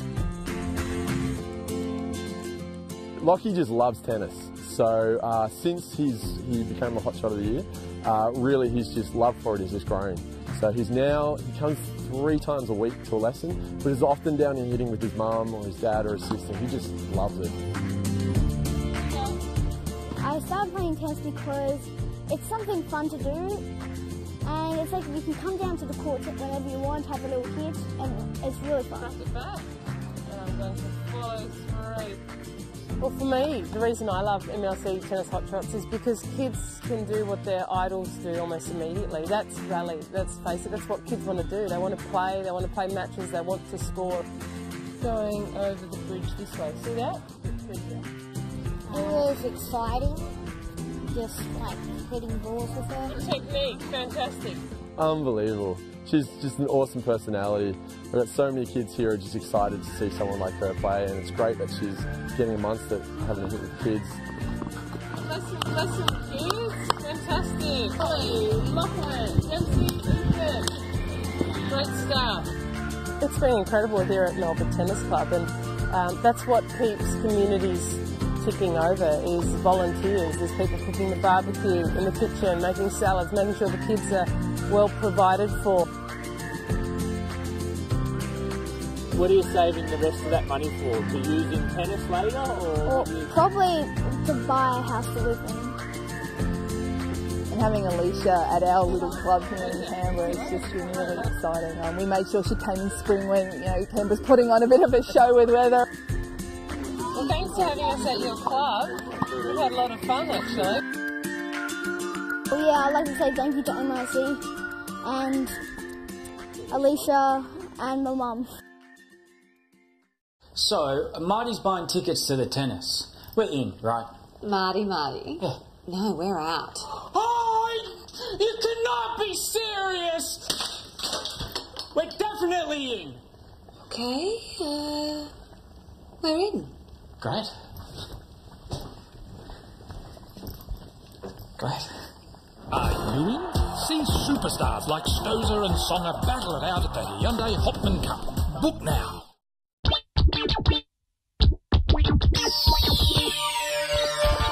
Oh, I just wanted to get back to Perth again. I've played there once before, and obviously I've enjoyed my time in Brisbane too, but I thought this year I'd try something different again and head out to Perth. It's one of the nicest arenas I've ever played on. I think it's beautiful, it's different, and to me it is one of the best arenas.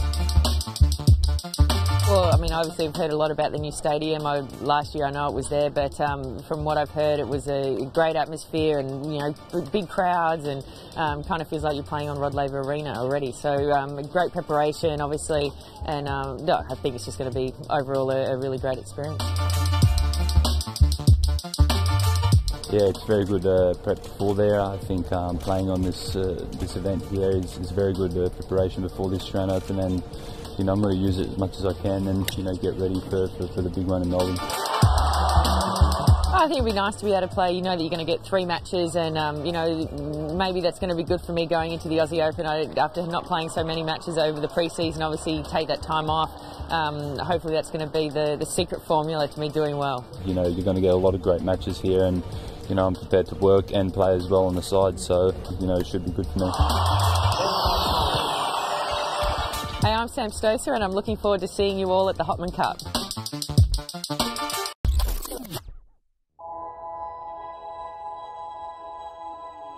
Beaumaris Lawn Tennis Club is, I guess, where it all began for me.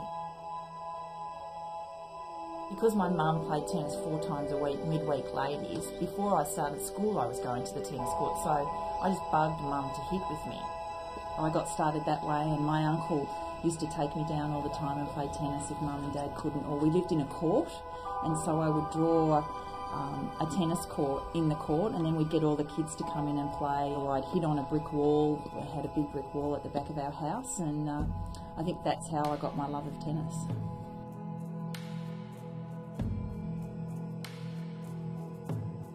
Bowie Tennis Club was just absolutely thriving when I came here at the age of 10. On the weekend, you'd come down here and you didn't have to actually organise to have structured practice with anyone. I know that I could just come down here, mum and dad could drop me off, and there'd be umpteen people that I could actually hit with. We'd go into the little canteen downstairs and we'd have our biscuits and our afternoon tea and catch up on chatter, because we know that when we got out in the court, that was it. It was concentration time. It was the business end of things, and that's what we were there to do, was concentrate on our tennis. But a lot of fun with a lot of the kids around here.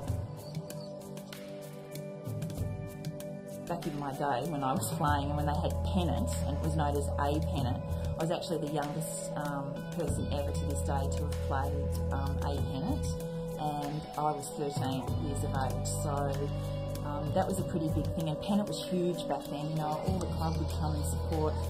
It was just great practice for me, and I played a lot of the top women in those days. I wasn't an upstart, but this young girl was coming in, and I was getting a lot of publicity at the time, and I was going away in Australian teams, and it was just a really great thing for me to come back in and play pennant, and the courts were always looked after, so I had the best courts to play on.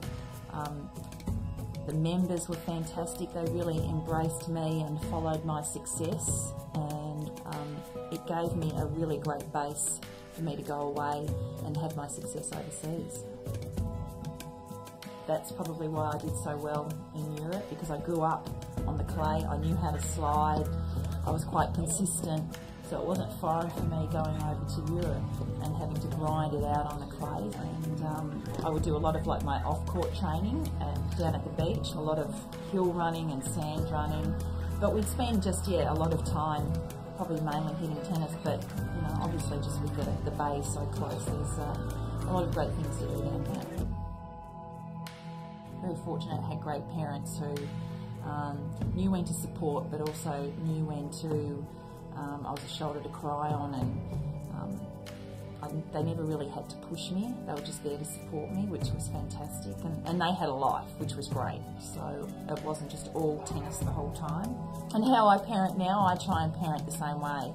I have Austin, who's just turned 13, and Jensen, who's about to turn 9, and they play basketball like their father, and they play footy, but they do hit a lovely tennis ball. So I think tennis, I'd love them to be able to play tennis for later on in life, that they can still come out and hit with mum, but I always say to them, you know, if you're going to do something, do it at 100%, and therefore you can't be disappointed if you miss out on something. Always give it your best, and that's all anyone can ever ask of you, and that's how I treat things as a parent.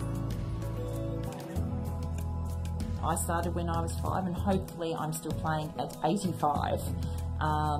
Whether anyone wants to be playing with me at 85, I don't know, but I think it's a sport that you don't have to play it competitively like I did. You can play it socially for young kids, and I think it's just, just a wonderful, healthy lifestyle to play tennis.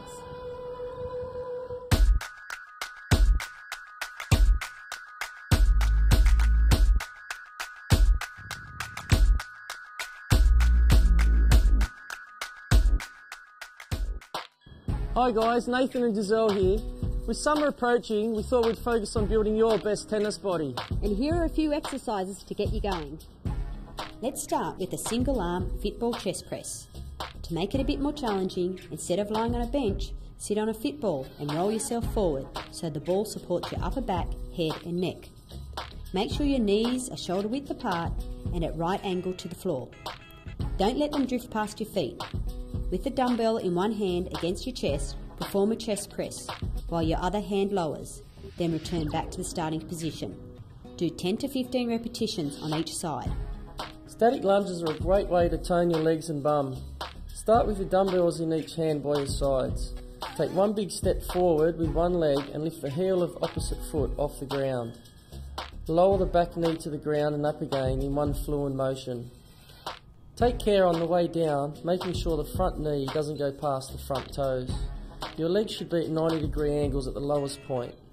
Do 3 sets of 10 to 15 reps. For the next exercise, single arm row, you'll need a resistance band, or to make it a bit harder, use a cable machine. Stand with your feet shoulder width apart. Focusing on one side at a time, grab the handle with one hand and extend the arm straight out in front of you. In one controlled motion, pull the cable in whilst extending your non-weighted arm. Try not to twist your torso as you return back to the starting position. Do 10 to 15 repetitions on each arm. Now for an exercise good for your lower back and hamstrings, the deadlift.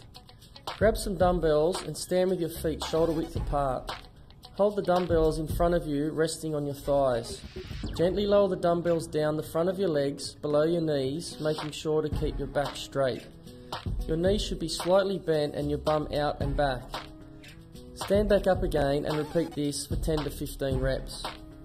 This next one is great for strengthening your arms and your shoulders, the dumbbell curl press. Grab some dumbbells and hold them with your palms facing out. Using your biceps, lift both dumbbells, then using your shoulders, raise them above your head. Bring them back down to the starting position in 2 parts, controlling the movement again with your shoulders, then with your biceps. Repeat for 10 reps. This next exercise is a great way to tone up the underside of your arms. Using a cable machine or resistance band, grab the handle with an overhand grip. Keep your arms tucked in nice and close to your body. Using your triceps, pull the handle down so your arm is straight but not locked at the elbow. Return to the starting position again, controlling the release of the weight. Do 3 sets of 10 to 15 reps. Do 3 complete circuits, aiming to do it between 2 to 3 times a week. And remember, it's not about the speed, it's about control. Make sure you work within your own abilities. We hope you enjoyed the tips. That's it from us. Train like a pro, play like a pro.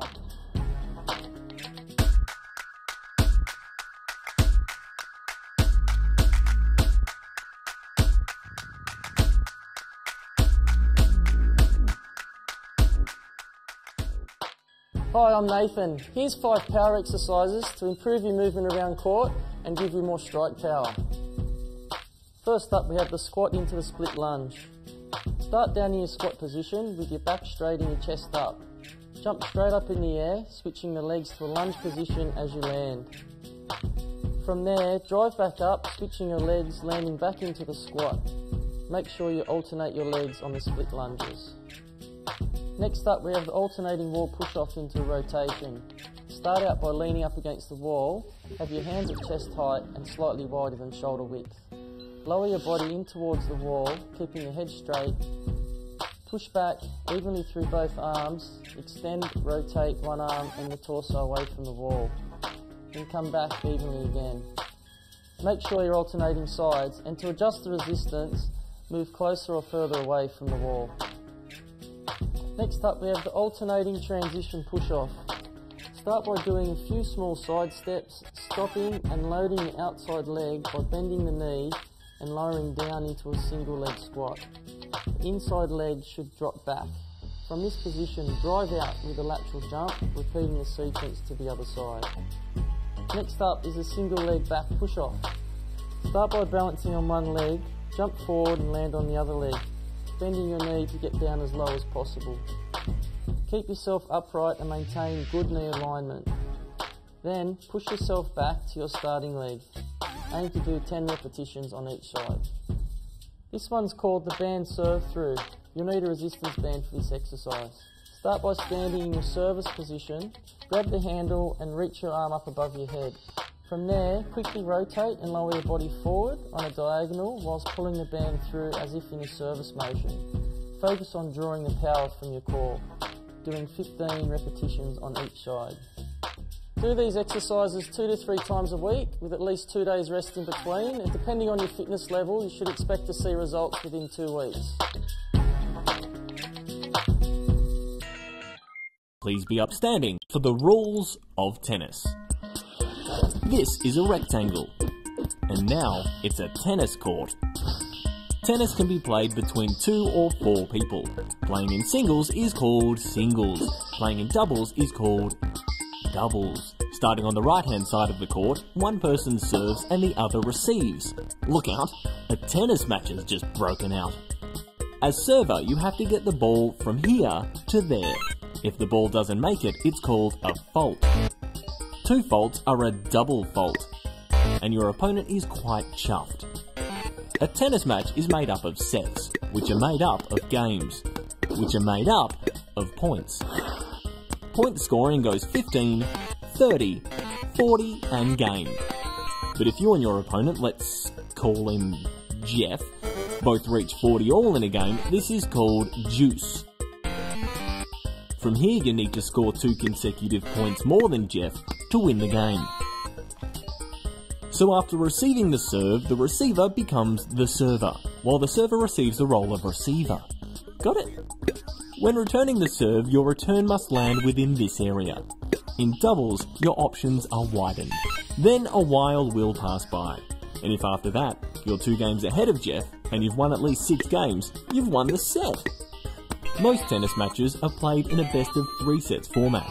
Win 2 and you've won. Lose 2 and you haven't.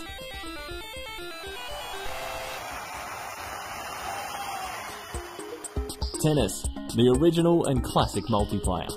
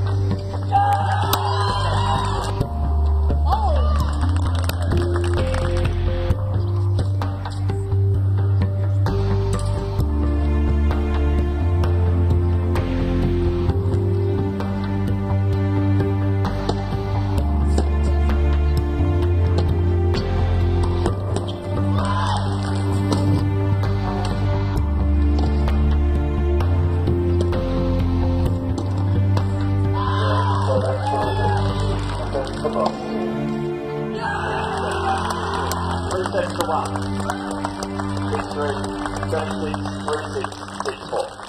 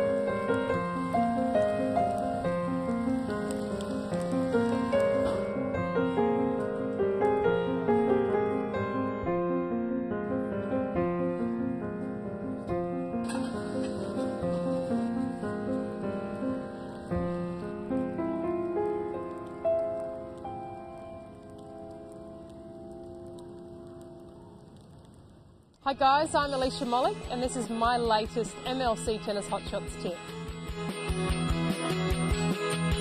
As a kid, I was passionate about tennis and loved sharing that with my family and friends.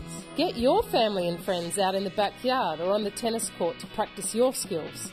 You can practice hitting to a target, rallying, or even playing some points. And remember, it's all about having fun and sharing your love for tennis. That's all for today. Keep practicing and having fun with MLC Tennis Hotshots. Another tip coming soon.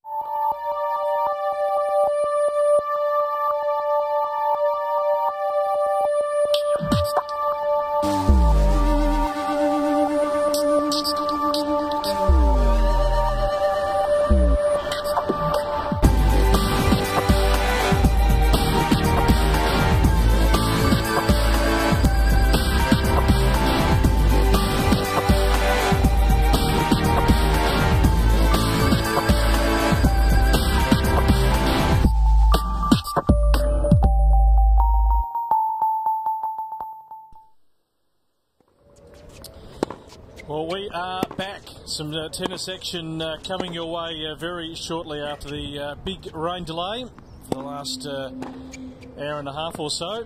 Both boys warming up, the sunshine is out, that is good news. Everything's dried off and we are just about ready to get underway for Andrew Whittington and Ben Mitchell, the second of our men's quarterfinals this afternoon. John Patrick Smith through earlier, the number 1 seed. Getting past Dane Propogia in straight sets. Luke Saville and Akira Sandilan also to get underway out on court number 7. Jordan Thompson, Alex Bolt a little bit later on. So fingers crossed we can get a fair bit of tennis in over the next few hours here at Melbourne Park. Well, we took a look at Andrew Whittington a little bit earlier, Pete. The young boy from Melbourne, resides in Williamstown, beautiful seaside suburb. And a young guy who's gone on the road for a fair chunk of 2013 and he's bringing that ranking down. Yeah, it certainly is, and that's what you want to do. You want to just keep maintaining and working on your ranking, winning a couple of futures titles, as we talked about a little bit earlier, final of an event, a futures event in Greece, semi-final along the way too. 3 minutes. Final in the Toowoomba Futures event too. So plenty there. And plenty to like about Andrew Whittington. Really impressive in his opening round match. 1-1-1 over the 15-year-old Max Purcell. So pretty happy to have gotten through with all the rain delays and stuff over the past couple of days. Been a little tricky for the players, but that's part of tournament tennis. And the players went off, well, just about to start their warm-up before the rain came. Actually couldn't get on court, so they're on court now, and hopefully we won't have any more interruptions for the rest of today. Yeah, Ben Mitchell on your screen there, winner of the Wildcard going back 12 months ago, and got through to the main draw, that epic 5-setter against James Duckworth. Know each other very well, lost at 8-6 in the end, but has had a year where he's made a little bit of inroads on his ranking, but would certainly love to climb into the top 200. We've been talking about Ben for quite a number of years now, having of course made the AO boys, the Wimbledon boys singles final, about 3 years ago now. So he's been on our radar and been keenly watching his progress.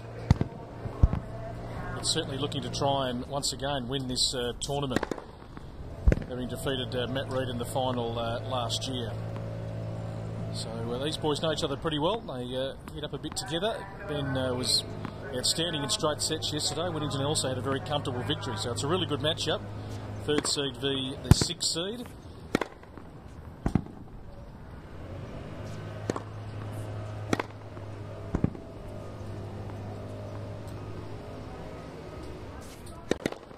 So the good news is the sun is out, so we're going to hopefully see plenty of tennis throughout the afternoon to get through men's quarter final day. And the breeze has dropped off too, which is a good thing.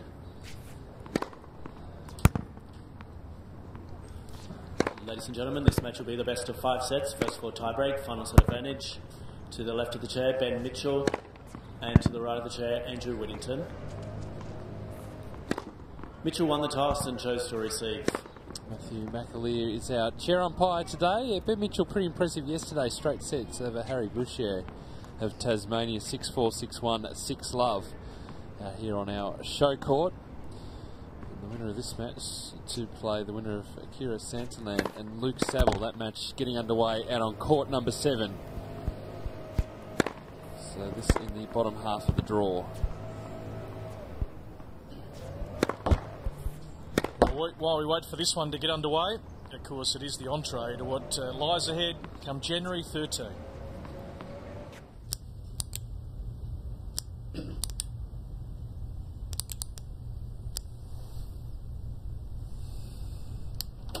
Good afternoon, everyone. Let's get down to business. Apologies for the delay. I got caught up. Get caught up in the Australian Open this summer. Tickets are on sale. Book now. They certainly are on sale. They're selling fast. I urge you to get in pretty quickly. Good Christmas present for someone. Just a great present for yourself, really, to come to 2 weeks of the Australian Open here at Melbourne Park. Great to have James Duckworth, who's just slid into the box here at Melbourne Park. Welcome, Joe. It's good to see you. Thanks. Yeah, good to be here. Now, you could have been playing this tournament. Would have been the top Dave, seed. Just the do me a thinking favour and get behind a not white playing this towels week. from the void. Yes, I had a pretty long year. Body was starting to feel it towards the end of the year, and my coaches and I sat down and we kind of thought it was best to have a little break and put in a really big training block and get ready for the Aussie summer. You do travel a bit. That's one thing we've noticed in the last 3 or 4 years. We've obviously spoken to you before, and you've gone abroad and played a lot of clay court tournaments, a lot in South America and different parts of Europe. And we haven't often seen you on the Aussie Pro Tour, but obviously it's benefited your game enormously. Yeah, I mean, I've played a lot on different services around the world, and I think that's helped me to get to this stage of being able to push myself against the best guys in the world, which are the guys in Europe and South America, and I think my game has really benefited from playing those tougher guys.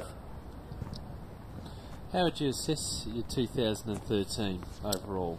Yeah, pretty happy with it. I managed to play all 4 Grand Slams, which was a good achievement.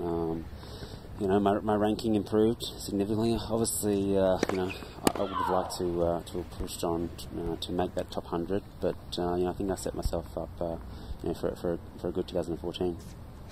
So just watching Andrew Whittington on serve here. 40 love. He's having a pretty good opening service game, looking to get off to a good start. Always tough for the players. I mean, there's one thing you can't control is the weather.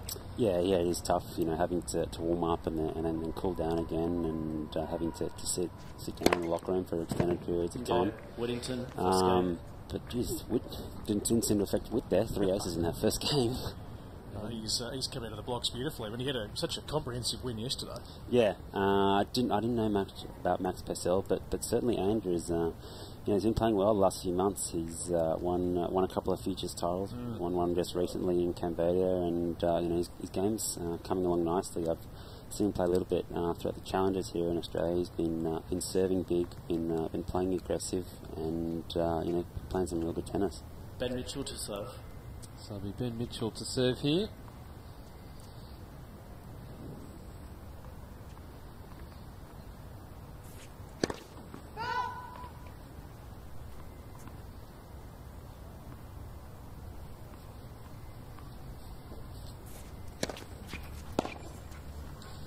You know a bit about Ben Mitchell as well. Take us back to the start of the year. I'll say, 3rd week of January, maybe early on in the tournament. Take us through that long 5-set match. Yeah, it was a pretty epic encounter, that one. I managed to scrape home 8-6 in the 5th after being up 2 sets to love. We were both very, very nervous, and it probably wasn't the highest quality match, but it was certainly entertaining for the crowd, all the ebbs and flows of the match. It was tough to play. One of the good friends, first round of the Australian Open on such a big stage. But in the end, I was just pretty relieved to get a win there. And then you went through it again. Yeah. Then I decided to back up again against Blas Kapcic in 40-degree heat. That was good fun. What was the recovery like after a match like that? Well, back-to-back 5-setters, long 5-setters to start off with, but then also the weather conditions too. Yeah. Well, actually, also, so I played Ben so it was the Tuesday, and then I had to play doubles the next day. I played doubles with Chris Guccione. We had a 7-6 in the 3rd doubles, and then I had to back up again for the singles. So yeah, it was tough. I mean, after I played Ben, I just cooled down, and then got a massage, got a good stretch, got some food into me, got into the ice bath, and then just did all the right things, and I came out still a little bit sore the next day, but I guess in Grand Slams you've got to deal with those sort of things. Did you take any time off post-AO? Did you have a bit of a break? Yeah, also my birthday was a few days after, so I went home for a couple of days, had a couple of days off just to refresh and be with the family, and then I came back and trained for a little bit before playing the challenges in Australia. Go, Mitchell. So 1 game all here in the opening set. James Duckworth, our special guest, alongside us here in the com box. I think we've been covering this event for a good 4 or 5 years now. I remember, watching you play here, and one thing that really struck us early is your fitness and your ability to chase down everything and just get balls back. You've obviously built you can even see just looking at you now, your body shape continues to change, and I saw it with Sam Groth walking past him in the Players Cafe just a little while ago. Beautiful pass from Mitchell. But obviously, you've over the last 3 or 4 years really worked on building your frame so that you can go out there and play all over the world against some pretty hungry guys who, particularly on clay, when you've got to really grind some stuff out. Yeah, that's right. I mean, the game right now has become a lot more physical than what it was 10 years ago. So, you have to be able to go the distance with guys, on clay, and it's real tough on the body. So I've done a lot of long training sessions, like you said, on the clay. And they've paid dividends, and I'm still working to keep improving that fitness. And so, with 2014 in mind, have you got an idea of schedule at this stage? How are you going to play it? Yeah, at this stage, I'm going to obviously play Brisbane, Sydney, and then Aussie. And then after that, I'm not too sure. It kind of depends on how my ranking is. But I'd like to go to America and play a few of the tour events, Memphis, and then Indian Wells and Miami. It'd be some good tournaments to play.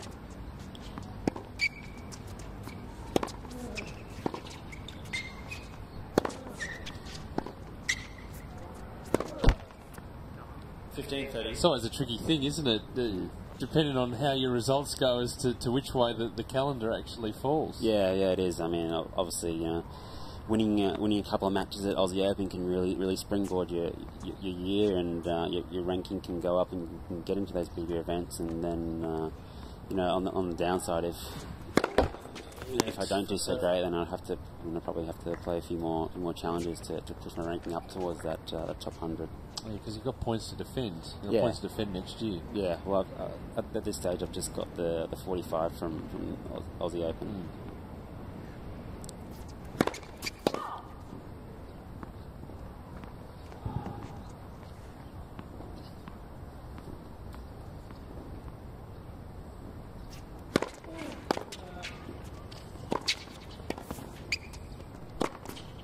That's a brave play on 15-30 from Witt. Paid off. Did well. Good to see that aggressive play. So take us through your training process right now. What are you doing? So at the moment, I'm each day I'm doing a couple of hours on court, between 2 to 3 hours on court, and then getting some physical work done either in the gym or on the running track or on the bike, and then getting some physio and some rehab in. So looking at 6 to 7 hour days training both on and off the court. Oh, I'm glad we could give you a break between it all. Today was actually my light day. I only hit for an hour and a half this morning, and about 30 minutes or so in the gym. It's an interesting existence, being a tennis player, life on the tour. Do you always have the same crew that are with you through the year, or is it sort of been broken in different intervals, where you might have family or just people around you that, whilst you're playing this great game in such a competitive sport, you also got a little bit of normality around you? My family comes to watch me throughout the Aussie stuff. When I qualified for Wimbledon, my brother, it's a good pass. We don't break point. My brother came over and said to my grandparents. I've done a few weeks also with another coach, Shannon Nettle. He's helped me out for a few weeks. I've done a few weeks by myself in South America. That was a bit brutal, but look, I've had a lot of fun this year, and I really enjoy all the travel and competing. Big forehand there from Witt. Yep, set up off big first serve. What about some of those brutal travel stories from South America? Anything you can reveal? So I'm sure there is. There was this. I was playing a challenger in Brazil, in a place called Rio Quente, The week before I had I'd been in Santiago in Chile. I'd won a future, and so I had to fly out on the Sunday, and the tournament in Rio Kente was starting on the Tuesday. So it was I think it was 2 or 3 flights, and it was about 7 or 8 hours all up travel. Ended up landing at the airport. It was Guayana Airport at about 9 o'clock at night, and it's from Guayana to Rio Kente. It's a 3-hour taxi trip. So about 9 o'clock at night, I'm pretty tired. I get into the airport, get in the taxi, going up to Rio Kente, and about an hour or so into the taxi trip, I've fallen asleep, and I suddenly wake up to these two loud bangs. To these two loud bangs, and the car starts skidding and swerving across the road. I'm thinking, Jesus, this is not good. I'm still half asleep. They're still not really registering what's going on.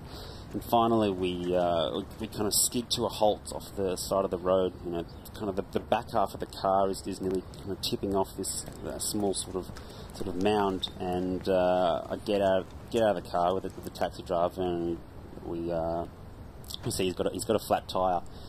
And as he's changing the back tire on the driver's side, I walk up around the car, and I see his front tire has also been blown. So he's blown 2 tires. So we're stuck in the middle of this highway with 2 flat tires, and this taxi driver speaks absolutely no English, and it's 11 o'clock at night. Something just is not good. We're stuck there for a couple of hours. His taxi driver's calling different people. I'm just sitting in the back of the car, just hoping somehow I'll get to this tournament. Eventually, after about 3 hours or so it's about 2 a.m. or so, some guy in a truck turns up. I don't think he's with the NRMA or anything like that. Turns up in the truck, and he doesn't speak any English either. The taxi driver and him speak to each other, and they signal me to get in the car with this truck driver. So I get in the car with him. He drives me about an hour, and he takes me to some house, and I then get out of the car, and he tells me it kind of signals me to get into the car with another guy. Just a round car, and it's 3 a.m. And you thought, why the hell not? 3 a.m. Why I thought, not? What have I got to lose?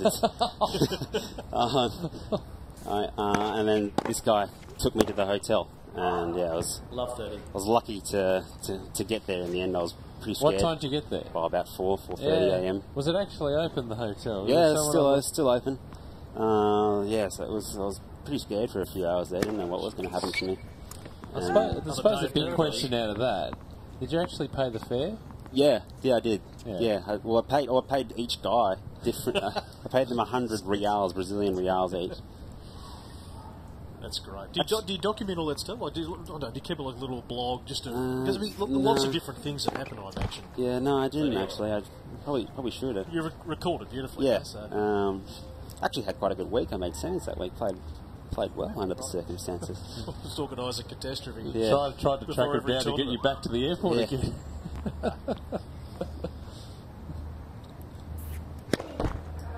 As the rain starts to fall again here at Melbourne Park. Only be a light shower, I would think.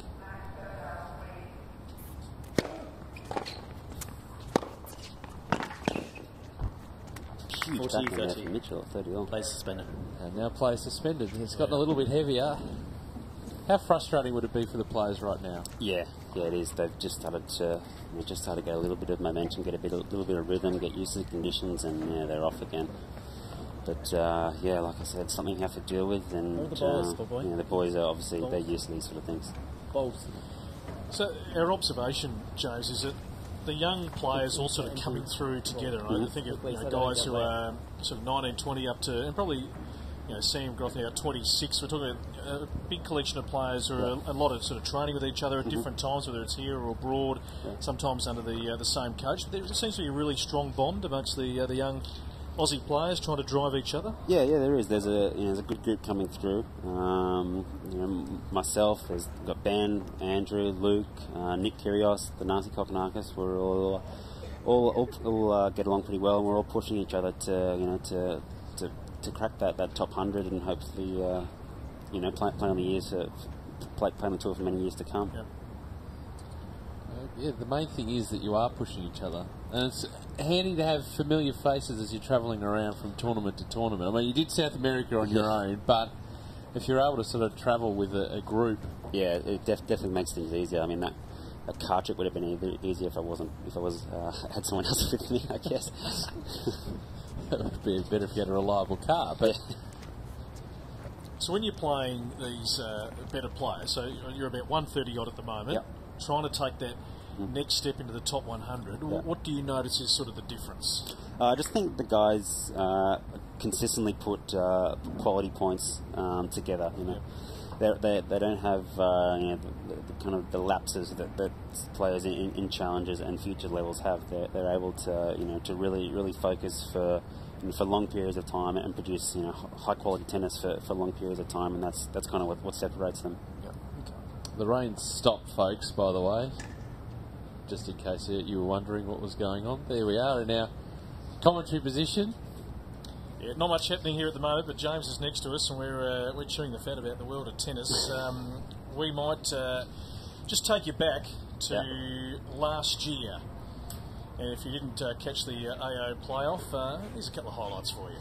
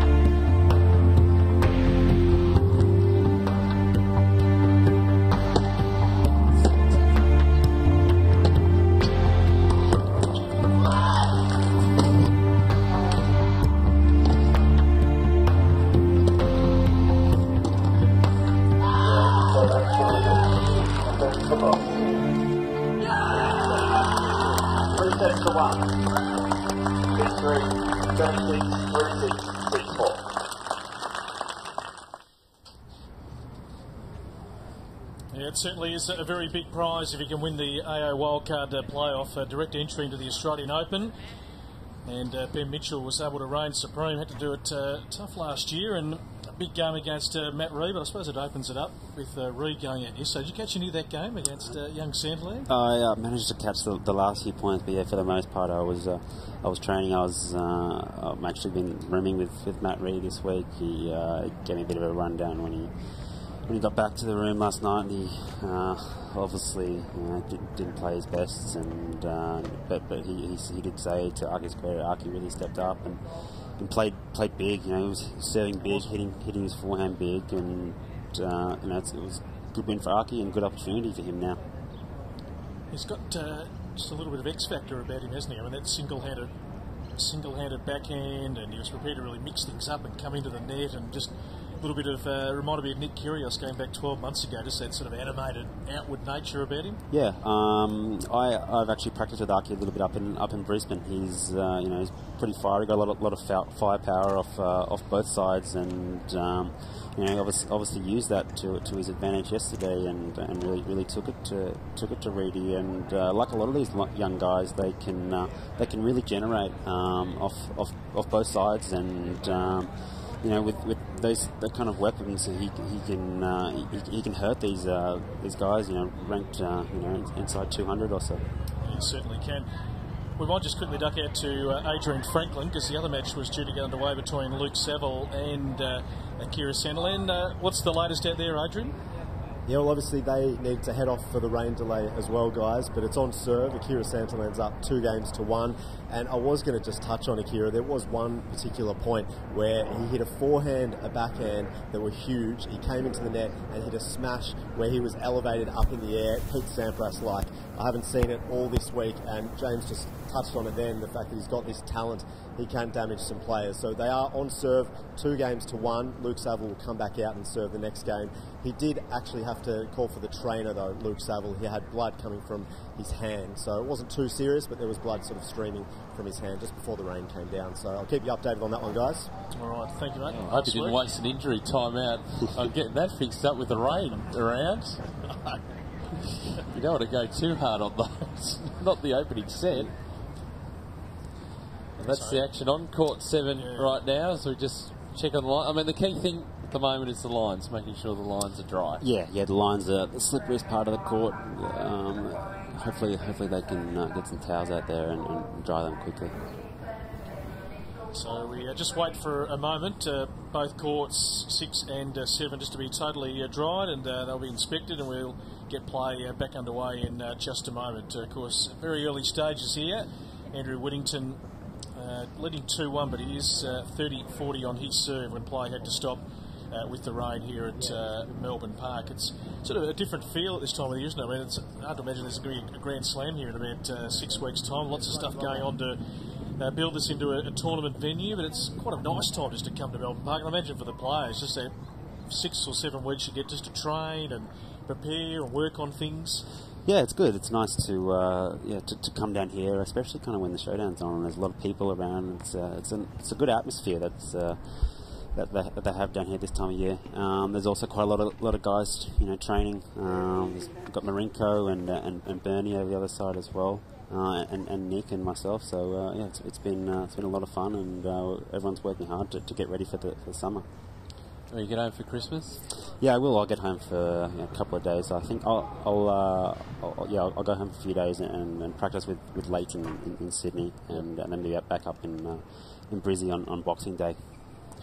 What's the sort of downtime like? You mentioned it was a long season. You have to keep your fitness up, keep training, but do you get a week off where you can actually pick up a racket? Yeah, well, I didn't pick up a racket for 2 weeks after I played my last challenger in Japan. I went home, kind of caught up with the family.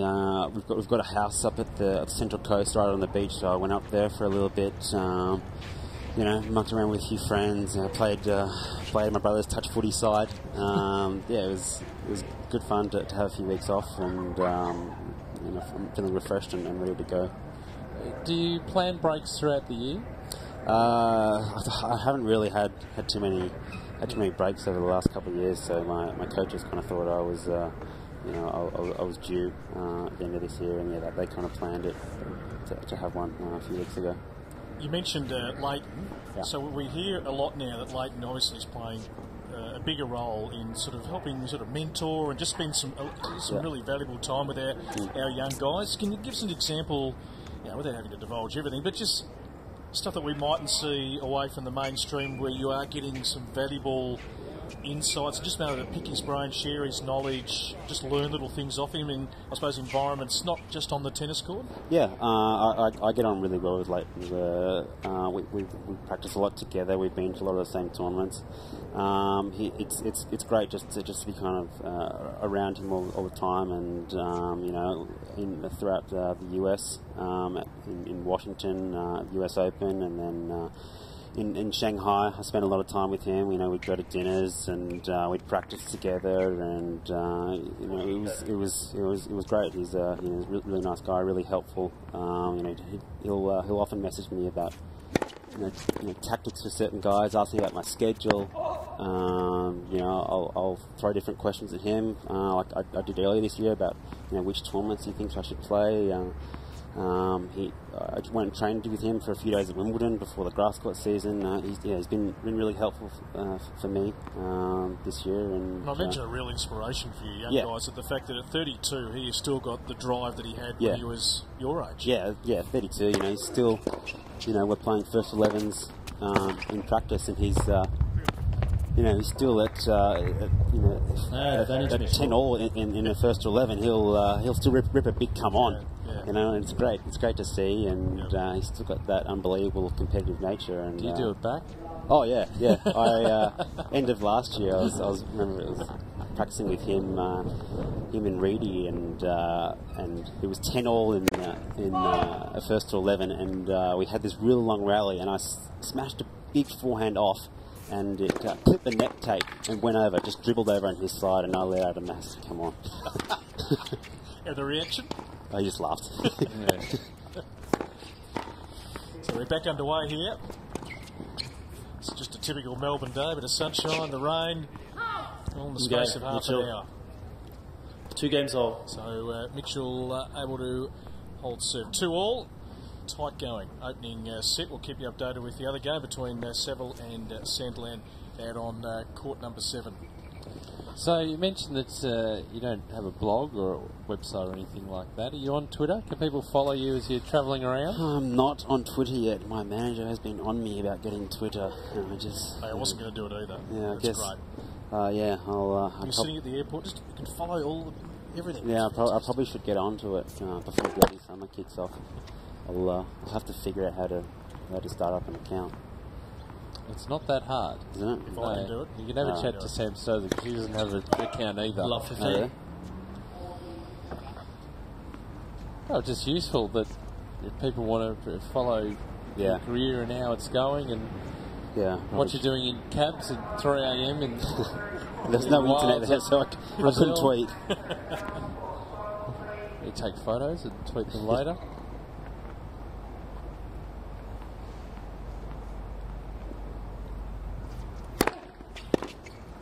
So what are the keys to the match here, these two? So they both got very contrasting styles of play. Witt's gonna serve big and look to play aggressive, use his slice backhand, come in a lot, mix up the pace, and Benny's gonna look to really counterattack, use his speed, make a lot of balls, and go there, be there all day. That's a big return now. Huge, taken out wide. 15-30. Make it nicely cross court.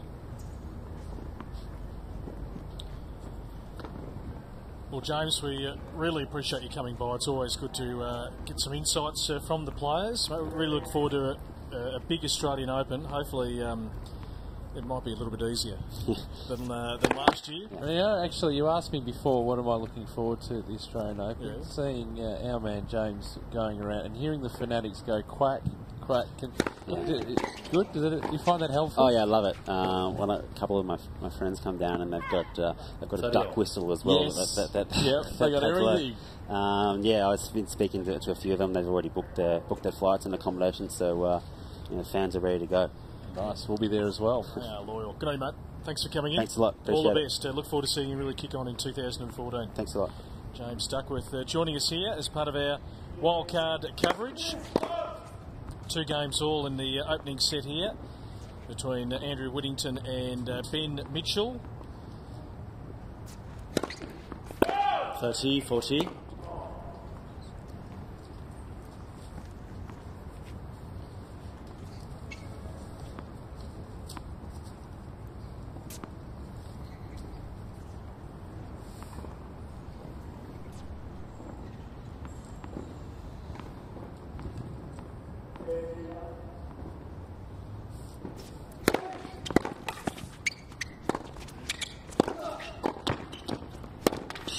Oh, Oh, nicely done again. Mitchell. Geez, hit some great passing shots already in this match. 3-2 in this opening set. He's got the break.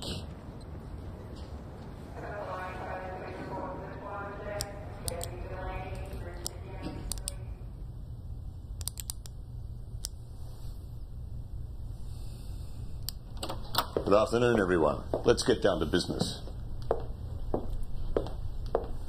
Apologies for the delay. I got caught up. Get caught up in the Australian Open this summer. Tickets are on sale. Book now.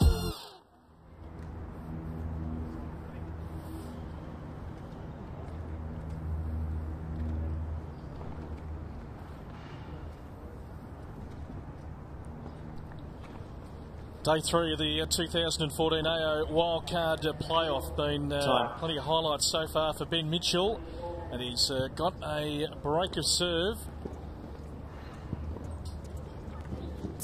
3 games to 2. The winner of the Wildcard 12 months ago, the 3rd seed, up against Andrew Whittington, the 6th seed. Sandilands Seb will keep you updated with that one. At the back here on court 7, fingers crossed the rain is going to stay away. We want to get through all these matches today as Ben serves again. 15 left. Had a great game yesterday. It was a quick win over Bouchier of Tasmania. Well, James Duckworth out. Great to welcome in Sam Groth. Hello, mate. Good to see you, Sam. Good to be here. There you go. I'm alright. Sun came out. That's good. I like when the sun comes out. The Players Cafe was getting a bit crowded. Trying to avoid that place. A bit of a zoo this time of year.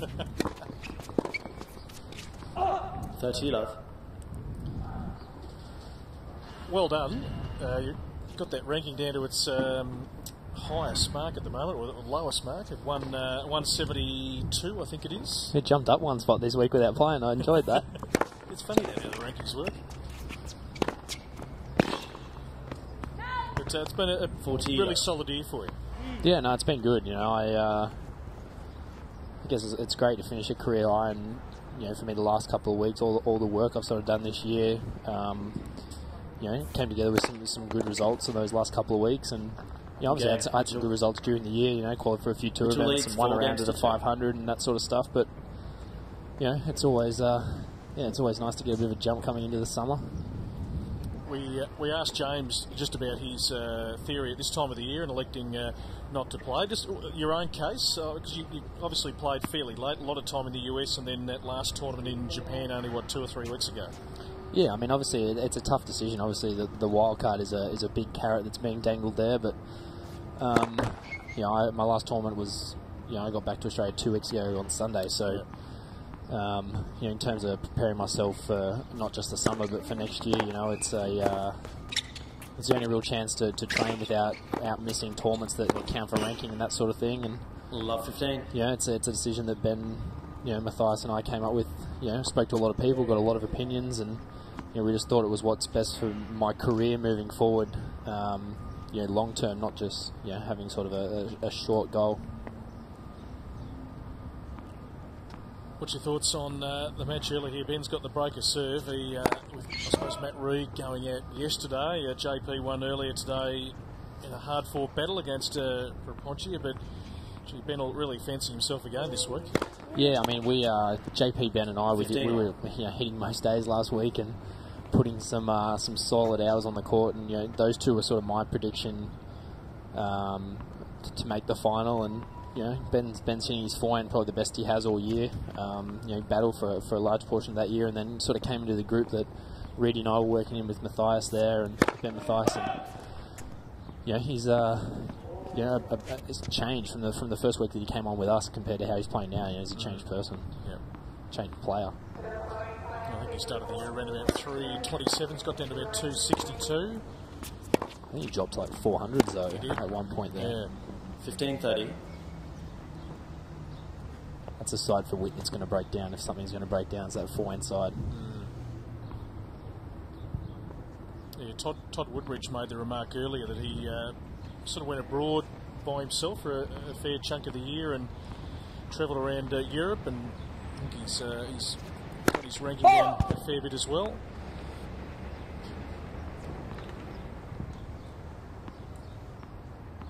No, I think Witt had a good back end of the year. I think he won a couple of futures titles as well. So, you know, just this is definitely not an easy match for Ben. And you know, yeah, Witt's been winning a lot of matches lately, and winning matches is, you know, that's what builds confidence. And you know, sometimes rankings, you know, don't necessarily speak. You know, if you come off a lot of wins and you won a future maybe a week ago, so you know, he's definitely coming in with a bit of confidence. So really looking to hold his serve here to stay alive in this opening set. And Mitchell looking to really put his stamp on the first set if he can. It's a game break here, but that's a good serve for Whittington.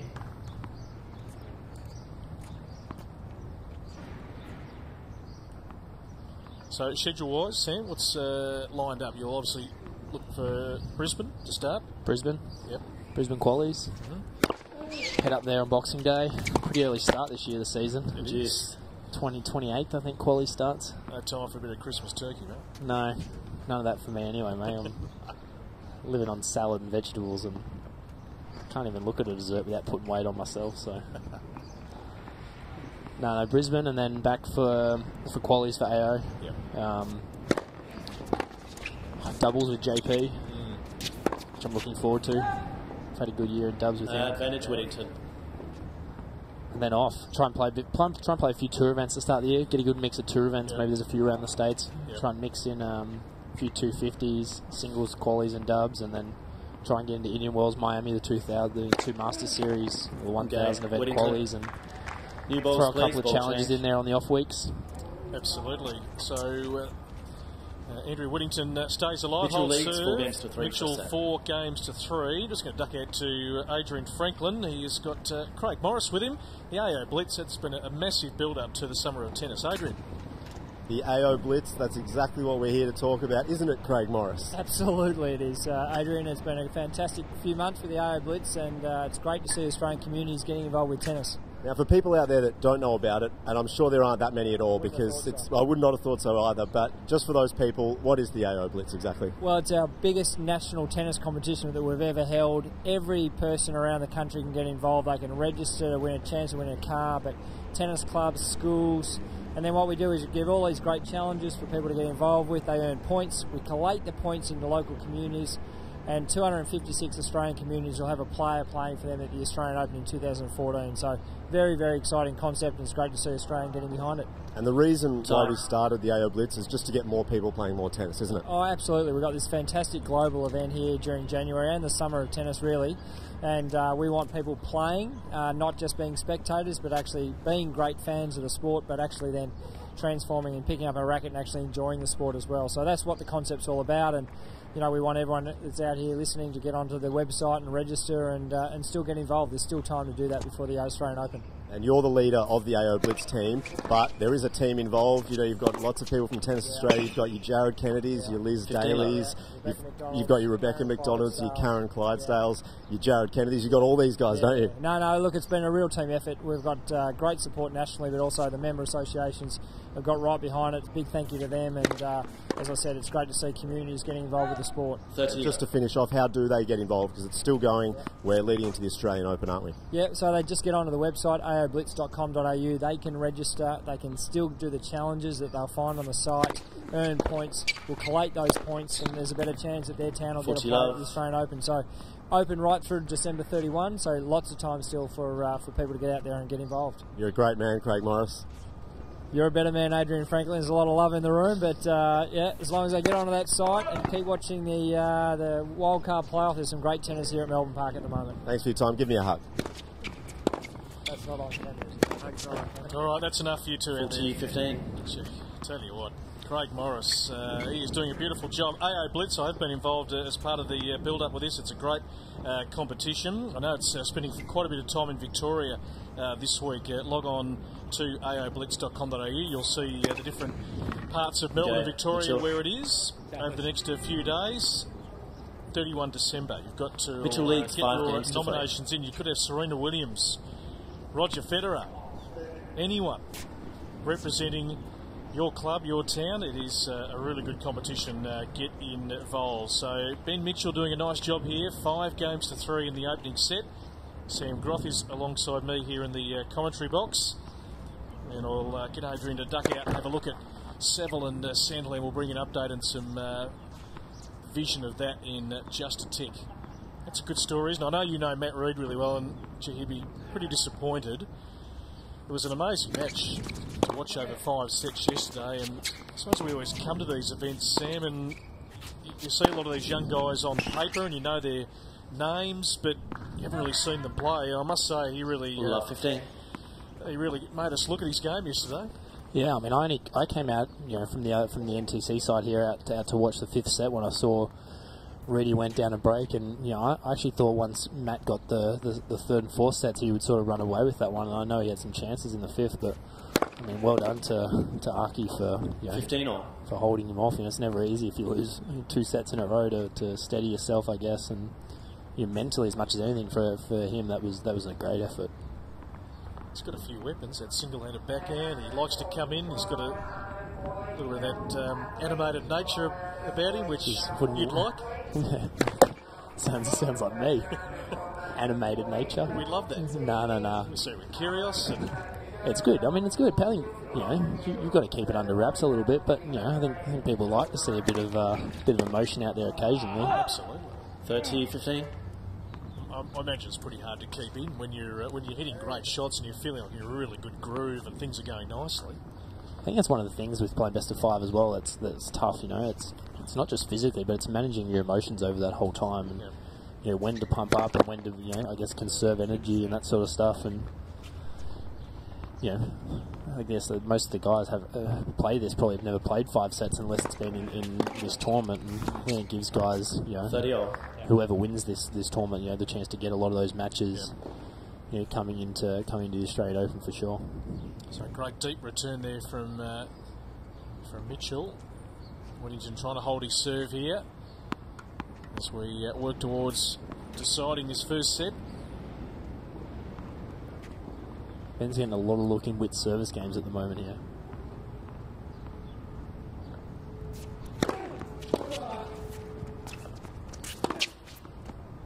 Shot. 40, 30. Which someone who has a server, you don't want the guy getting looks in every single one of your service games. You start to feel the pressure behind that. Maybe, you know, he's already down a break here, but you know, maybe not right now in this set. But Mitch keeps getting looks in every service game. It starts to build up quick.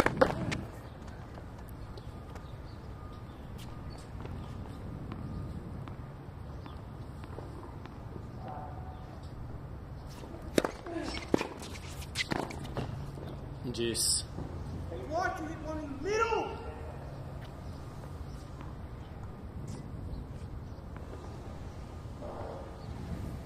What are your plans over the summer, Mr. Phillips? I reckon they should build accommodation at this place. You spend a lot of time here, don't you? Well, I said to Craig Tiley last year, we need a little broadcaster's village. I'm not asking for a palatial suite. They've brought your box down this year. At least you don't have to go up and down the stairs all day. No, just a little bed. Just, you know, walk out here at midnight. I've got to be back here at 8 o'clock the next morning. That'd be great. The qualies, always enjoy the qualies because you get to see a lot of the guys who you read all their results all year and they're on the challenges and you get to really look at their game up close. Especially coming to Melbourne, you know, every year there's 1 or 2 guys who get through qualies and then make a big impact on the rest of the year. You know, there's always a few guys that come through and, you know, really start their year from that tournament. Yep. Advantage Whittington. Turning point here for Whittington, and there the AO's. Like I've always said, Sam, it's the best 2 weeks of the year for me. As someone who covers a range of sports. I think it's a better 2 weeks. There's not a better place to be. There's not a better place to be in the world than around here for those 2 weeks in January. That's honestly, that's why over 600,000 people come through the gates. It's just it's an event. Yeah, so you can I love it. Hardcore tennis fan, or you enjoy watching the tennis, but you've got all the entertainment going on around it. Some people I don't think see a ball here. They just spend all day out in the beer garden listening to the bands play. There are people like that. The middle Sunday, I had the Sunday night off and I did wander out there. Only Daryl Braithwaite was playing, a couple of others, and there were people there that would not have had any idea what's going on, but they're part of the event. Yeah. They love it. It's summertime.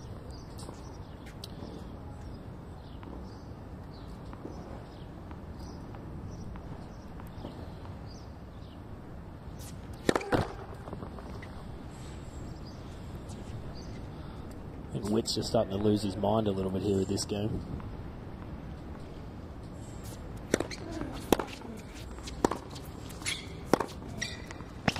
Yeah, it's a good pacey return on the backhand side. Advantage Mitchell. So here we go. Ben Mitchell with a set point here. Always good if you can get that break to come out serving first in the next set as well. Make the guy feel like he's chasing you from the start.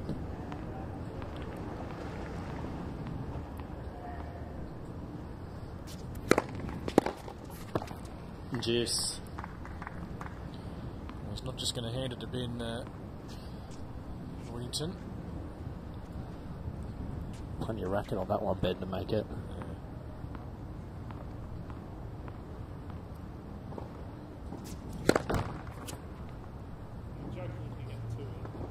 What do you reckon? Is Cloud? Oh, it's Melbourne. Yep, I think they're hovering over the top. Advantage Mitchell. So another set point here for Ben.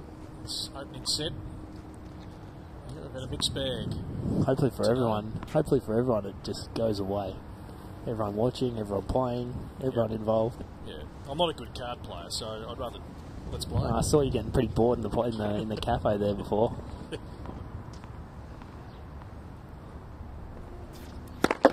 Let for serve.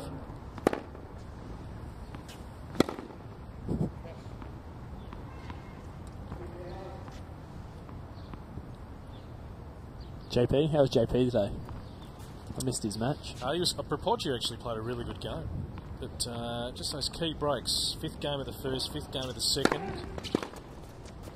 It's a good serve from Whittington. Yes. Right into the body of Mitchell. So long 9th game here. But I think, yeah, as the game went on, that serve of his, the big swinging serve out wide, really some unplayable. That's why I played doubles with him. Yeah. Pick off a few nice volleys on the back of that thing. Exactly. Link returns coming back. Yeah. He always fascinates me, JP. I'll ask you about him in a sec. We watch him here every year and he just looks a really good, solid player. Advantage Whittington. So Whittington a chance to hold. And then we don't obviously see a lot of him because he's based over in the US, and really it's only this time of the year that he comes back, and yeah, you wonder where he can go. I mean, you feel like some of these guys have been around forever and they're only 22, 23.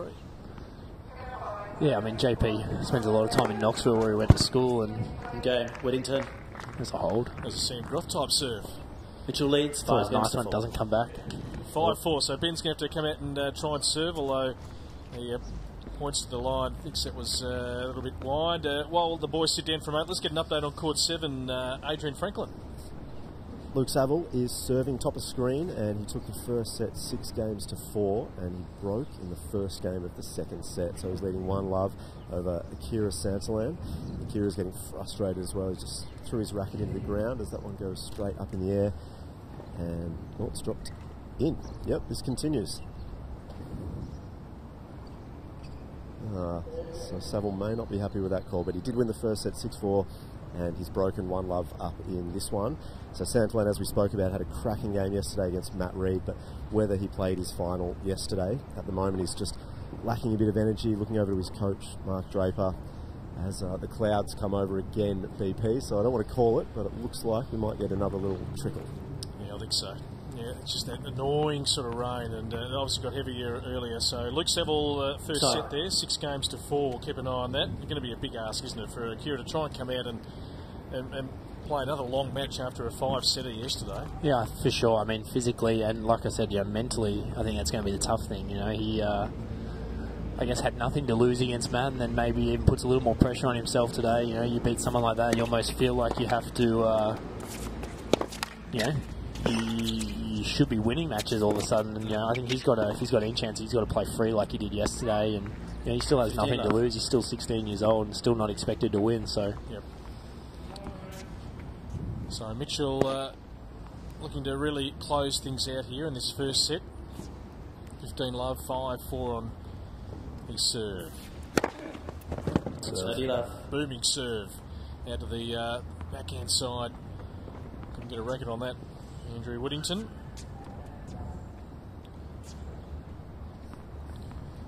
following this match, we've got Jordan Thompson and Alex Bolt coming up. That'll be a good match, actually. Two of the younger boys. Yep.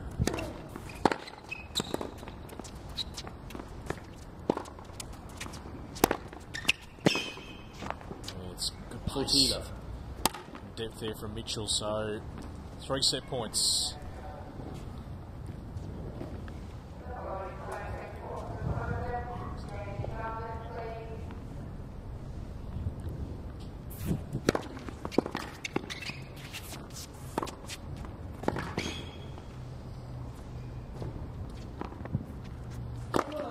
The easy put away for Ben Mitchell as the rain just gets a little bit heavier. Good timing. And at least he can head the chair with a set up his sleeve. 6 games to 4 against Andrew Whittington, the 3rd seed, up against the 6th seed here on day 3 of the 2014 AO Wildcard playoff. The umpire is just going to hop down here and have a look at proceedings with that rain just picking up. A few of the umbrellas going up in the stands. Now it starts to get much heavier. Doesn't take much for these courses to get slippery too. No. As a player, I mean, it takes very little. So yeah, quite a bit of cloud cover over the top as we take you through some of the first set highlights. And that was a cracking return from Ben Mitchell. He's hit some pretty good winners in this opening set. He's really tried to get in and dominate the net as well.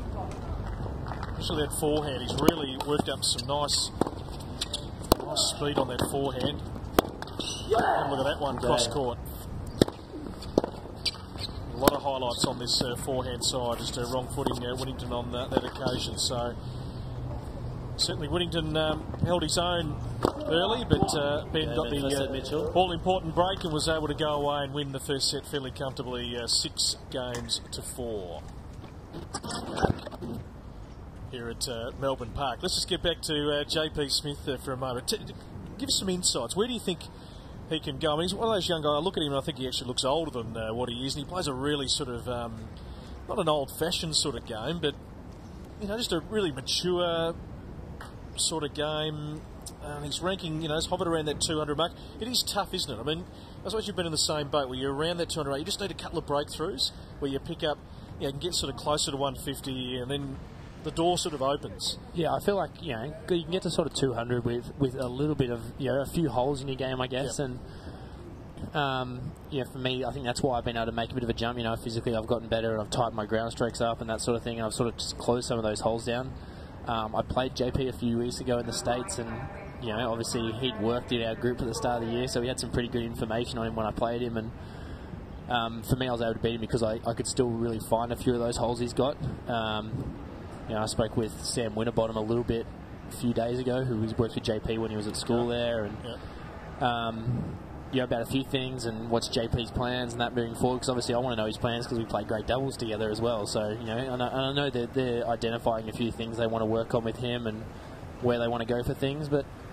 You know, he can do a lot very well, JP. You know, I just think sometimes he lacks a bit of that maybe extra beef or that killer stuff, especially out of his backhand side. You know, there's that sort of knuckleball backhand he hits with not a lot of spin, and I think he gets exposed a little bit there against the better guys. But you know, like you said, his serve, he serves very well. He's got great hands. He you know, he manages to make a lot of balls you might not think he will, and you know, hopefully. You know, JP's a good mate of mine. You know, I hope he kicks on like I hope a lot of these Aussie guys kick on. No, he's a great guy. We love chatting to him every time he's here. He's really good with us in terms of interviews. You can see that rain really starting to pelt down now. Although just at the back around the CBD there is a bit of blue sky, so hopefully it will pass over. But it's obviously going to throw a fair bit of rain on the court. So by the time we mop that up, there's going to be a little bit of a delay. Gee, Hopman Cup, it is a fantastic tournament. Coming up, gee, there are going to be some good players in Perth. Take a look, it's not too far away. So, Marty's buying tickets to the tennis. We're in, right? Marty. Yeah. No, we're out. Oh, you cannot be serious! We're definitely in! Okay, we're in. Great. Great. Are you in? See superstars like Stozer and Songer battle it out at the Hyundai Hopman Cup. Book now.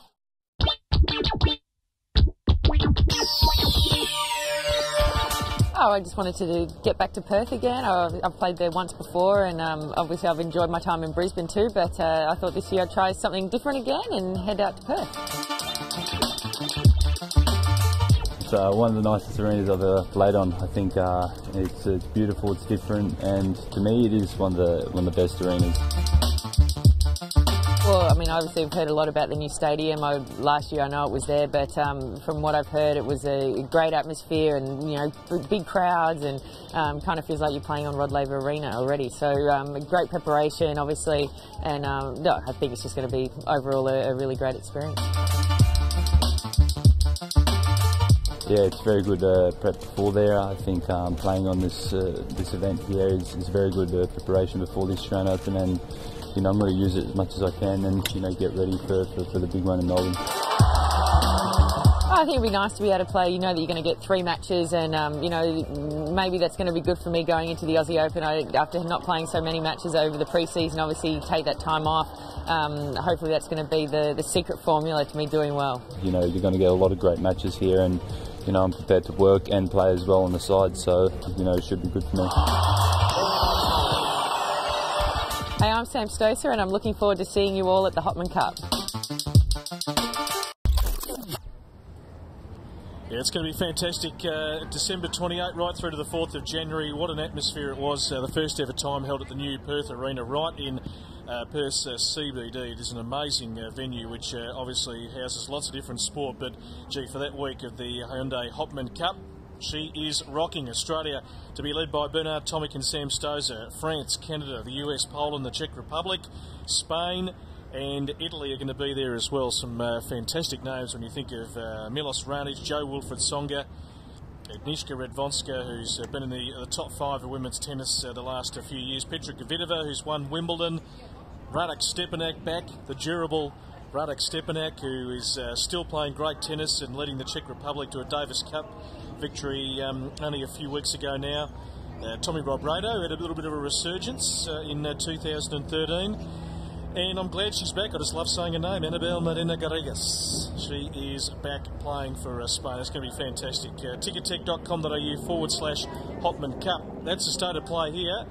There is nothing happening because of another rain delay. Looks like the rain is starting to ease off, but we'll have to mop up the courts, and that'll take a little bit of time. Sam, thanks very much for stopping by. No worries, thanks for having me. Good to have you. I'd love to have you longer, but a bit boring. I don't think we've got much to talk about. Yeah. We've done This Is Your Life. I think we've covered most bases. Mate, things don't change too much on the tour. No. You'll write a book maybe one day. No one wants to hear the stories I got. Mate, good to see you. Qualies, so Brisbane qualies. Hope it's a really successful start, and we'll certainly keep an eye on the ranking. We'll chat obviously a little bit closer to the AO. Yeah, definitely. Sam Groth, who's down here training, like a lot of the Australians, so we are going to just have a pause here, play hopefully to resume in the near future, but stick around here on youtube.com. There is plenty of tennis still to come here on day 3 of the Wildcard playoff.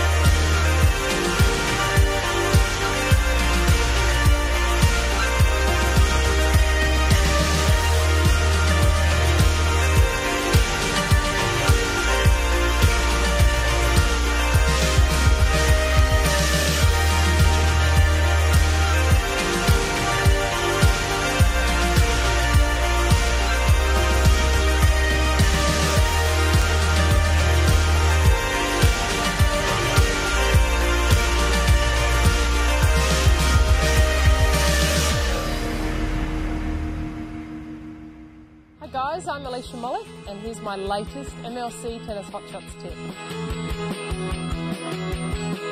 It's the middle of summer and tennis is all around us, at the local club, in the newspapers, on TV, and we even have the world's best players here in Australia.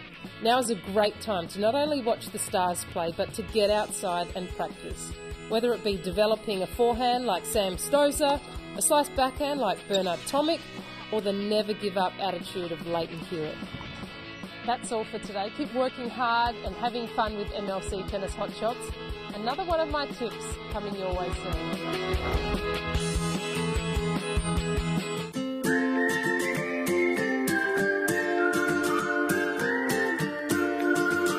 I remember thinking back then, I was at my desk and I was going, how unreal would that be if Alicia could come here? So it was pretty cool. I was pretty stoked for Lockie as well because he's a really cool kid. Lockie, how are you, mate? Good to see you. I cried. Yeah, it was really, I was so pleased for him. It was really lovely. All right, let's get started. Shocked when my parents were, my sister was. That's just sweet. My friends at school, they were amazed. Okay, Lockie, on your right leg, good.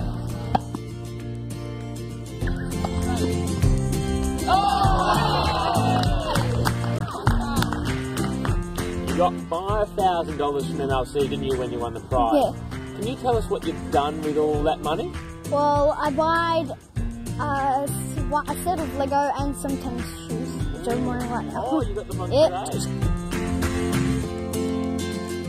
Lockie just loves tennis. So since he became a hotshot of the year, really his just love for it is just growing. So he comes 3 times a week to a lesson, but is often down here hitting with his mum or his dad or his sister. He just loves it. I started playing tennis because it's something fun to do, and it's like you can come down to the courts whenever you want, have a little hit, and it's really fun. Back it back. And I'm going to follow through. Well, for me, the reason I love MLC Tennis Hotshots is because kids can do what their idols do almost immediately. That's rally, let's face it, that's what kids want to do. They want to play matches, they want to score. Going over the bridge this way, see that? It was exciting, just like hitting balls with her. Technique, fantastic. Unbelievable. She's just an awesome personality. We've got so many kids here who are just excited to see someone like her play, and it's great that she's getting amongst it, having a hit with kids. That's your kids? Fantastic. Holly, Lachlan, Dempsey, Ethan. Great stuff. It's been incredible here at Melbourne Tennis Club, and that's what keeps communities ticking over, is volunteers. There's people cooking the barbecue in the kitchen, making salads, making sure the kids are well provided for. What are you saving the rest of that money for? To use in tennis later, or? Well, probably to buy a house to live in.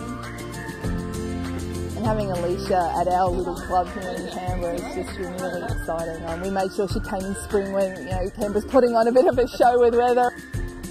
Well, thanks for having us at your club. We've had a lot of fun, actually. Well, yeah, I'd like to say thank you to MLC and Alicia and my mum. So, Marty's buying tickets to the tennis. We're in, right? Marty. Yeah. No, we're out. Oh, you cannot be serious! We're definitely in. Okay, we're in. Great.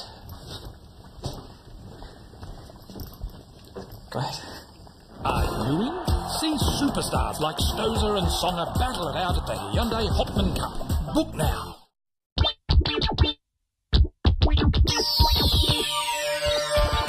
Oh, I just wanted to get back to Perth again. I've played there once before, and obviously I've enjoyed my time in Brisbane too, but I thought this year I'd try something different again and head out to Perth. It's one of the nicest arenas I've ever played on. I think it's beautiful, it's different, and to me it is one of the best arenas. Well, I mean, obviously I've heard a lot about the new stadium. Last year I know it was there, but from what I've heard, it was a great atmosphere and, you know, big crowds, and kind of feels like you're playing on Rod Laver Arena already. So great preparation, obviously, and no, I think it's just going to be overall a really great experience. Yeah, it's very good prep before there. I think playing on this event here is very good preparation before this Australian Open, and you know, I'm going to use it as much as I can and, you know, get ready for the big one in Melbourne. I think it'd be nice to be able to play. You know that you're going to get 3 matches, and you know, maybe that's going to be good for me going into the Aussie Open.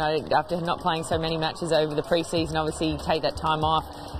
Hopefully that's going to be the secret formula to me doing well. You know, you're going to get a lot of great matches here, and you know, I'm prepared to work and play as well on the side, so you know, it should be good for me. Hey, I'm Sam Stocer, and I'm looking forward to seeing you all at the Hopman Cup.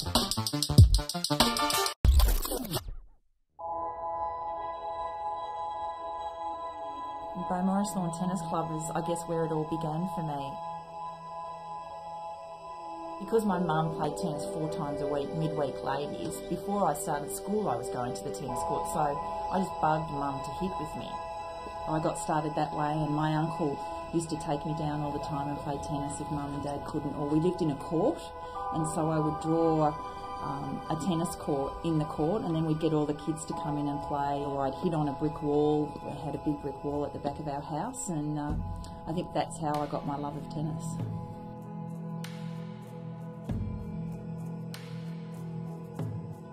Bowie Tennis Club was just absolutely thriving when I came here at the age of 10. On the weekend, you'd come down here and you didn't have to actually organise to have structured practice with anyone. I know that I could just come down here, mum and dad could drop me off, and there'd be umpteen people that I could actually hit with. And we'd go into the little canteen downstairs and we'd have our biscuits and our afternoon tea and catch up on chatter, because we know that when we got out in the court, that was it. It was concentration time. It was the business end of things, and that's what we were there to do, was concentrate on our tennis. But a lot of fun with a lot of the kids around here. Back in my day when I was playing and when they had pennants, and it was known as a pennant, I was actually the youngest person ever to this day to have played a pennant, and I was 13 years of age. So that was a pretty big thing, and pennant was huge back then. You know, all the club would come and support. It was just great practice for me, and I played a lot of the top women in those days. I wasn't an upstart, but this young girl was coming in, and I was getting a lot of publicity at the time, and I was going away in Australian teams, and it was just a really great thing for me to come back in and play pennant, and the courts were always looked after, so I had the best courts to play on. The members were fantastic. They really embraced me and followed my success, and it gave me a really great base for me to go away and have my success overseas. That's probably why I did so well in Europe, because I grew up on the clay. I knew how to slide. I was quite consistent, so it wasn't foreign for me going over to Europe and having to grind it out on the clay. And I would do a lot of like my off-court training down at the beach, a lot of hill running and sand running. But we'd spend a lot of time probably mainly hitting tennis, but you know, obviously just with the bay so close, there's a lot of great things to do down here. Very fortunate, I had great parents who knew when to support, but also knew when to I was a shoulder to cry on, and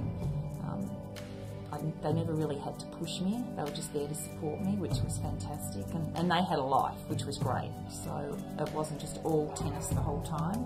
And how I parent now, I try and parent the same way. I have Austin, who's just turned 13, and Jensen, who's about to turn 9, and they play basketball like their father, and they play footy, but they do hit a lovely tennis ball. So I think tennis, I'd love them to be able to play tennis for later on in life, that they can still come out and hit with mum, but I always say to them, you know, if you're going to do something, do it at 100%, and therefore you can't be disappointed if you miss out on something. Always give it your best, and that's all anyone can ever ask of you, and that's how I treat things as a parent. I started when I was 5, and hopefully I'm still playing at 85. Whether anyone wants to be playing with me at 85, I don't know, but I think it's a sport that you don't have to play it competitively like I did. You can play it socially for young kids, and I think it's just, just a wonderful, healthy lifestyle to play tennis.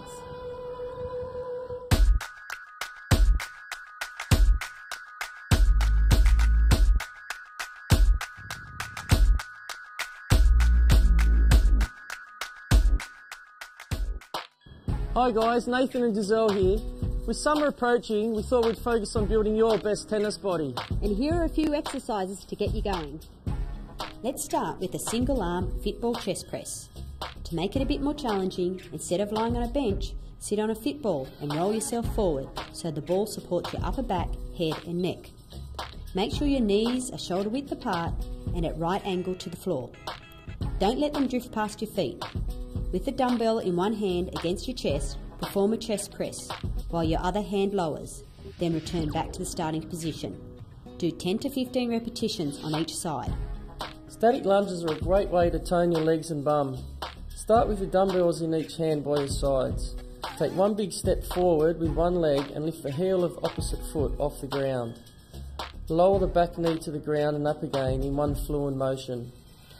Take care on the way down, making sure the front knee doesn't go past the front toes. Your legs should be at 90-degree angles at the lowest point. Do 3 sets of 10 to 15 reps.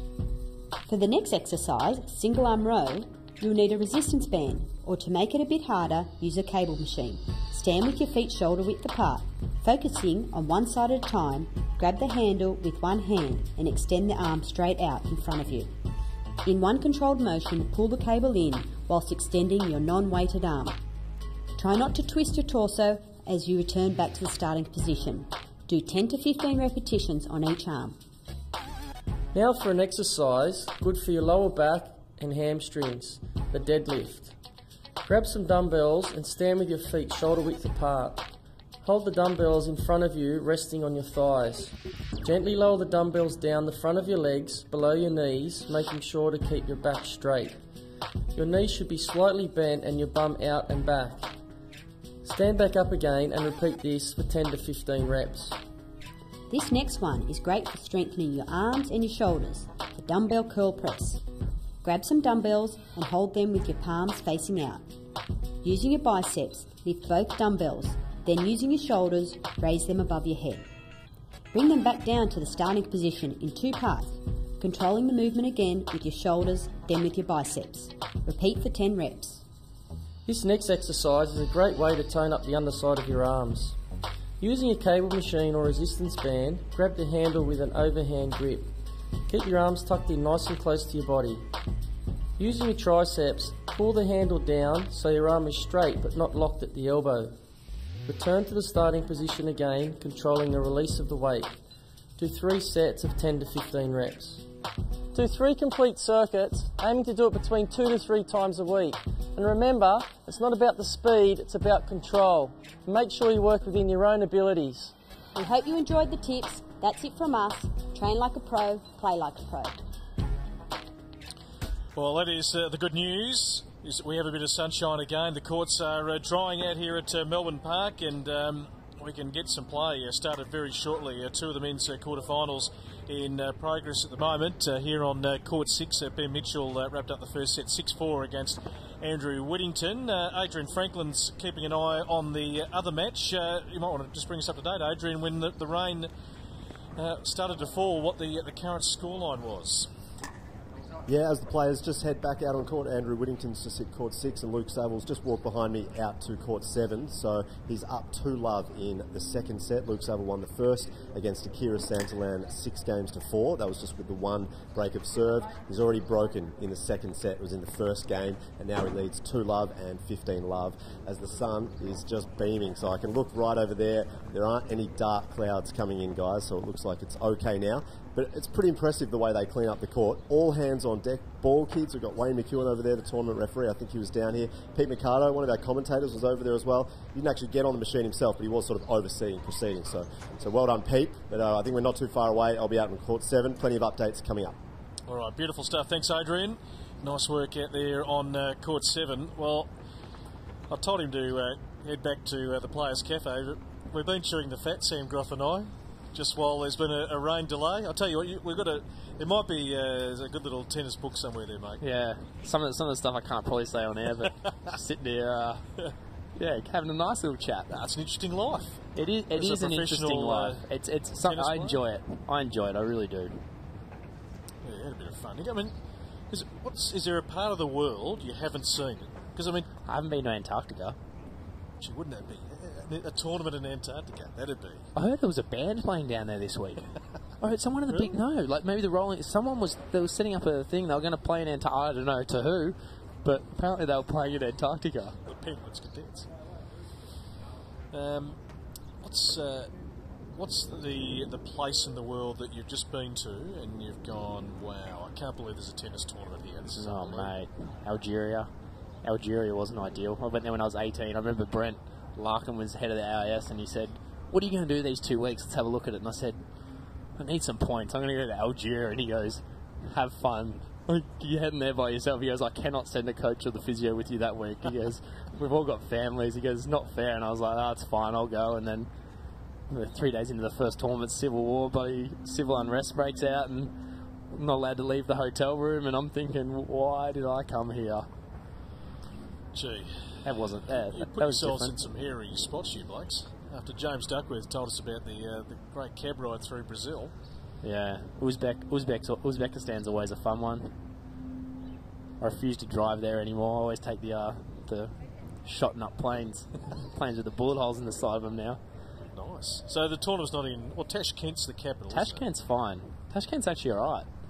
Do they have a tournament there, or some far-fetched place? No, they do have one there at the end of the year, but most of them they put in obscure locations. Like where we played Davis Cup this year. Was that Namangan? Is that where they in China? No, we played Uzbek this year. In Uzbekistan. Pretty sure Namangan they had a tournament. That's one of the places. Fergana, Kashi down near the Afghan border. Yeah. That's an interesting one. Jeez. Yeah, I always find it amazing. I look at the future schedule every week, and there's tournaments everywhere.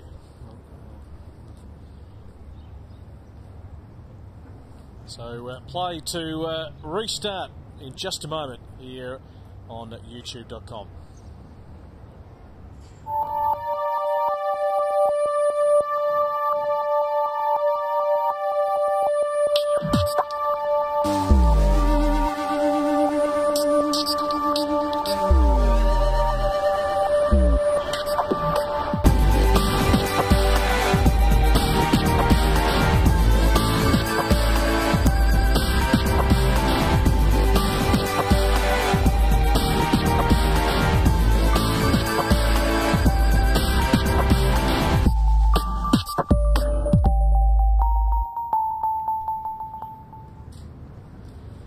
Pictures from Melbourne Park. Both players about to resume. I think Andrew Whittington is back out. Here comes Ben Mitchell, just strolling across the middle of the court. 6-4 in the opening set, so Ben's got that one tucked away, and he'd love to go on and win in straight sets, although Whittington, I'm sure, will put up a very good challenge indeed. Sam Groth is with me here in the commentary box. In fact, a lot of the Australians are here this week, who are not playing in the Wildcard, but certainly training here at Melbourne Park. I know Bernard's around and Nick Kyrgios and quite a few of them. Yeah, I mean, everyone's down. Dux is down this week. Obviously, you had him in here earlier. Yeah, Kiggs is around. I think Matt Barton was down here doing a little bit. He's floating around. Greg Jones is down here. I mean, pretty much everyone, even the guys who aren't playing or the guys who are injured or training, everyone's down here, and it's well, aside from the weather, it's a great place to be. Yeah, it certainly is, and you must be impressed with what this is going to look like in the next 3 or 4 years. Quite different with the Margaret Court field. We know the whole redevelopment that's going to take shape. It's going to be a different looking Melbourne Park. Well, the first week I didn't even know the roof was up on Murray Court. I was out the other side doing my thing, and someone said, "Oh, have you seen the new?" And I was like, "No." And I had to wander out, and I was like, "Wow." I was like, "Doesn't that look different?" I mean, the roof almost comes over court 6. Yeah. I was looking at it before. The corner of it almost hits the corner of this court. Yeah, it certainly does. I think there's going to be glass around the outside here, and then the roof will be in place, but not officially working for the Open. But it's going to become obviously a great multi-purpose venue, I think. Yeah, I mean, Tigers are going to play there, netball's going to be there, so interesting. No, I mean, it's unbelievable. I mean, we're so lucky that we have a centre like this in our backyard, you know, and we have a Grand Slam, and you know, like we said, there's no better place to be for those 2 weeks in January. Absolutely. So both boys to hit up again here. Haven't checked the radar for the rest of the afternoon. I know our man in the stalls here helping us out is keeping a very close eye on the radar just to see how she's looking for the remainder of the day. Should be okay for tomorrow, we hear. Going to be quite a pleasant Thursday for women's quarter-final day.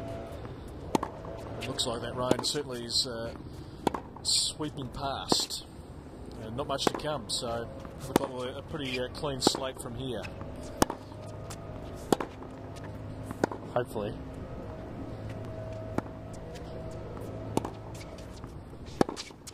Someone, you've been sitting here a bit, someone get a bit angry and put a dent in that scoreboard up there at some point? Good question. There's a few angry units that get on this court. Mightn't have been the players, though. No. Can't blame me for that one this year. I think there were certain times on the Monday last year that it could have been me playing Nick. That was a tough day, wasn't it? It wasn't my best. No. Was it the second? Did he serve first that day? I'm pretty sure. He, do you know what? I've put that whole day out of my memory. Oh, sorry, I'm going to talk about it.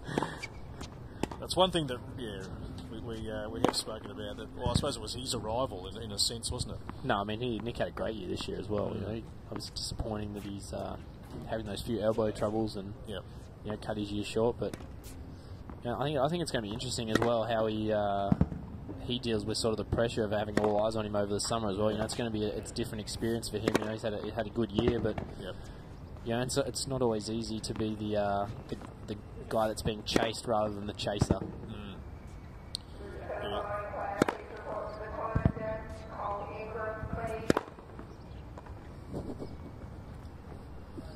So 6-4 opening set for Ben Mitchell, looking to really power away. Andrew Whittington looking to really put up the challenge. Jordan Thompson, Alex Bolt is scheduled for this court.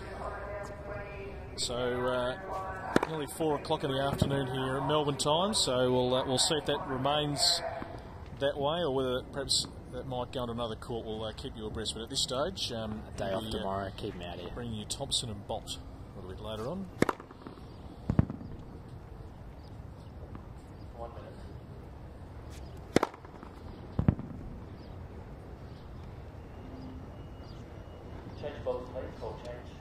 Mitch always takes his time, sorry. Yeah, he does. No, I was just going to say, his brother, Luke, well, former home and away, Romeo. In the States this year, I remember in California we were staying together at people's house and he made the whole family sit down and watch his new show. Yeah, he's doing okay, isn't he? He's doing well, I think. But he's busy on the Twitter. Always, every time Ben plays, without fail, he's on Twitter just pumping his younger brother up. And yeah, it's good. Good to see the support. They're pretty close family. Good to see. Good to see a bit of support there from the older brother. It was so funny. I was watching Ben come out, and it just reminds me of travelling with him this year. You know, he's always the last one to breakfast. He's always the last one to the car to go to the courts. Last one out on court here today. Last one ready, buddy, after the warm up. There's always one. He's hoping he's the last one standing at the end of the week, though. Absolutely. So, we're resumed here, serving first in this second set. Men's quarter-final.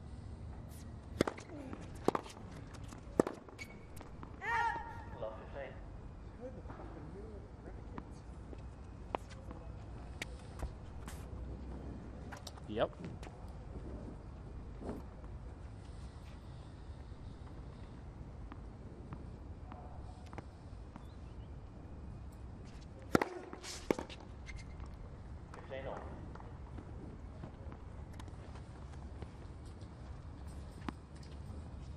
Be interesting to see how both guys start the second set, you know, on and off. It's not easy to keep coming on and off the court and warm up and cool down and warm up and cool down. And you know, for Mitch, had a little bit of momentum and you know, basically have to start again now.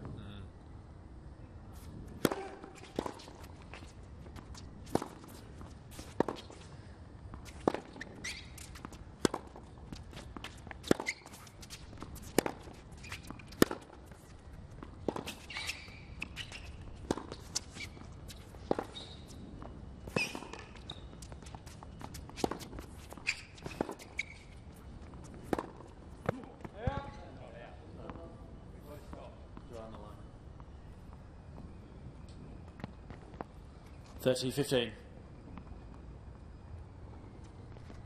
Both players really giving each other a work over at that point.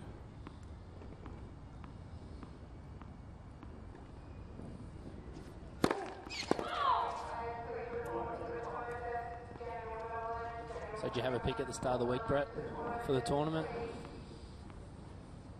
Gee, I thought it was, well, certainly... Don't go and be all like sitting on the fence on me here. Right, yeah. I knew it was going to come as soon as you opened your mouth. No, I looked at it and I thought, well, the first four going to be tough, and then Greg Jones pulled out of the initial list that I got. So you would have thought, gee, JP, Matty Reid or Mitchell, between those three. All right, you want me to look for a dark horse here? So I do love the underdog in sport. I wasn't. I picked a Mitchell JP final at the start. I mean, we did a lot of work. I did a lot of work with those two guys last week, and I know they're both hitting the ball well. 40-30. Probably hard to see it not being that final. But, anything can happen. I think it's very open this year. You know, with Ducks and Kiggs and myself and Johnny Millman injured. And I'll ask you about Millman shortly. Really enjoyed his early part of 2013.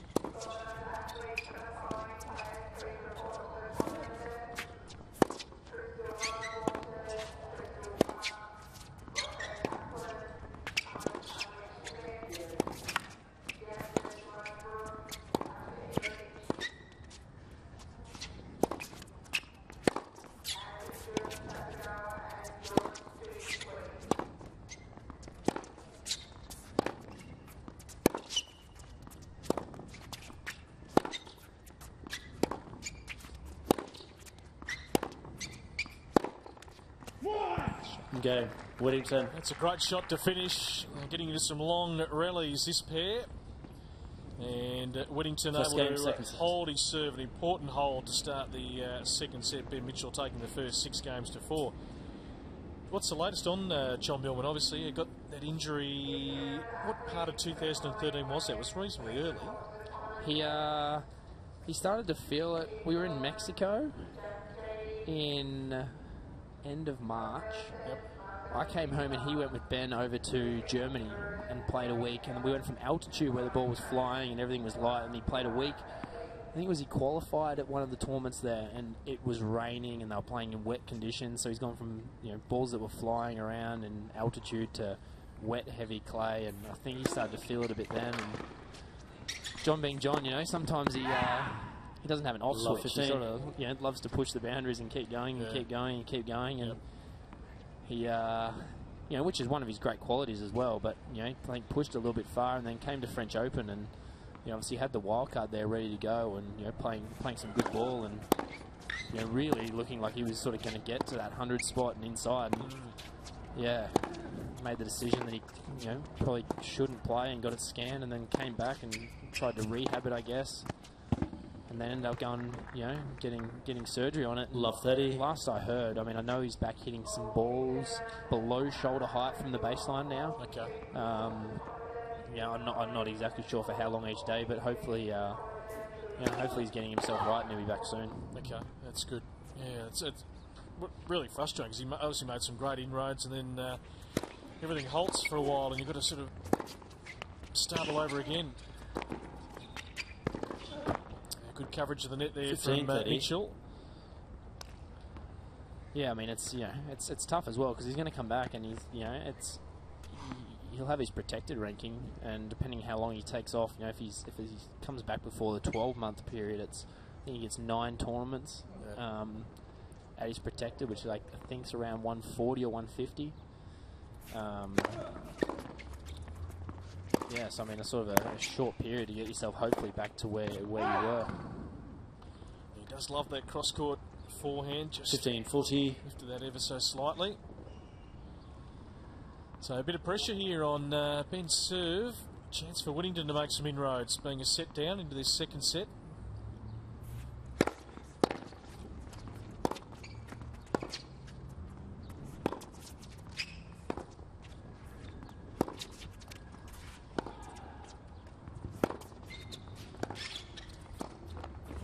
Game.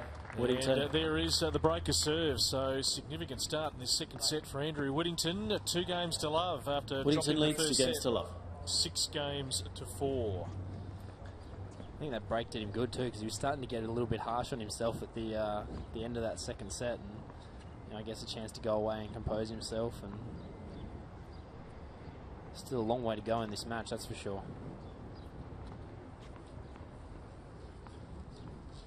Just took a Snapchat of you. A what? Snapchat. What's Snapchat? Do you Snapchat? No. What is it? Oh, it's like... Never heard of it. Yeah, it's some like new social media thing, latest craze. I've just got onto Twitter. I haven't got onto Instagram yet. There's too many of them now. Love 15. You got to link them. You got to link your Instagram to your Twitter, so you have to post everything. I do like Twitter though. I didn't think I'd get into Twitter. It's just great to follow people. Your Twitter goes in ebbs and flows though. I won't hear from you, and then all of a sudden you'll pump 5 tweets out in about 25 seconds. That's what I mean. No consistency at all. Yeah. It's good to. It's great for the tennis players to have accounts, because you guys spend so much time abroad. So it's just good to keep an eye on what you're doing and.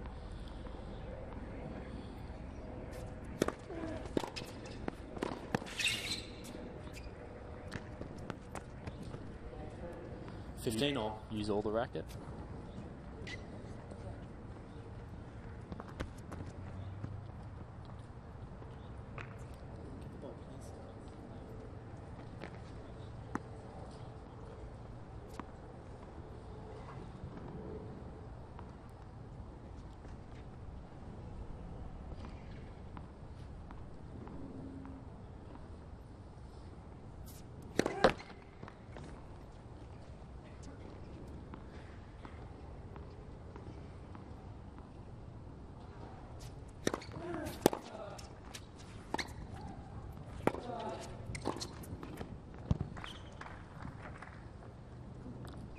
$30-15.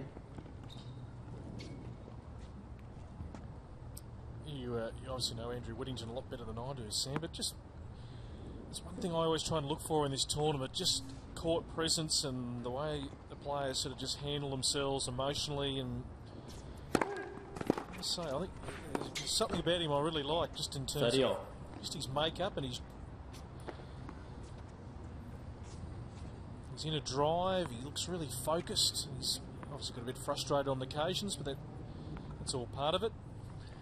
Yeah, I mean, I haven't actually seen much of him this year. You know, I spend a lot of time away, and he's been playing a bunch of the tournaments here and a bit through Asia. And you know, I obviously check out the results for all the Aussie boys and stuff. And I know he's been doing all right, but he's obviously doing something right, because he spent time in AEST, and I think he's gone off and done it by himself this year. And he's really kicked on. I think sometimes the guys sort of need that as well. Go and do that, do it by yourself for a period of time, and grow up a little bit, and learn a bit about yourself. And it seems to have helped him this year for sure.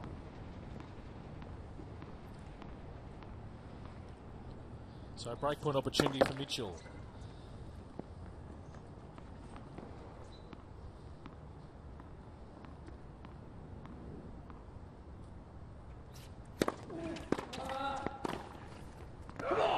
And there it is. Mitchell wanted to come in and serve volley. There's the frustration of the racket. After working so hard to get that 2-love lead. Let's get out to court 7. Sean Manawira, welcome, making his debut. Yeah, thanks guys. Just finished the change of ends in the second set. We have Saville up 3-2 with that all-important break. But it's just interesting, we've had both the guys coming off 5 sets yesterday, and it really looks like Saville is actually taking, well, I guess, putting his foot down in this second set. So just that score again, Sean. Sorry, we've just got Saville serving at the moment. Just a loose forehand, and Santalan appears to be getting a little bit agitated. So it's really important that Saville has been keeping his cool in this second set. We can see if, in fact, he can keep going and take it out. Okay, so Luke took the first 6 games to 4. And so 6-4 first set to Saville, and then we have 3-2. Okay, Saville up with that break. All right, so Luke Saville, who are looking to be going fairly deep into this tournament. Thank you, Sean. Nice work out there on court 7. I think Will will be filthy with himself that he gave that break back there. Yeah. worked so hard to get that early advantage after losing the first set. You're going to be 2 sets to love down. 15 love. Definitely don't. Long way back from 2 sets to love down. Especially with a guy like Ben, you know, who loves this. You know, won this tournament last year. And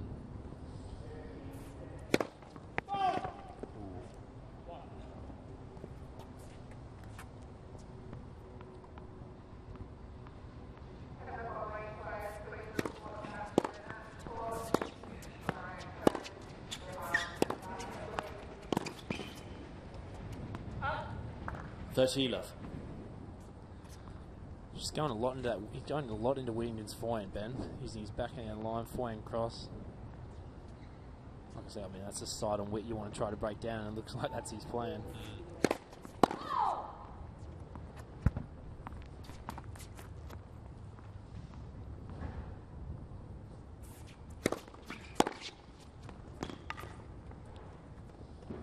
Great return then. 30-15. Whittington, good placement.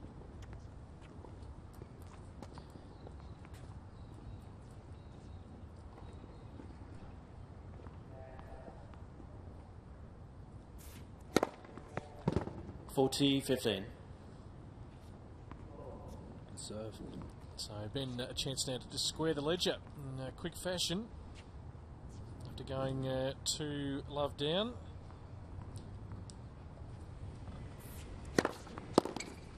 Game, Mitchell.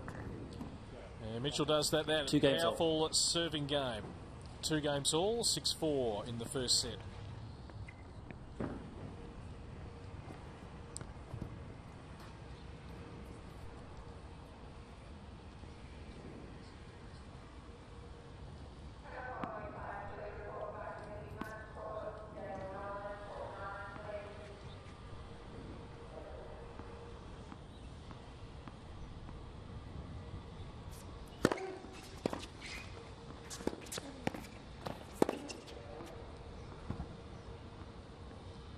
Love 15.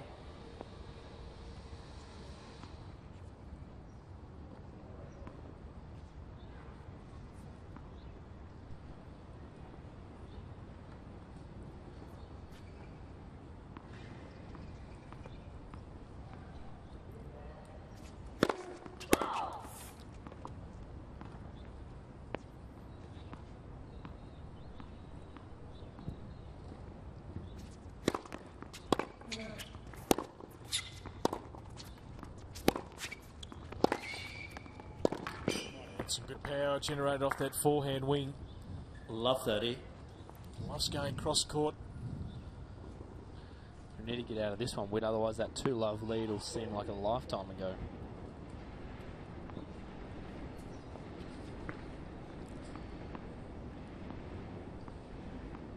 So the winner of this match will play the winner of Saville and Sandland in the semi-finals. And JP Smith will play the winner of Jordan Thompson, Alex Bolt a little bit later on.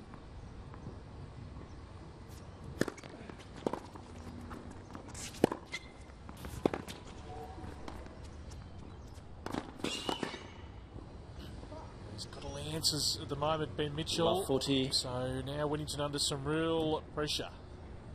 3 break points on his serve.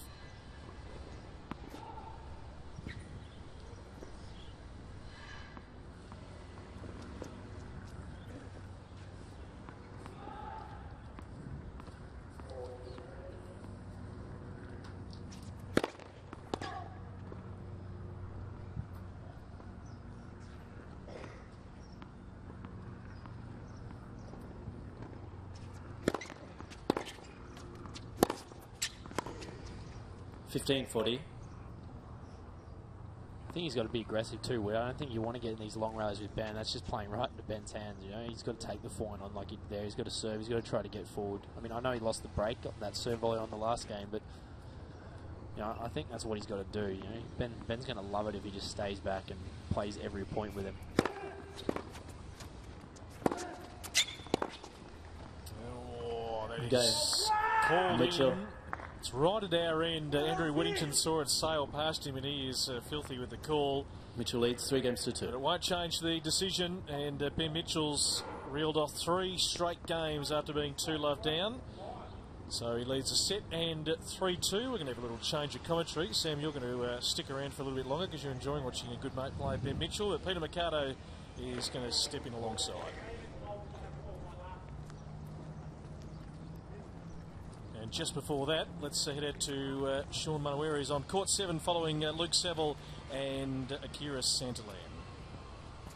Yeah, thanks BT. We are deep in this second set. 4-3. Saville has that all-important break to hopefully go up 5-3. Again, it's just really important that Saville keeps his cool in this second set because we've had the 5-setters that both these players have played yesterday, and Saville just looks a lot fresher, moving around a lot better, moving up in the court, and Akira again is just getting a bit frustrated with that service game that he had before. He was very agitated, very annoyed and frustrated, but got through it. Let's see if he can regroup and try and break the Saville serve. Thank you for that, Sean. Good to be back with the bright sunshine around the place. Sign. And Ben Mitchell back on track now in this second set.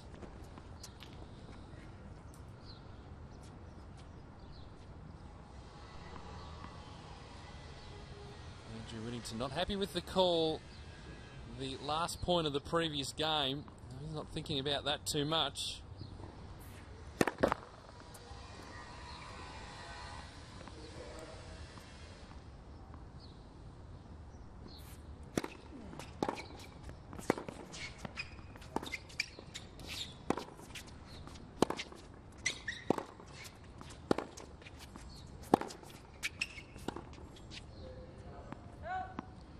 Love. Again, Whittington looking to get into that backhand corner. Normally work out okay. It's just Mitchell backhand is on today.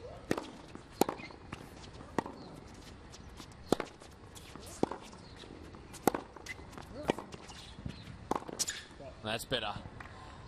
Taking the opportunity off the short ball to get into the net. 15 all. Need to see a little bit more of that as this match goes on.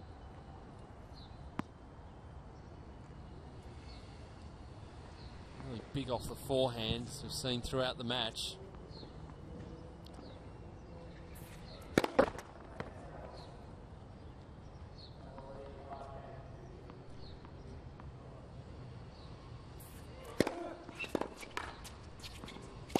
Oh, 15-30.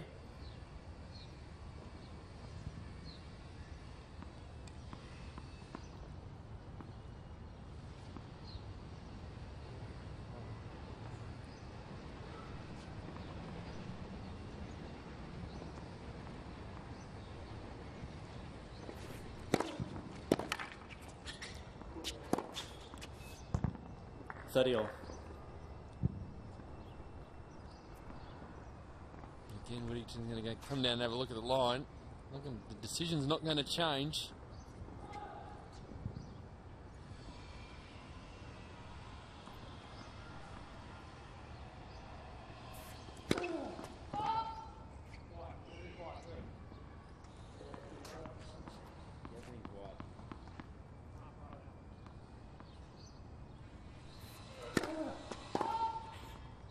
Double 30, fault 40. comes. So worried about the call on the first serve. A little distracted. Break point for Whittington to get back to 3-all.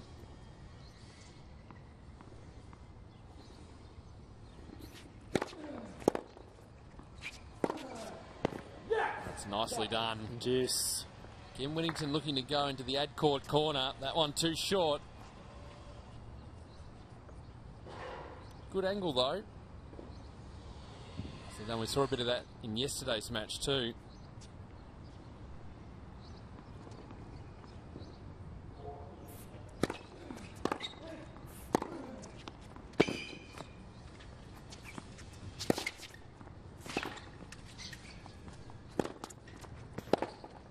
Oh, well done. Way behind the baseline. Advantage Whittington. Nice finish. Ben Mitchell didn't do a lot wrong. Right opportunity to get in. He's a tall guy, Andrew Whittington. The beautiful pass.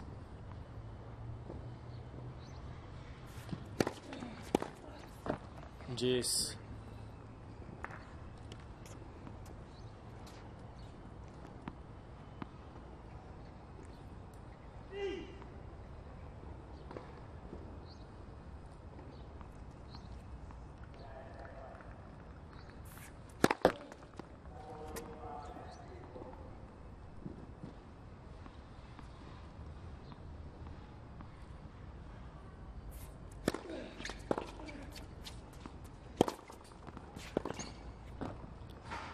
Advantage Mitchell. Frustration starting to build, but in that position in the court, there wasn't really a lot he could do, just trying to slice it back. It was only going to be a mid-court ball anyway. Frustrated because he's had opportunities. Game point now.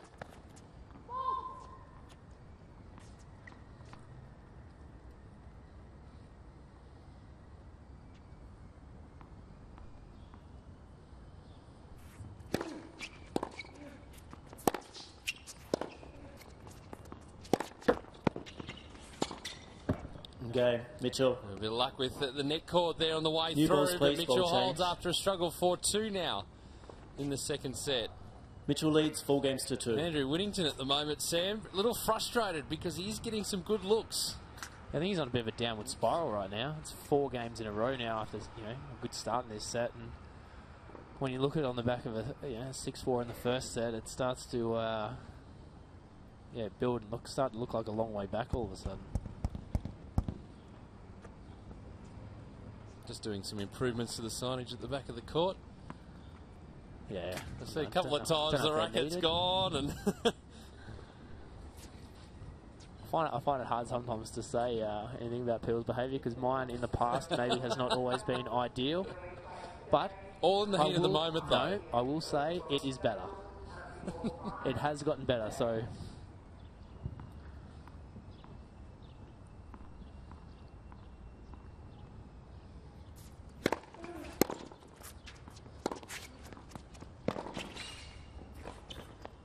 Good hands at the nets, really closing in there. 15 love. Big game, I think, for Whit here as well. You know, if he happens to go down another break and 3 breaks in a row, if he holds here, he's still in this set, but he would hate to go down another break. 30 love. So you're conscious of, you talked about that it's improved demeanour on the court. Are you conscious of that? Yeah, it can be really hard when you're in the heat of the moment to be thinking about those sort of things. Yeah, I mean, it's like a lot. I've said it a few times to people over the last couple of weeks. You know, what have you changed? What's the reason that you're doing better? And I feel like it's everything I'm doing now is a choice to do it. You know, I feel like if you choose to behave like a moron, then you'll behave like a moron. If you tell yourself I'm not going to behave like that, you won't behave like that. I mean, it's not always easy, but and there's a habit to be broken there. But in the end, it's just a decision that you make, and I feel like I'm making better decisions in that. 14-15. Do you still keep the conversation going with yourself though? No, I mean, that wasn't a bad thing. That's not a bad thing. No, I mean, I'm not as much a conversationalist with myself on court. You'll still know if I'm there. I mean, I think my fire and my, it's never going to change. That's my personality a little bit, but I definitely have it under control and trying to swing my talk to a positive side of things, try and tell myself positive things and 40-30. React in a positive way as opposed to only reacting in a negative way, I guess. Well, for some players, when they do get into that stage, it's a tell for the other player that they're struggling a little bit, they might be frustrated, things aren't going the way they like, but in other ways, it's just a part of the personality of the player. I don't think there's anything wrong with that. No, I mean, I think it's all how you channel it as well. I mean, some guys can behave like an idiot and it affects them really badly, and then some guys can behave like that and it sparks them up and ignites some sort of fire under them. So Mitchell leads 4-3. 4-3 now for Mitchell in this second set. Let's find out what's happening on court number 7. Sean, are we the second set finished? Yeah, thanks, Pete. We do have a result in the second set. Luke Saville taking the first, as we know, 6-4, and he's taken the second as well, 6-4. The explosive backhand that we saw Santalan hit with against Reed yesterday doesn't seem to be there. A few loose shots on the backhand wing, but what I've been really impressed with just watching a lot of this second set is Saville's not afraid to move up to the net. It'd be great to know the percentage of net shots that he's actually won, because he has missed a few points at the net, but not afraid to move up, and it's just a great tactic. Really gets Santalan thinking, what do I do next, and then rushes some of his shots. So Saville playing a very, very nice set here, and looks set to go through, but who knows? The 5-setter from yesterday may see Santalan get up in this third, and we could have a cracker on court 7, guys. Well, could we see Akira turn it around? I mean, he was 2 sets up yesterday. He could have another go. JP back yeah, in his hotel We've watching. got Santalan serving in the third set, so I'll come up to you with some updates later, guys. Look forward to it. Thanks, Sean. You're getting text messages here. Yeah, JP back at his hotel, taking it easy while everyone's out grinding on the court still, sending me text messages, laughing at me. If you choose to act like an idiot, you'll act like an idiot. Sounds like he's acting like an idiot. What, by sending that text? Nah, he's been smart, scouting his opponents from the comfort of his hotel room. Love 15. Hey, geez, he's sitting back going, job done. I'm done. Yeah. You're out of here. In and out.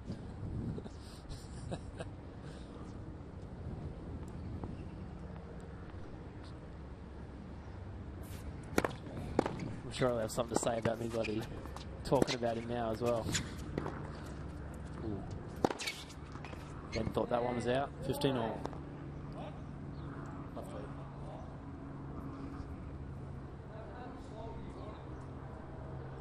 To me, from here, it looks as though it's just catching. Not definitely. Can we get it to a maybe? Ben thinks definitely. Ooh. Umpire says maybe. What do you say, Sam? Well, if that's the replay we have, I'm calling that in. But yeah, it looks good to me.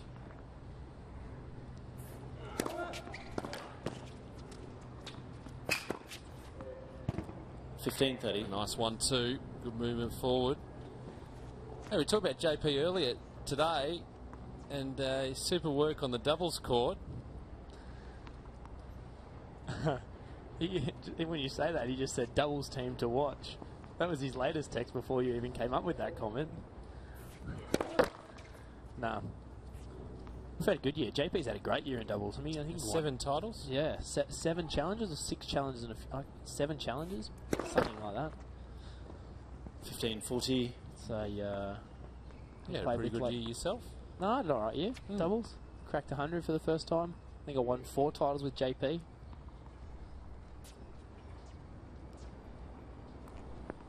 Yeah, no, it was good.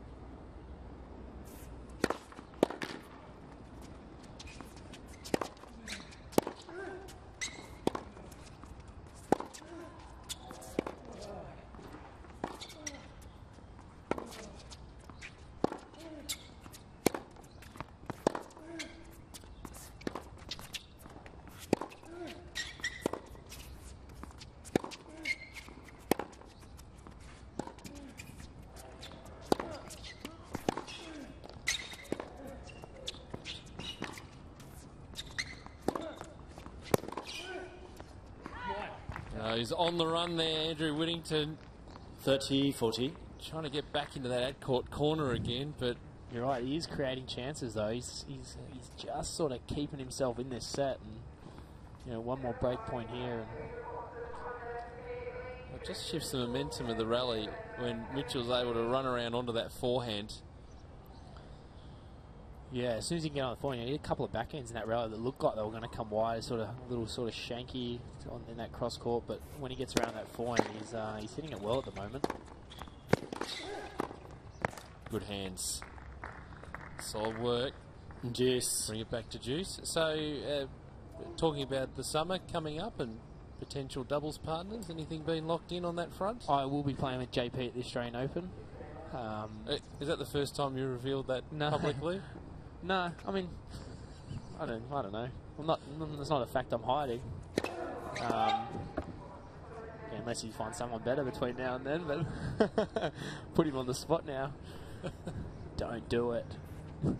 No, we'll play the Aussie. Yeah, we've had a good year and we gel well together, and you know, I really enjoy playing with him. Advantage, Mitchell. I can't remember a bad word being said even in matches we've lost this year between us, and I think that's important. You know, when you're playing doubles, finding someone that you can, you know, yes, it's a business, and yes, you're out there to win, but also someone that we can, you know, I can really enjoy my time with on court.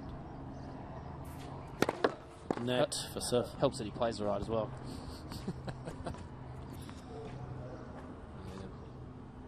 Tip for all the club players out there: get a good partner. Yeah, that's something he's done well this year.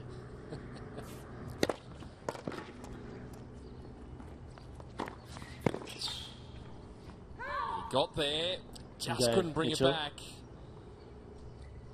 Mitchell leads 5 games to 3. So 5 games to 3. Jeez, late screen from Witt as well. It was big for him to get out of that game, I think. You know, I think you only get a certain number of looks, you know, and as you start to play better guys, and I mean, Mitch is 250 in the world, I guess, but you know, maybe the guys at this level give you a few more looks, but you're still only going to get a certain number of looks. You know, you're not going to get chances every single game, and you know, Witt's definitely, you know, had a break early in this set and definitely had his fair share of looks in games, and you know, opportunities like that, you just can't afford to keep giving them up. Well, the frustration with that last point was he actually guessed the right way. He was in a reasonable position and he just missed. Ben was done. Ben was beaten. He wasn't getting back to that. He could have hit it 4 meters inside the court. Ben was standing here at the net, almost watching it go past him.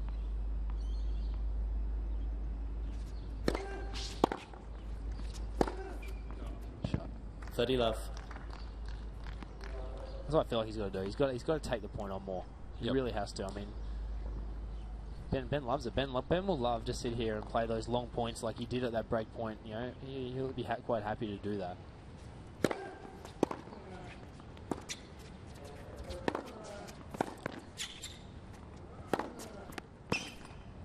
He's just in control of the point. We've seen 30, 15. Andrew get to the net a couple of times too, finding the opportunity off the short ball. And at the moment, though, he's not getting the chance because Ben Mitchell's hit him so deep into the court.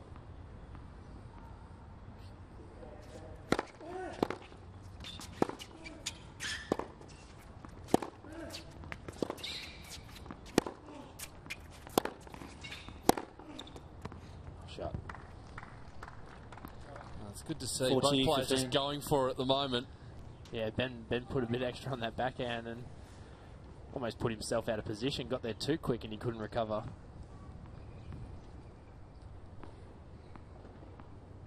Good forehand from Witt.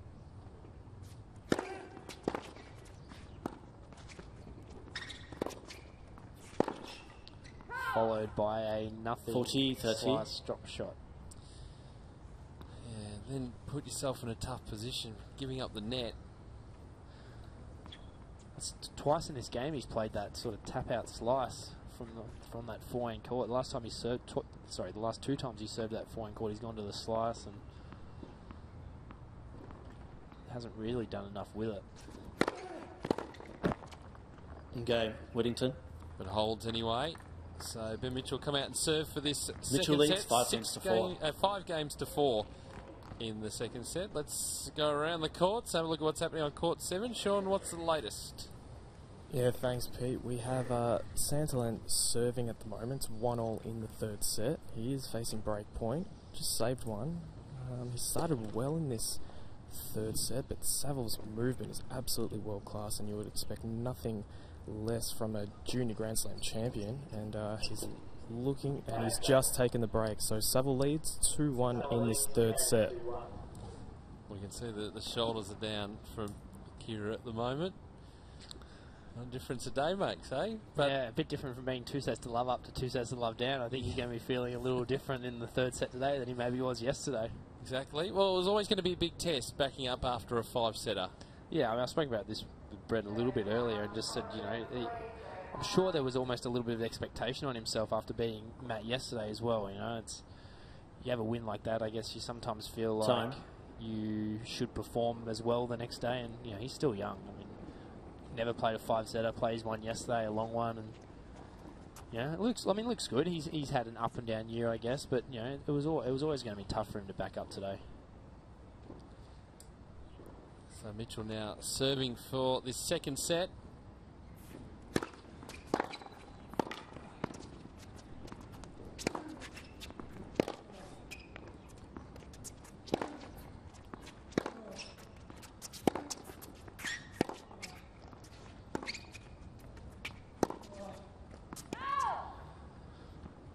Also feel like Andrew's creating all these chances as well. I mean, I said that you won't keep getting the chances, but I guess the thing from Ben's point of view is you can only save so many as well. You know, he's putting himself in a lot of situations Witt's giving himself a lot of chances. I mean, you know, I guess there's two ways to look at it. You keep creating chances, you'll eventually get one, but yeah, I mean, big point here, I reckon.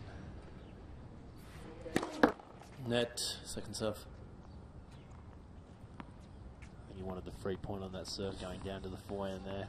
He was hoping.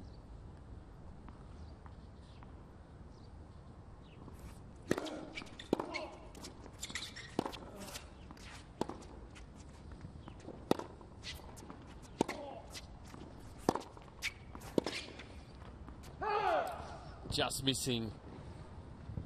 It's been the story of the day. 15 all. Again, a short ball. Got the target to go for, wanted to go line, just missing again. Yeah, I mean, Ben's definitely not his strongest around the net either. I mean, he's the sort of guy you just really need to be making play a volley there.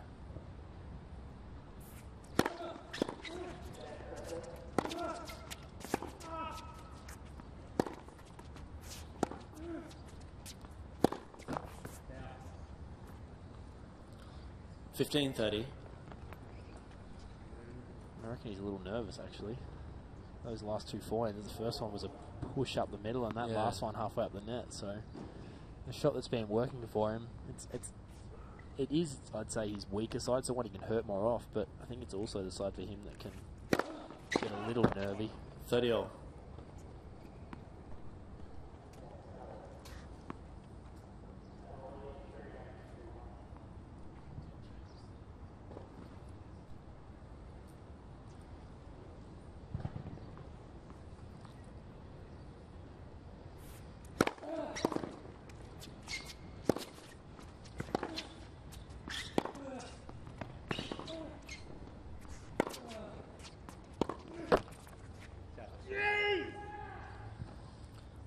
Just 40, more 30. trying to guide that backhand up the line. A little bit tentative, and it's now a set point for Ben Mitchell. Take a 2 sets to love lead. Yeah, interesting. It's almost like he wanted out of that point and just pushed the backhand up the line.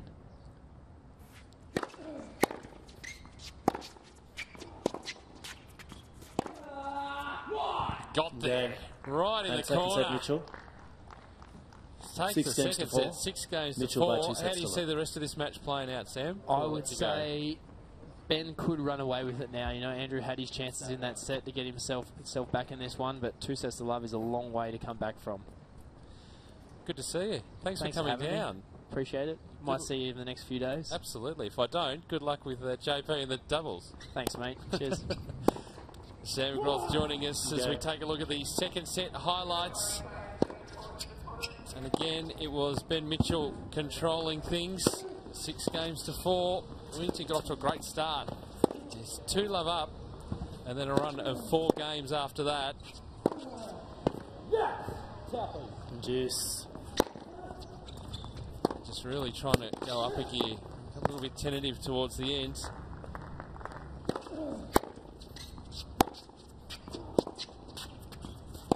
And then that was set points. And what a way to bring it up. So 6 games the set, 6 games to 4. While we've got the opportunity, the players are sitting down. Let's go out to court 7. And Sean's waiting out there with an update on this match currently underway.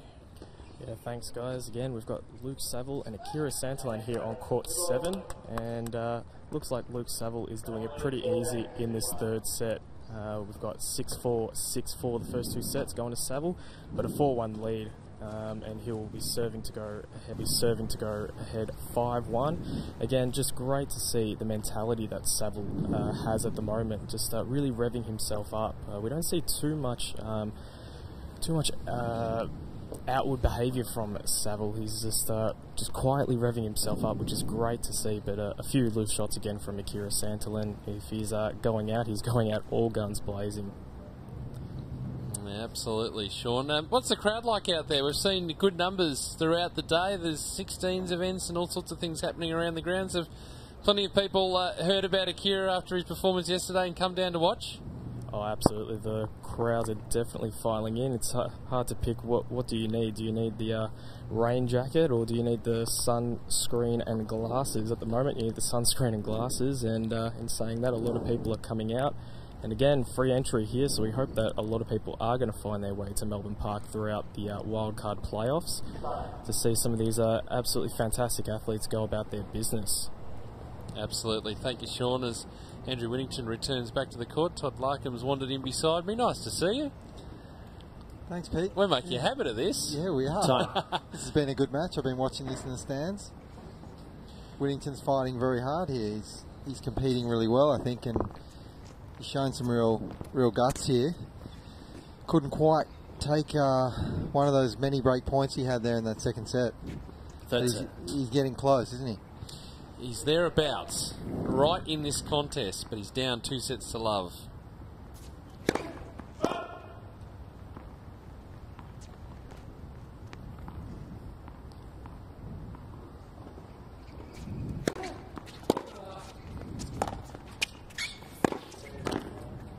If we look at just the 2 sets in isolation, love 15. As a coach, if you're sitting down with your player after the match and they've sort of been in the contest and they've been creating opportunities, what do you say?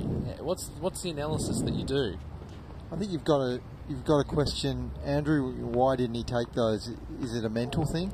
Did he get tight? And how can he deal with that better next time? The other thing is, did he get it right tactically? And did he pressure the right spots of Ben? And did he do the right things on those big points?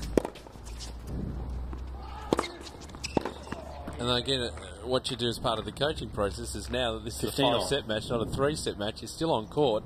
It's up to the player to do that analysis as they're going along. Okay, what can be tightened up? What can be fixed up in the contest? But what can change here to change that 6-4 around in your favour?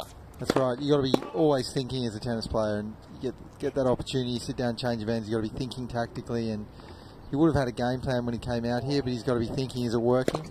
Could I do something different? 15-30. What am I doing on those big points? Yeah, double faults are not good. But I guess on the positive side of the ledger, you're also sitting there going, you're actually putting yourself in a position to create those opportunities and actually getting to break points, game points, that sort of thing. You are setting up the points well. So there's a lot of positives to come out of this performance. Yeah, absolutely. He's playing a good match here.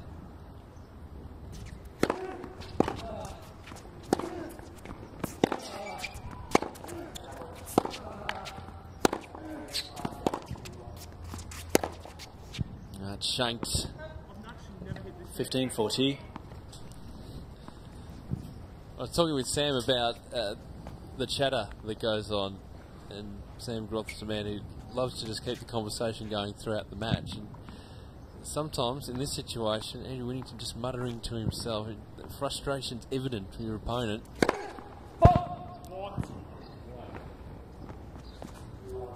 This also is part of the frustration. Sure is. I thought that was wide.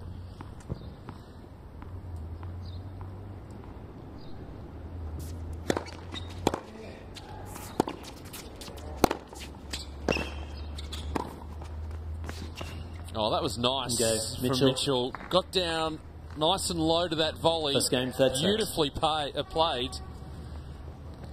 Great point, Ben Mitchell there. Like, very aggressive. Looking to take the opportunity. As soon as he got a chance on that forehand, he ripped it and he came in. Excellent volley into the corner. You know, another early break that Whittington's going to have to really dig deep here. It's a long way back for him now.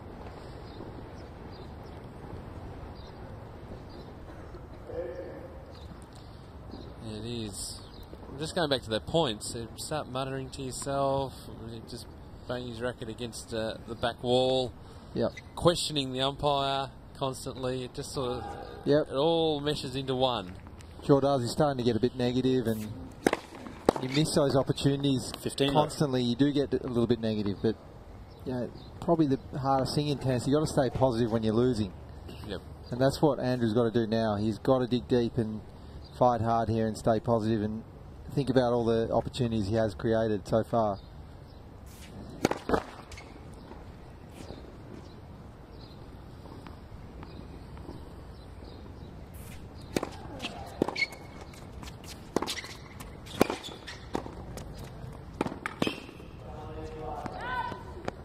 That's missing. But it also needs to look at the scoreboard too. See 6-4, 6-4. There's not 6-2 or 6-3. There's not a lot in it. If you're thinking now, thoughts go through your head, you know, do I have it physically? Can I play 3 more sets? And that's where I think you've got to set yourself little goals. You've got to set himself, can I win this set? 1 set at a time. Can I win the next game? Can I win the next point? Try to just chip away at the scoreboard.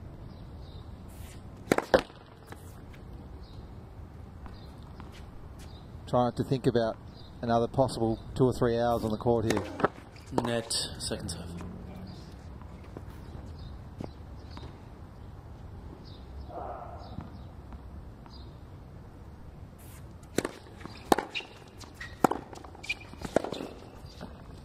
Let's flip it around from the Ben Mitchell's perspective.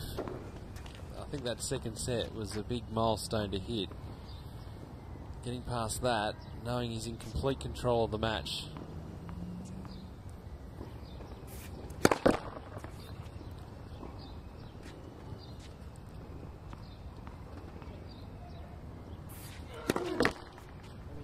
He's just got to maintain his concentration and his intensity here. Keep Andrew down, stay on top of him. He'll be thinking about getting to the ice bath pretty soon, get off the court, and he's got a couple more very tough matches ahead of him if he's going to win this playoff.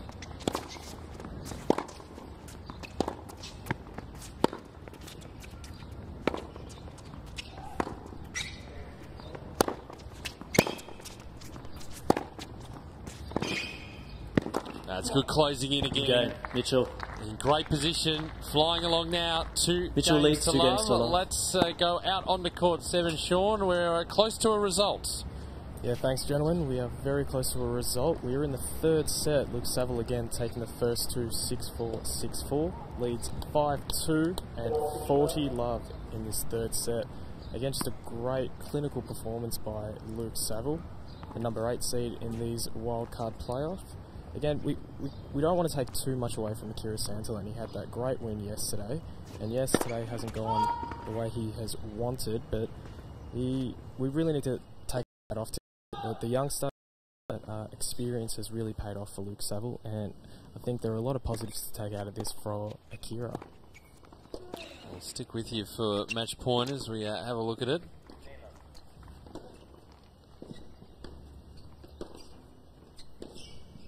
Yeah, you can see there, just too much. Games to 1. Yeah, good hold from Witt. He had to hold there. That was absolutely crucial.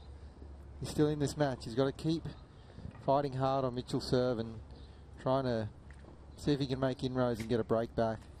Is it hard coming up against someone you know really well?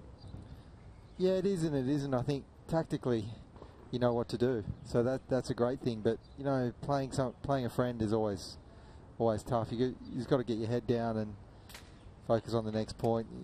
You want to win no matter what, so you got to focus on that. Focus on winning. Play the ball, not the player so much. Yeah. I guess the other hard part is if you don't take losing too well, which I don't think many players do. Catching up for dinner plans afterwards doesn't necessarily work out. You leave it 48 hours. Yeah. Well, it can be hard with some of these tournaments where you're actually travelling together all over the place. That's right. Sometimes you or if you're in doubles together. Yeah, doubles together.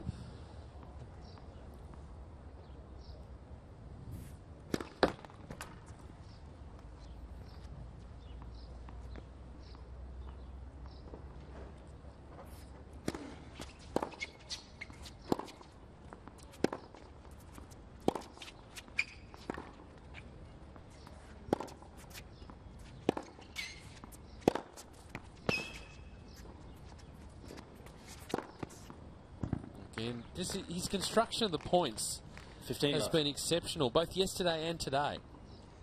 They have. He's hitting the ball very cleanly, and it's great to see him hitting his forehand so well. He's getting around his backhand whenever he can, and really dictating that forehand, hitting it all corners. 30 love. There's his favourite serve on that side. If I was playing him on the big points, you'd have to cover that ball. He really loves that flat, wide one.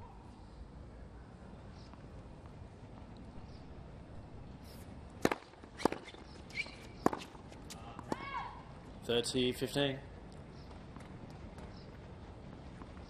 I've said it plenty of times throughout the match that Whittington's been trying to work into the Adcourt corner, trying to get onto the Mitchell backhand, but a couple of them just fallen short. So as you say, it gives Ben the opportunity to really run around on that forehand. Yeah.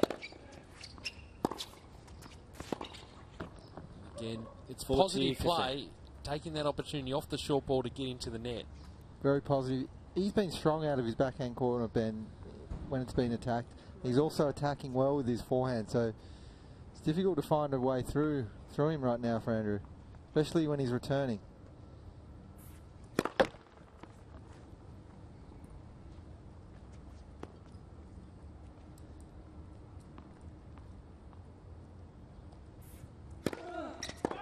$40-30. Couple of double faults thrown in this game. Just pressing a little too much on that serve.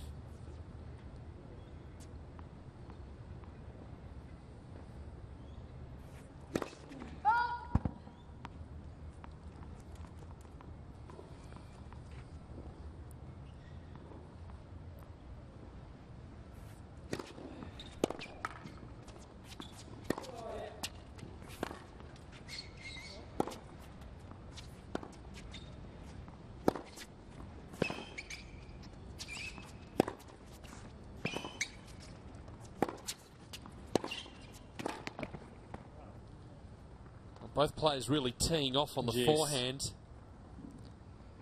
Yeah, I like the way Whittington's going deep when he's defending. He's slicing forehand and backhand, just digging, trying to stay in the points. We didn't see that from Bouchier yesterday. And if, you know, if Bouchier's watching, that's something he could learn. You know, you don't have to belt it when you're defending.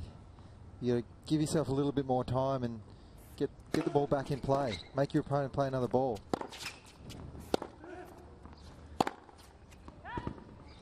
Advantage Whittington. And so easily can turn around as we're seeing now. So Whittington with an opportunity to bring things back to 2-all.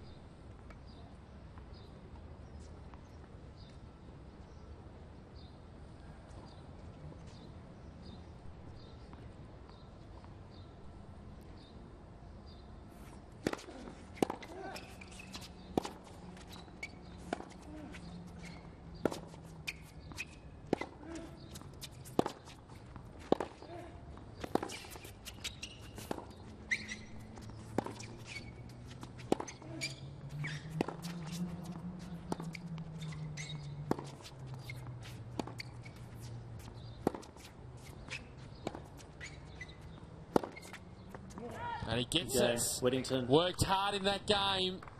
Couple of double faults from Mitchell, but it's 2 games all in this third set. Luke Saville, a straight sets winner earlier today on court 7. He's with Adrian Franklin.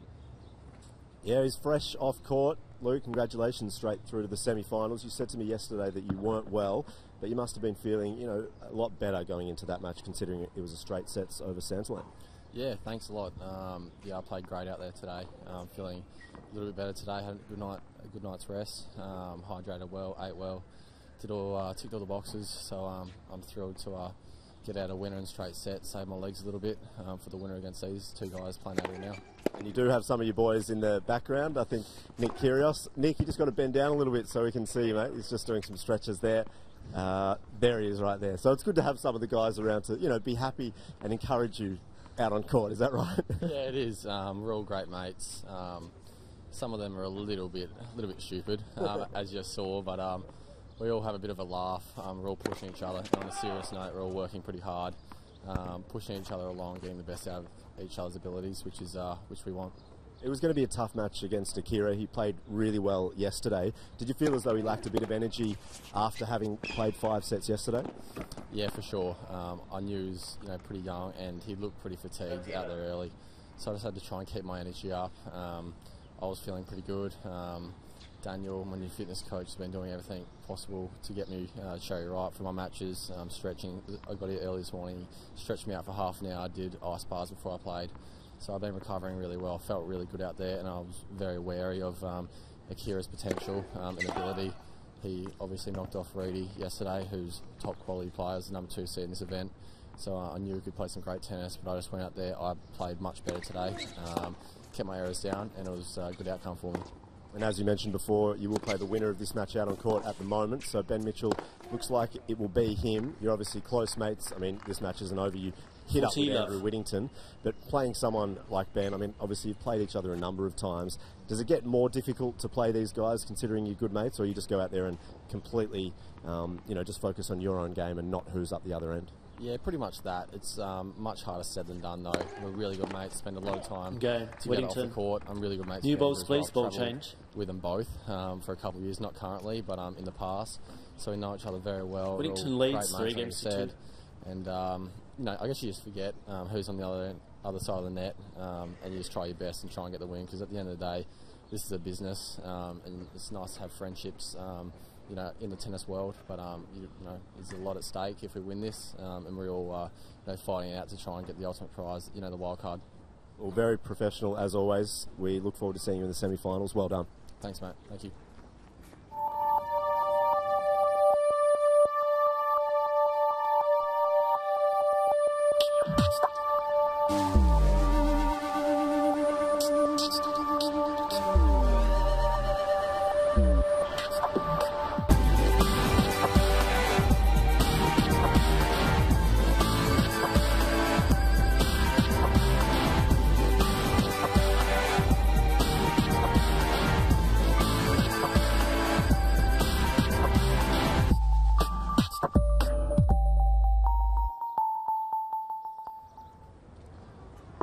Court 6 at Melbourne Park, and Ben Mitchell leading 2 sets to love, but a good turnaround, good fight back from Andrew Whittington. He got the break back, held serve, and so we are on serve now in this 3rd set. Going back to that break point at 2-1 that Whittington grabbed, that was he just made a conscious decision in that point he wasn't going to miss, and he dug and he dug and he was determined to win that point and not lose it off an error. Net for serve. This is a great effort from Andrew. I've watched Andrew a lot over the last 7 or 8 years since he was 11 years old, and if I could be critical of anything, at times when he's down, he hasn't fought hard enough to get back. But I'm very impressed with his maturity that he's showing here in this match. He has competed very, very hard here. And he's gone out and grabbed the momentum. He has. He's turned it around here. Yep. He's had a really good year, Andrew. Won a couple of futures, travelled throughout the world, and it's really been great for him. It's really maturing as a person and as a player.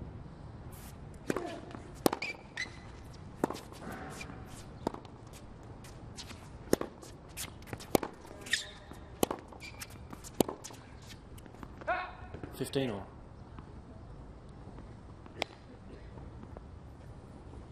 Looking a lot more positive as well. Yep. The body language is a lot better.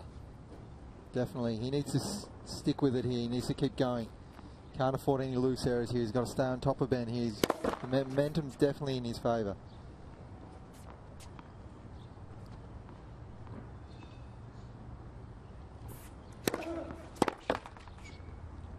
$30-15.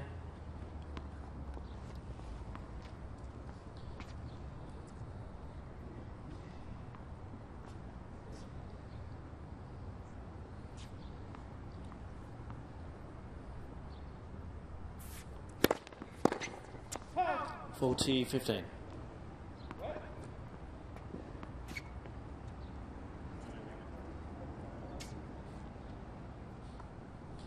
umpire's not going to make an overall from that side of the court. No.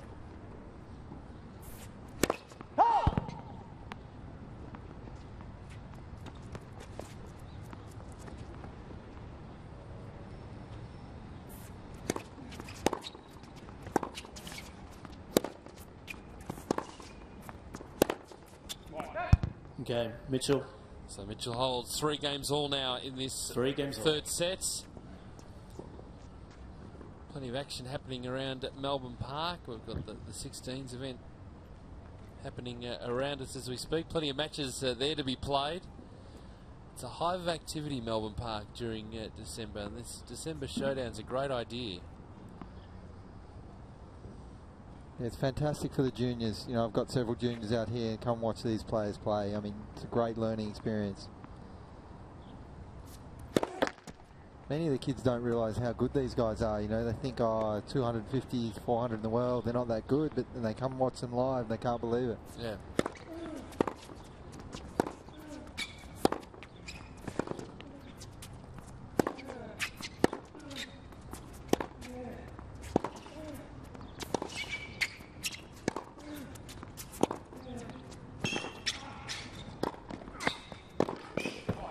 Pushing hard there, Whittington, but again Mitchell just so solid at the net today. Only made a couple of errors at the net. Moving forward well, isn't he? He's quick to move in. He pounces on those floating volleys, and something that he's really improved probably in the last 18 months is his net game and coming forward. He's willing to come in now.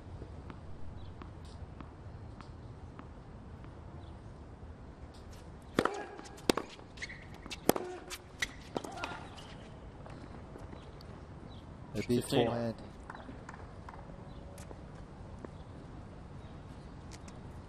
Whittington's giving it everything he has here. He knows he's got to hold on here these next 2 service games.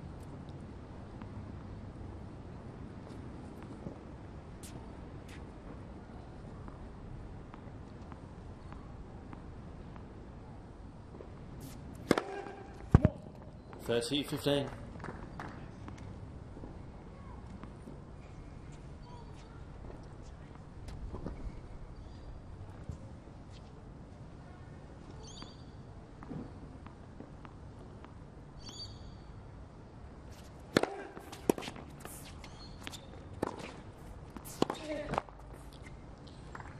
This time taking the opportunity to come to the net, putting the pressure on Ben Mitchell. He's changed his game around. He's a lot more active in the game, a lot more positive, aggressive.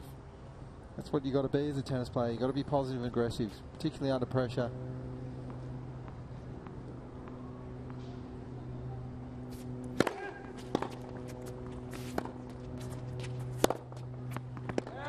Okay, Whittington holds for 4-3. In this third set. Whittington leads 4 games to 3. So we go around on serve again. It's become more of an arm wrestle this third set. Sure has. Yeah, it's getting close. This Whittington, these next 2 games, if he's 5-4 up, he needs to really try to put some pressure on Ben. Make him play a lot of balls this game. Get into the rallies. Absolutely. It's on serve in this third set. The Hot Shots program has been running here at Melbourne Park as well. Here's a bit more info on it.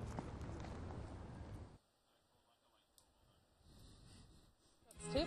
Tennis does require a lot of movement.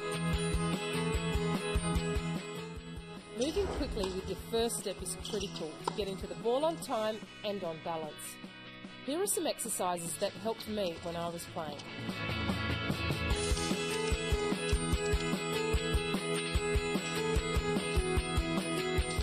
That's all for today. Keep practicing hard and having fun with MLC Tennis Hot Shots.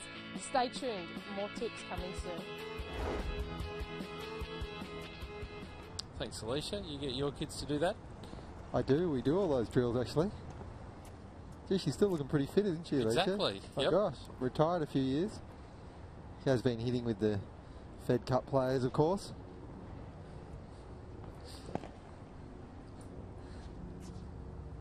And she's been down here all week having a look at the players going around.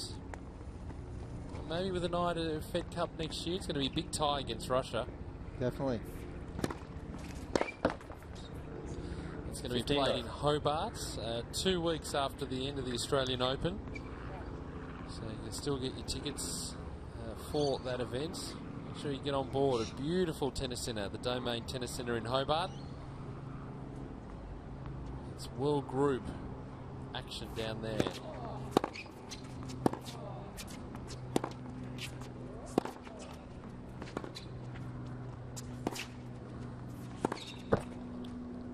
30 love.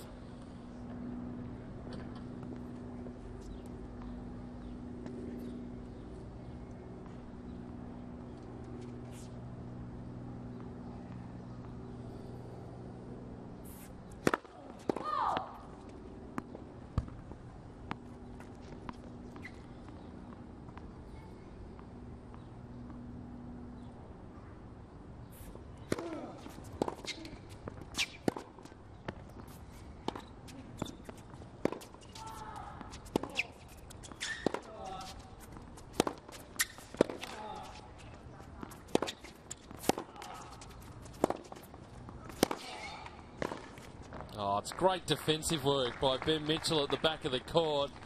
And then had the small window of opportunity to wheel around on that forehand, took complete advantage. Yeah, showing how quick he is, wasn't he there? Great flexibility to get down to some of those balls out wide. Ripping the forehand when he got the chance. Okay, Mitchell. Holds to love as well, so we're back to 4-all. 4 games all. Good hold from Ben, showing no signs of nerves at all there.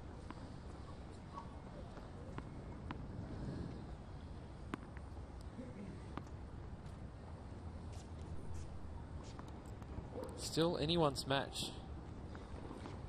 I have to say, right at this point in time, Mitchell has the advantage, but Whittington showing plenty here. Love 15. He's used his slice well today when he's defended. He's changed up the pace, stayed in the points, but when he gets an easier ball like that, he's got to rip it. He's got to stay in control and be aggressive. Can't back off in this game.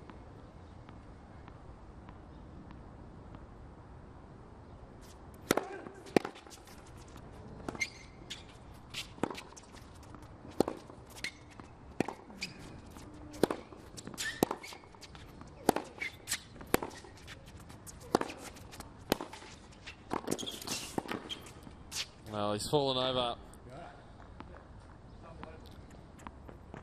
Love 30. Well, it was a great point. It was a great point. He just went the wrong way with that volley. Mitchell read it, and that was a good lob. I don't know if he was going to get to that lob, even if he hadn't slipped. A huge opportunity now, Ben Mitchell.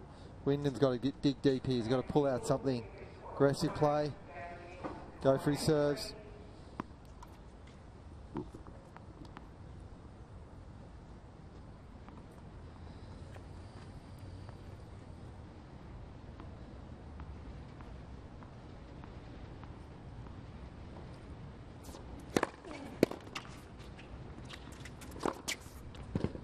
Well, that's an easy put away. It's a good way to reply. 15-30.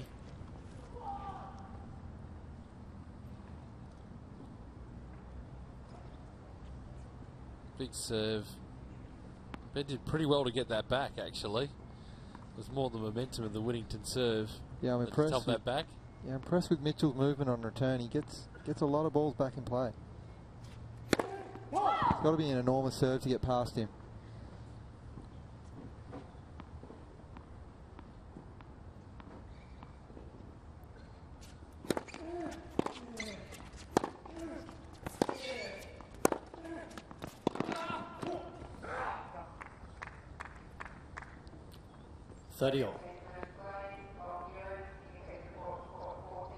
Both players working super hard side to side.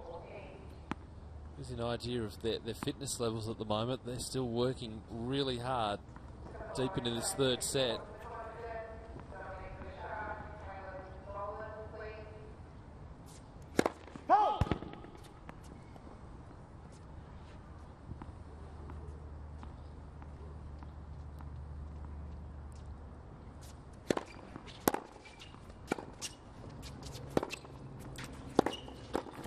Great volley. And again, coming in under pressure on the big 40. point. Making Whittington come up with a pass, and he couldn't get out of the middle enough there, but great volley from Mitch. Got down low. Rafter would have been happy with that one. Yep, great reach across the net too.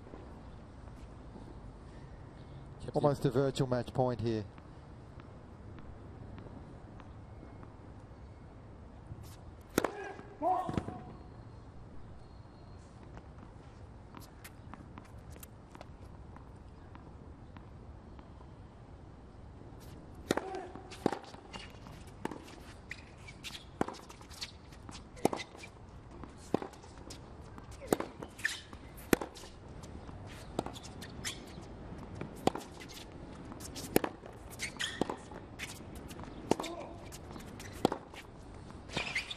In game, Mitchell.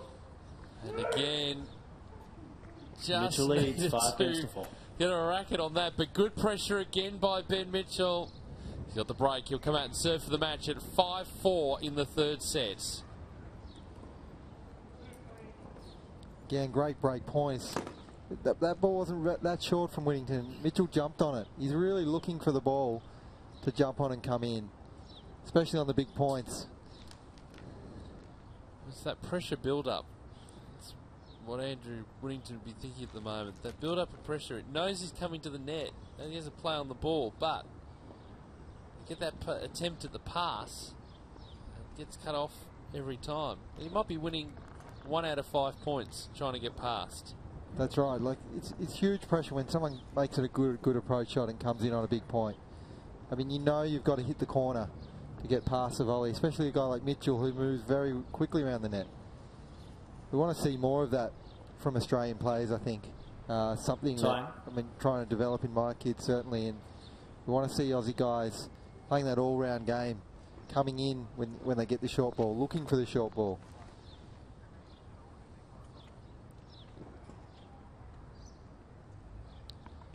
I guess playing a lot of doubles will help with that too. Absolutely, doubles is great. Why wouldn't you play doubles as well, you know? Mm. 15 left.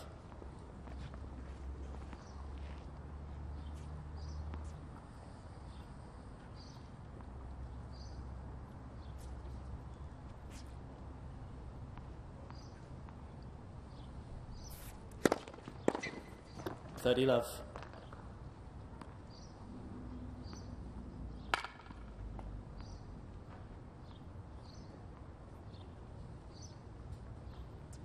No signs of nerves here from Ben Mitchell. 2 big first serves.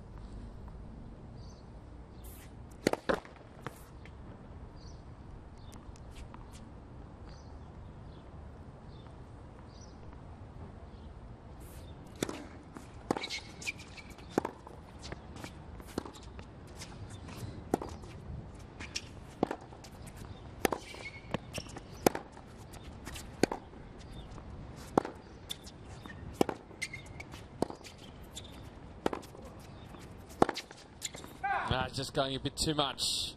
Right idea though. Going deep into that court corner. What it means is that 3 match points now for the third seed Ben Mitchell to advance to the semi-finals.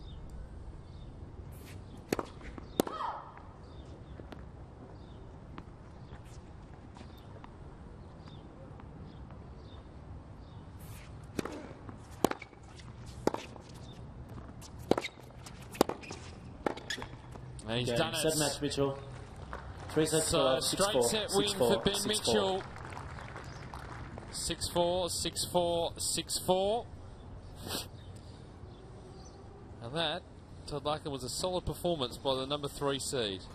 Really was. Like, it was close. Each set was close, but Mitchell played well under pressure. The key points, really aggressive, creating pressure on his opponent, doing all the things right. Everything his coach would have told him to do there. Under pressure, he did. He should be really happy with that, getting through in straight sets again. Now, this could be critical later in the tournament. Mitchell's had two straight set matches, and he should pull up well with the day off tomorrow. Should be ready to go on Friday. Yeah, absolutely. He'll play Luke Saville in the semi-finals on Friday. There is Andrew Whittington, who acquitted himself really well. Todd, just a couple of key points along the way that just let him down. Fought really hard, didn't he? And he competed really well, and he's improved a lot in the last 12 months. He's going to find some positives out of that match. And I think for him, I think his coach should be happy with him in general. I think, you know, maybe need to play a little more aggressive and under pressure. Mitchell seemed to take control of the big points. Maybe that's something he can work on next time. Absolutely. Plenty to discuss on that front. So we're just waiting for Ben to have a quick chat to us. And I imagine he'd be pretty pleased with his performance today. He's courtside with Adrian Franklin. Ben Mitchell, Todd Larkham, just while you're coughing there. Yeah, okay. Todd Larkham just mentioned that was a really professional performance by yourself. You did really well under pressure as well. Your coach would be happy. Is that how you saw it? Yeah, I think it was good to play a match like that. Yesterday, I didn't really feel too much pressure out there. It was a comfortable, very comfortable match. So to have a match where I'm, facing a lot of break points and tight three-set match, it's good to have one of them because you need that for later on in the tournament. It seems like that is a strength of yours, though, similar to perhaps Luke Saville. You're a really professional player. You try to do the right things at the right times. Is that something that you see as well? Yeah, for sure. I try my best to, physically, I'm very good. Mentally, I still need to work on it a little bit, but I think I'm improving on it every day. So, yeah. So, and Todd Larkham, as I mentioned before, he said your coach will be happy. Ben Mathias is doing a lot of work with yourself, and he hides himself over there all the time. He doesn't say a hell of a lot, but you must be, enjoying the relationship you have with him at the moment. You spend a lot of time with him throughout the year. Yeah, I mean, I've known him pretty much my whole life. So he used to play tennis with my older brother.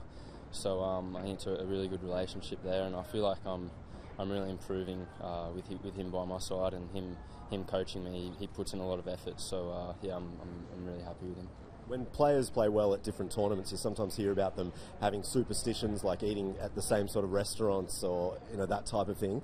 What about yourself? Do you have something that you're going to do tonight? You're going to go and eat the same food at the same restaurant perhaps? I used to be like that, and I'll tell you a quick little story. It won't take long. We like stories. No, take your time. We like stories. I was playing junior Wimbledon, and I found this amazing Thai place. I was having green chicken curry every single night. And it got to quarter-final day, and I told my physio, Ian Prangley, that I was doing this, and he said, no, it's not good to have the same thing every single night. So it took all my strength, but I actually had spaghetti bolognese on quarter-final day, and I won my next match. So ever since then, I don't give a crap. I'm a green chicken curry man myself as well. Great dish, great dish. So tonight, where are you heading for dinner? Oh, maybe Thai, green chicken curry. No, last night we actually had Thai, but I'll probably get some pasta into me or a nice juicy steak. So, take your time. You got a day off tomorrow. We can't wait to see you in the semi-finals. Good luck. Thank you. Thanks.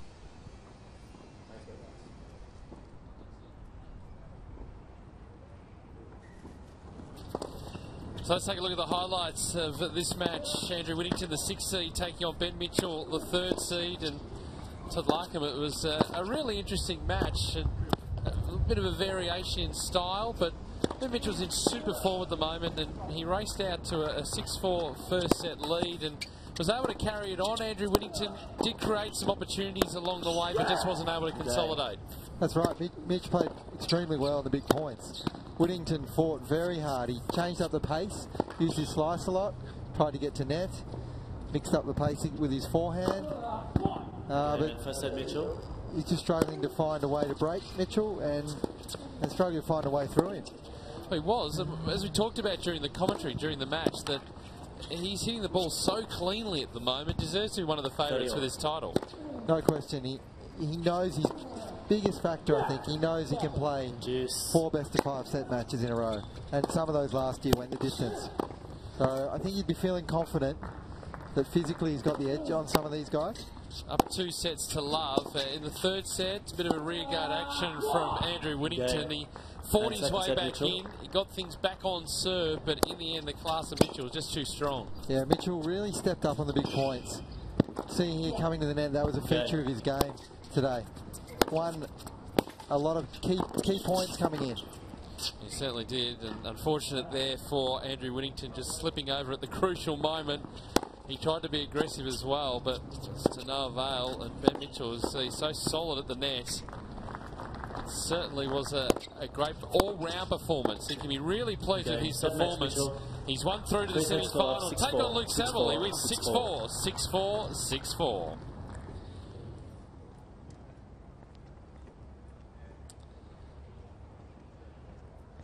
And it's been a great day here at Melbourne Park, despite the rain delays, Todd, which have frustrated everyone. Earlier today, JP Smith threw in straight sets. Luke Saville having win in straight sets, and we'll wait on the result. Jordan Thompson and Alex Bolt seats 4 and 5 to play. But we're looking forward to the semi-final stage, and certainly that Mitchell-Saville game will be really interesting. Yeah, both guys got a day off to recover, and certainly Saville needs that. So he's going to come out all guns blazing on Friday. He's going to be super pumped to win this match. I mean, what an enormous prize on the line, $35,000 to lose first round of the AO, and if you win round, substantially more. So, yeah, well, great day's tennis. It is peak hour out there at the moment. For all the details of tomorrow's schedule, we move into the women's quarterfinal stage. You can use the hashtag AO Playoff if you're following that, and also the tennis.com.au website. It is women's quarterfinal day. We'll be on air live from 10 o'clock Melbourne time. Thank you, Todd, for coming in. Great fun. And we'll hopefully catch up with you across the rest of this tournament. Been a good day today. Hopefully the rain will stay away tomorrow. We look forward to your company for women's quarterfinal day at the 2014 Australian Open Wildcard Playoff. We'll see you then.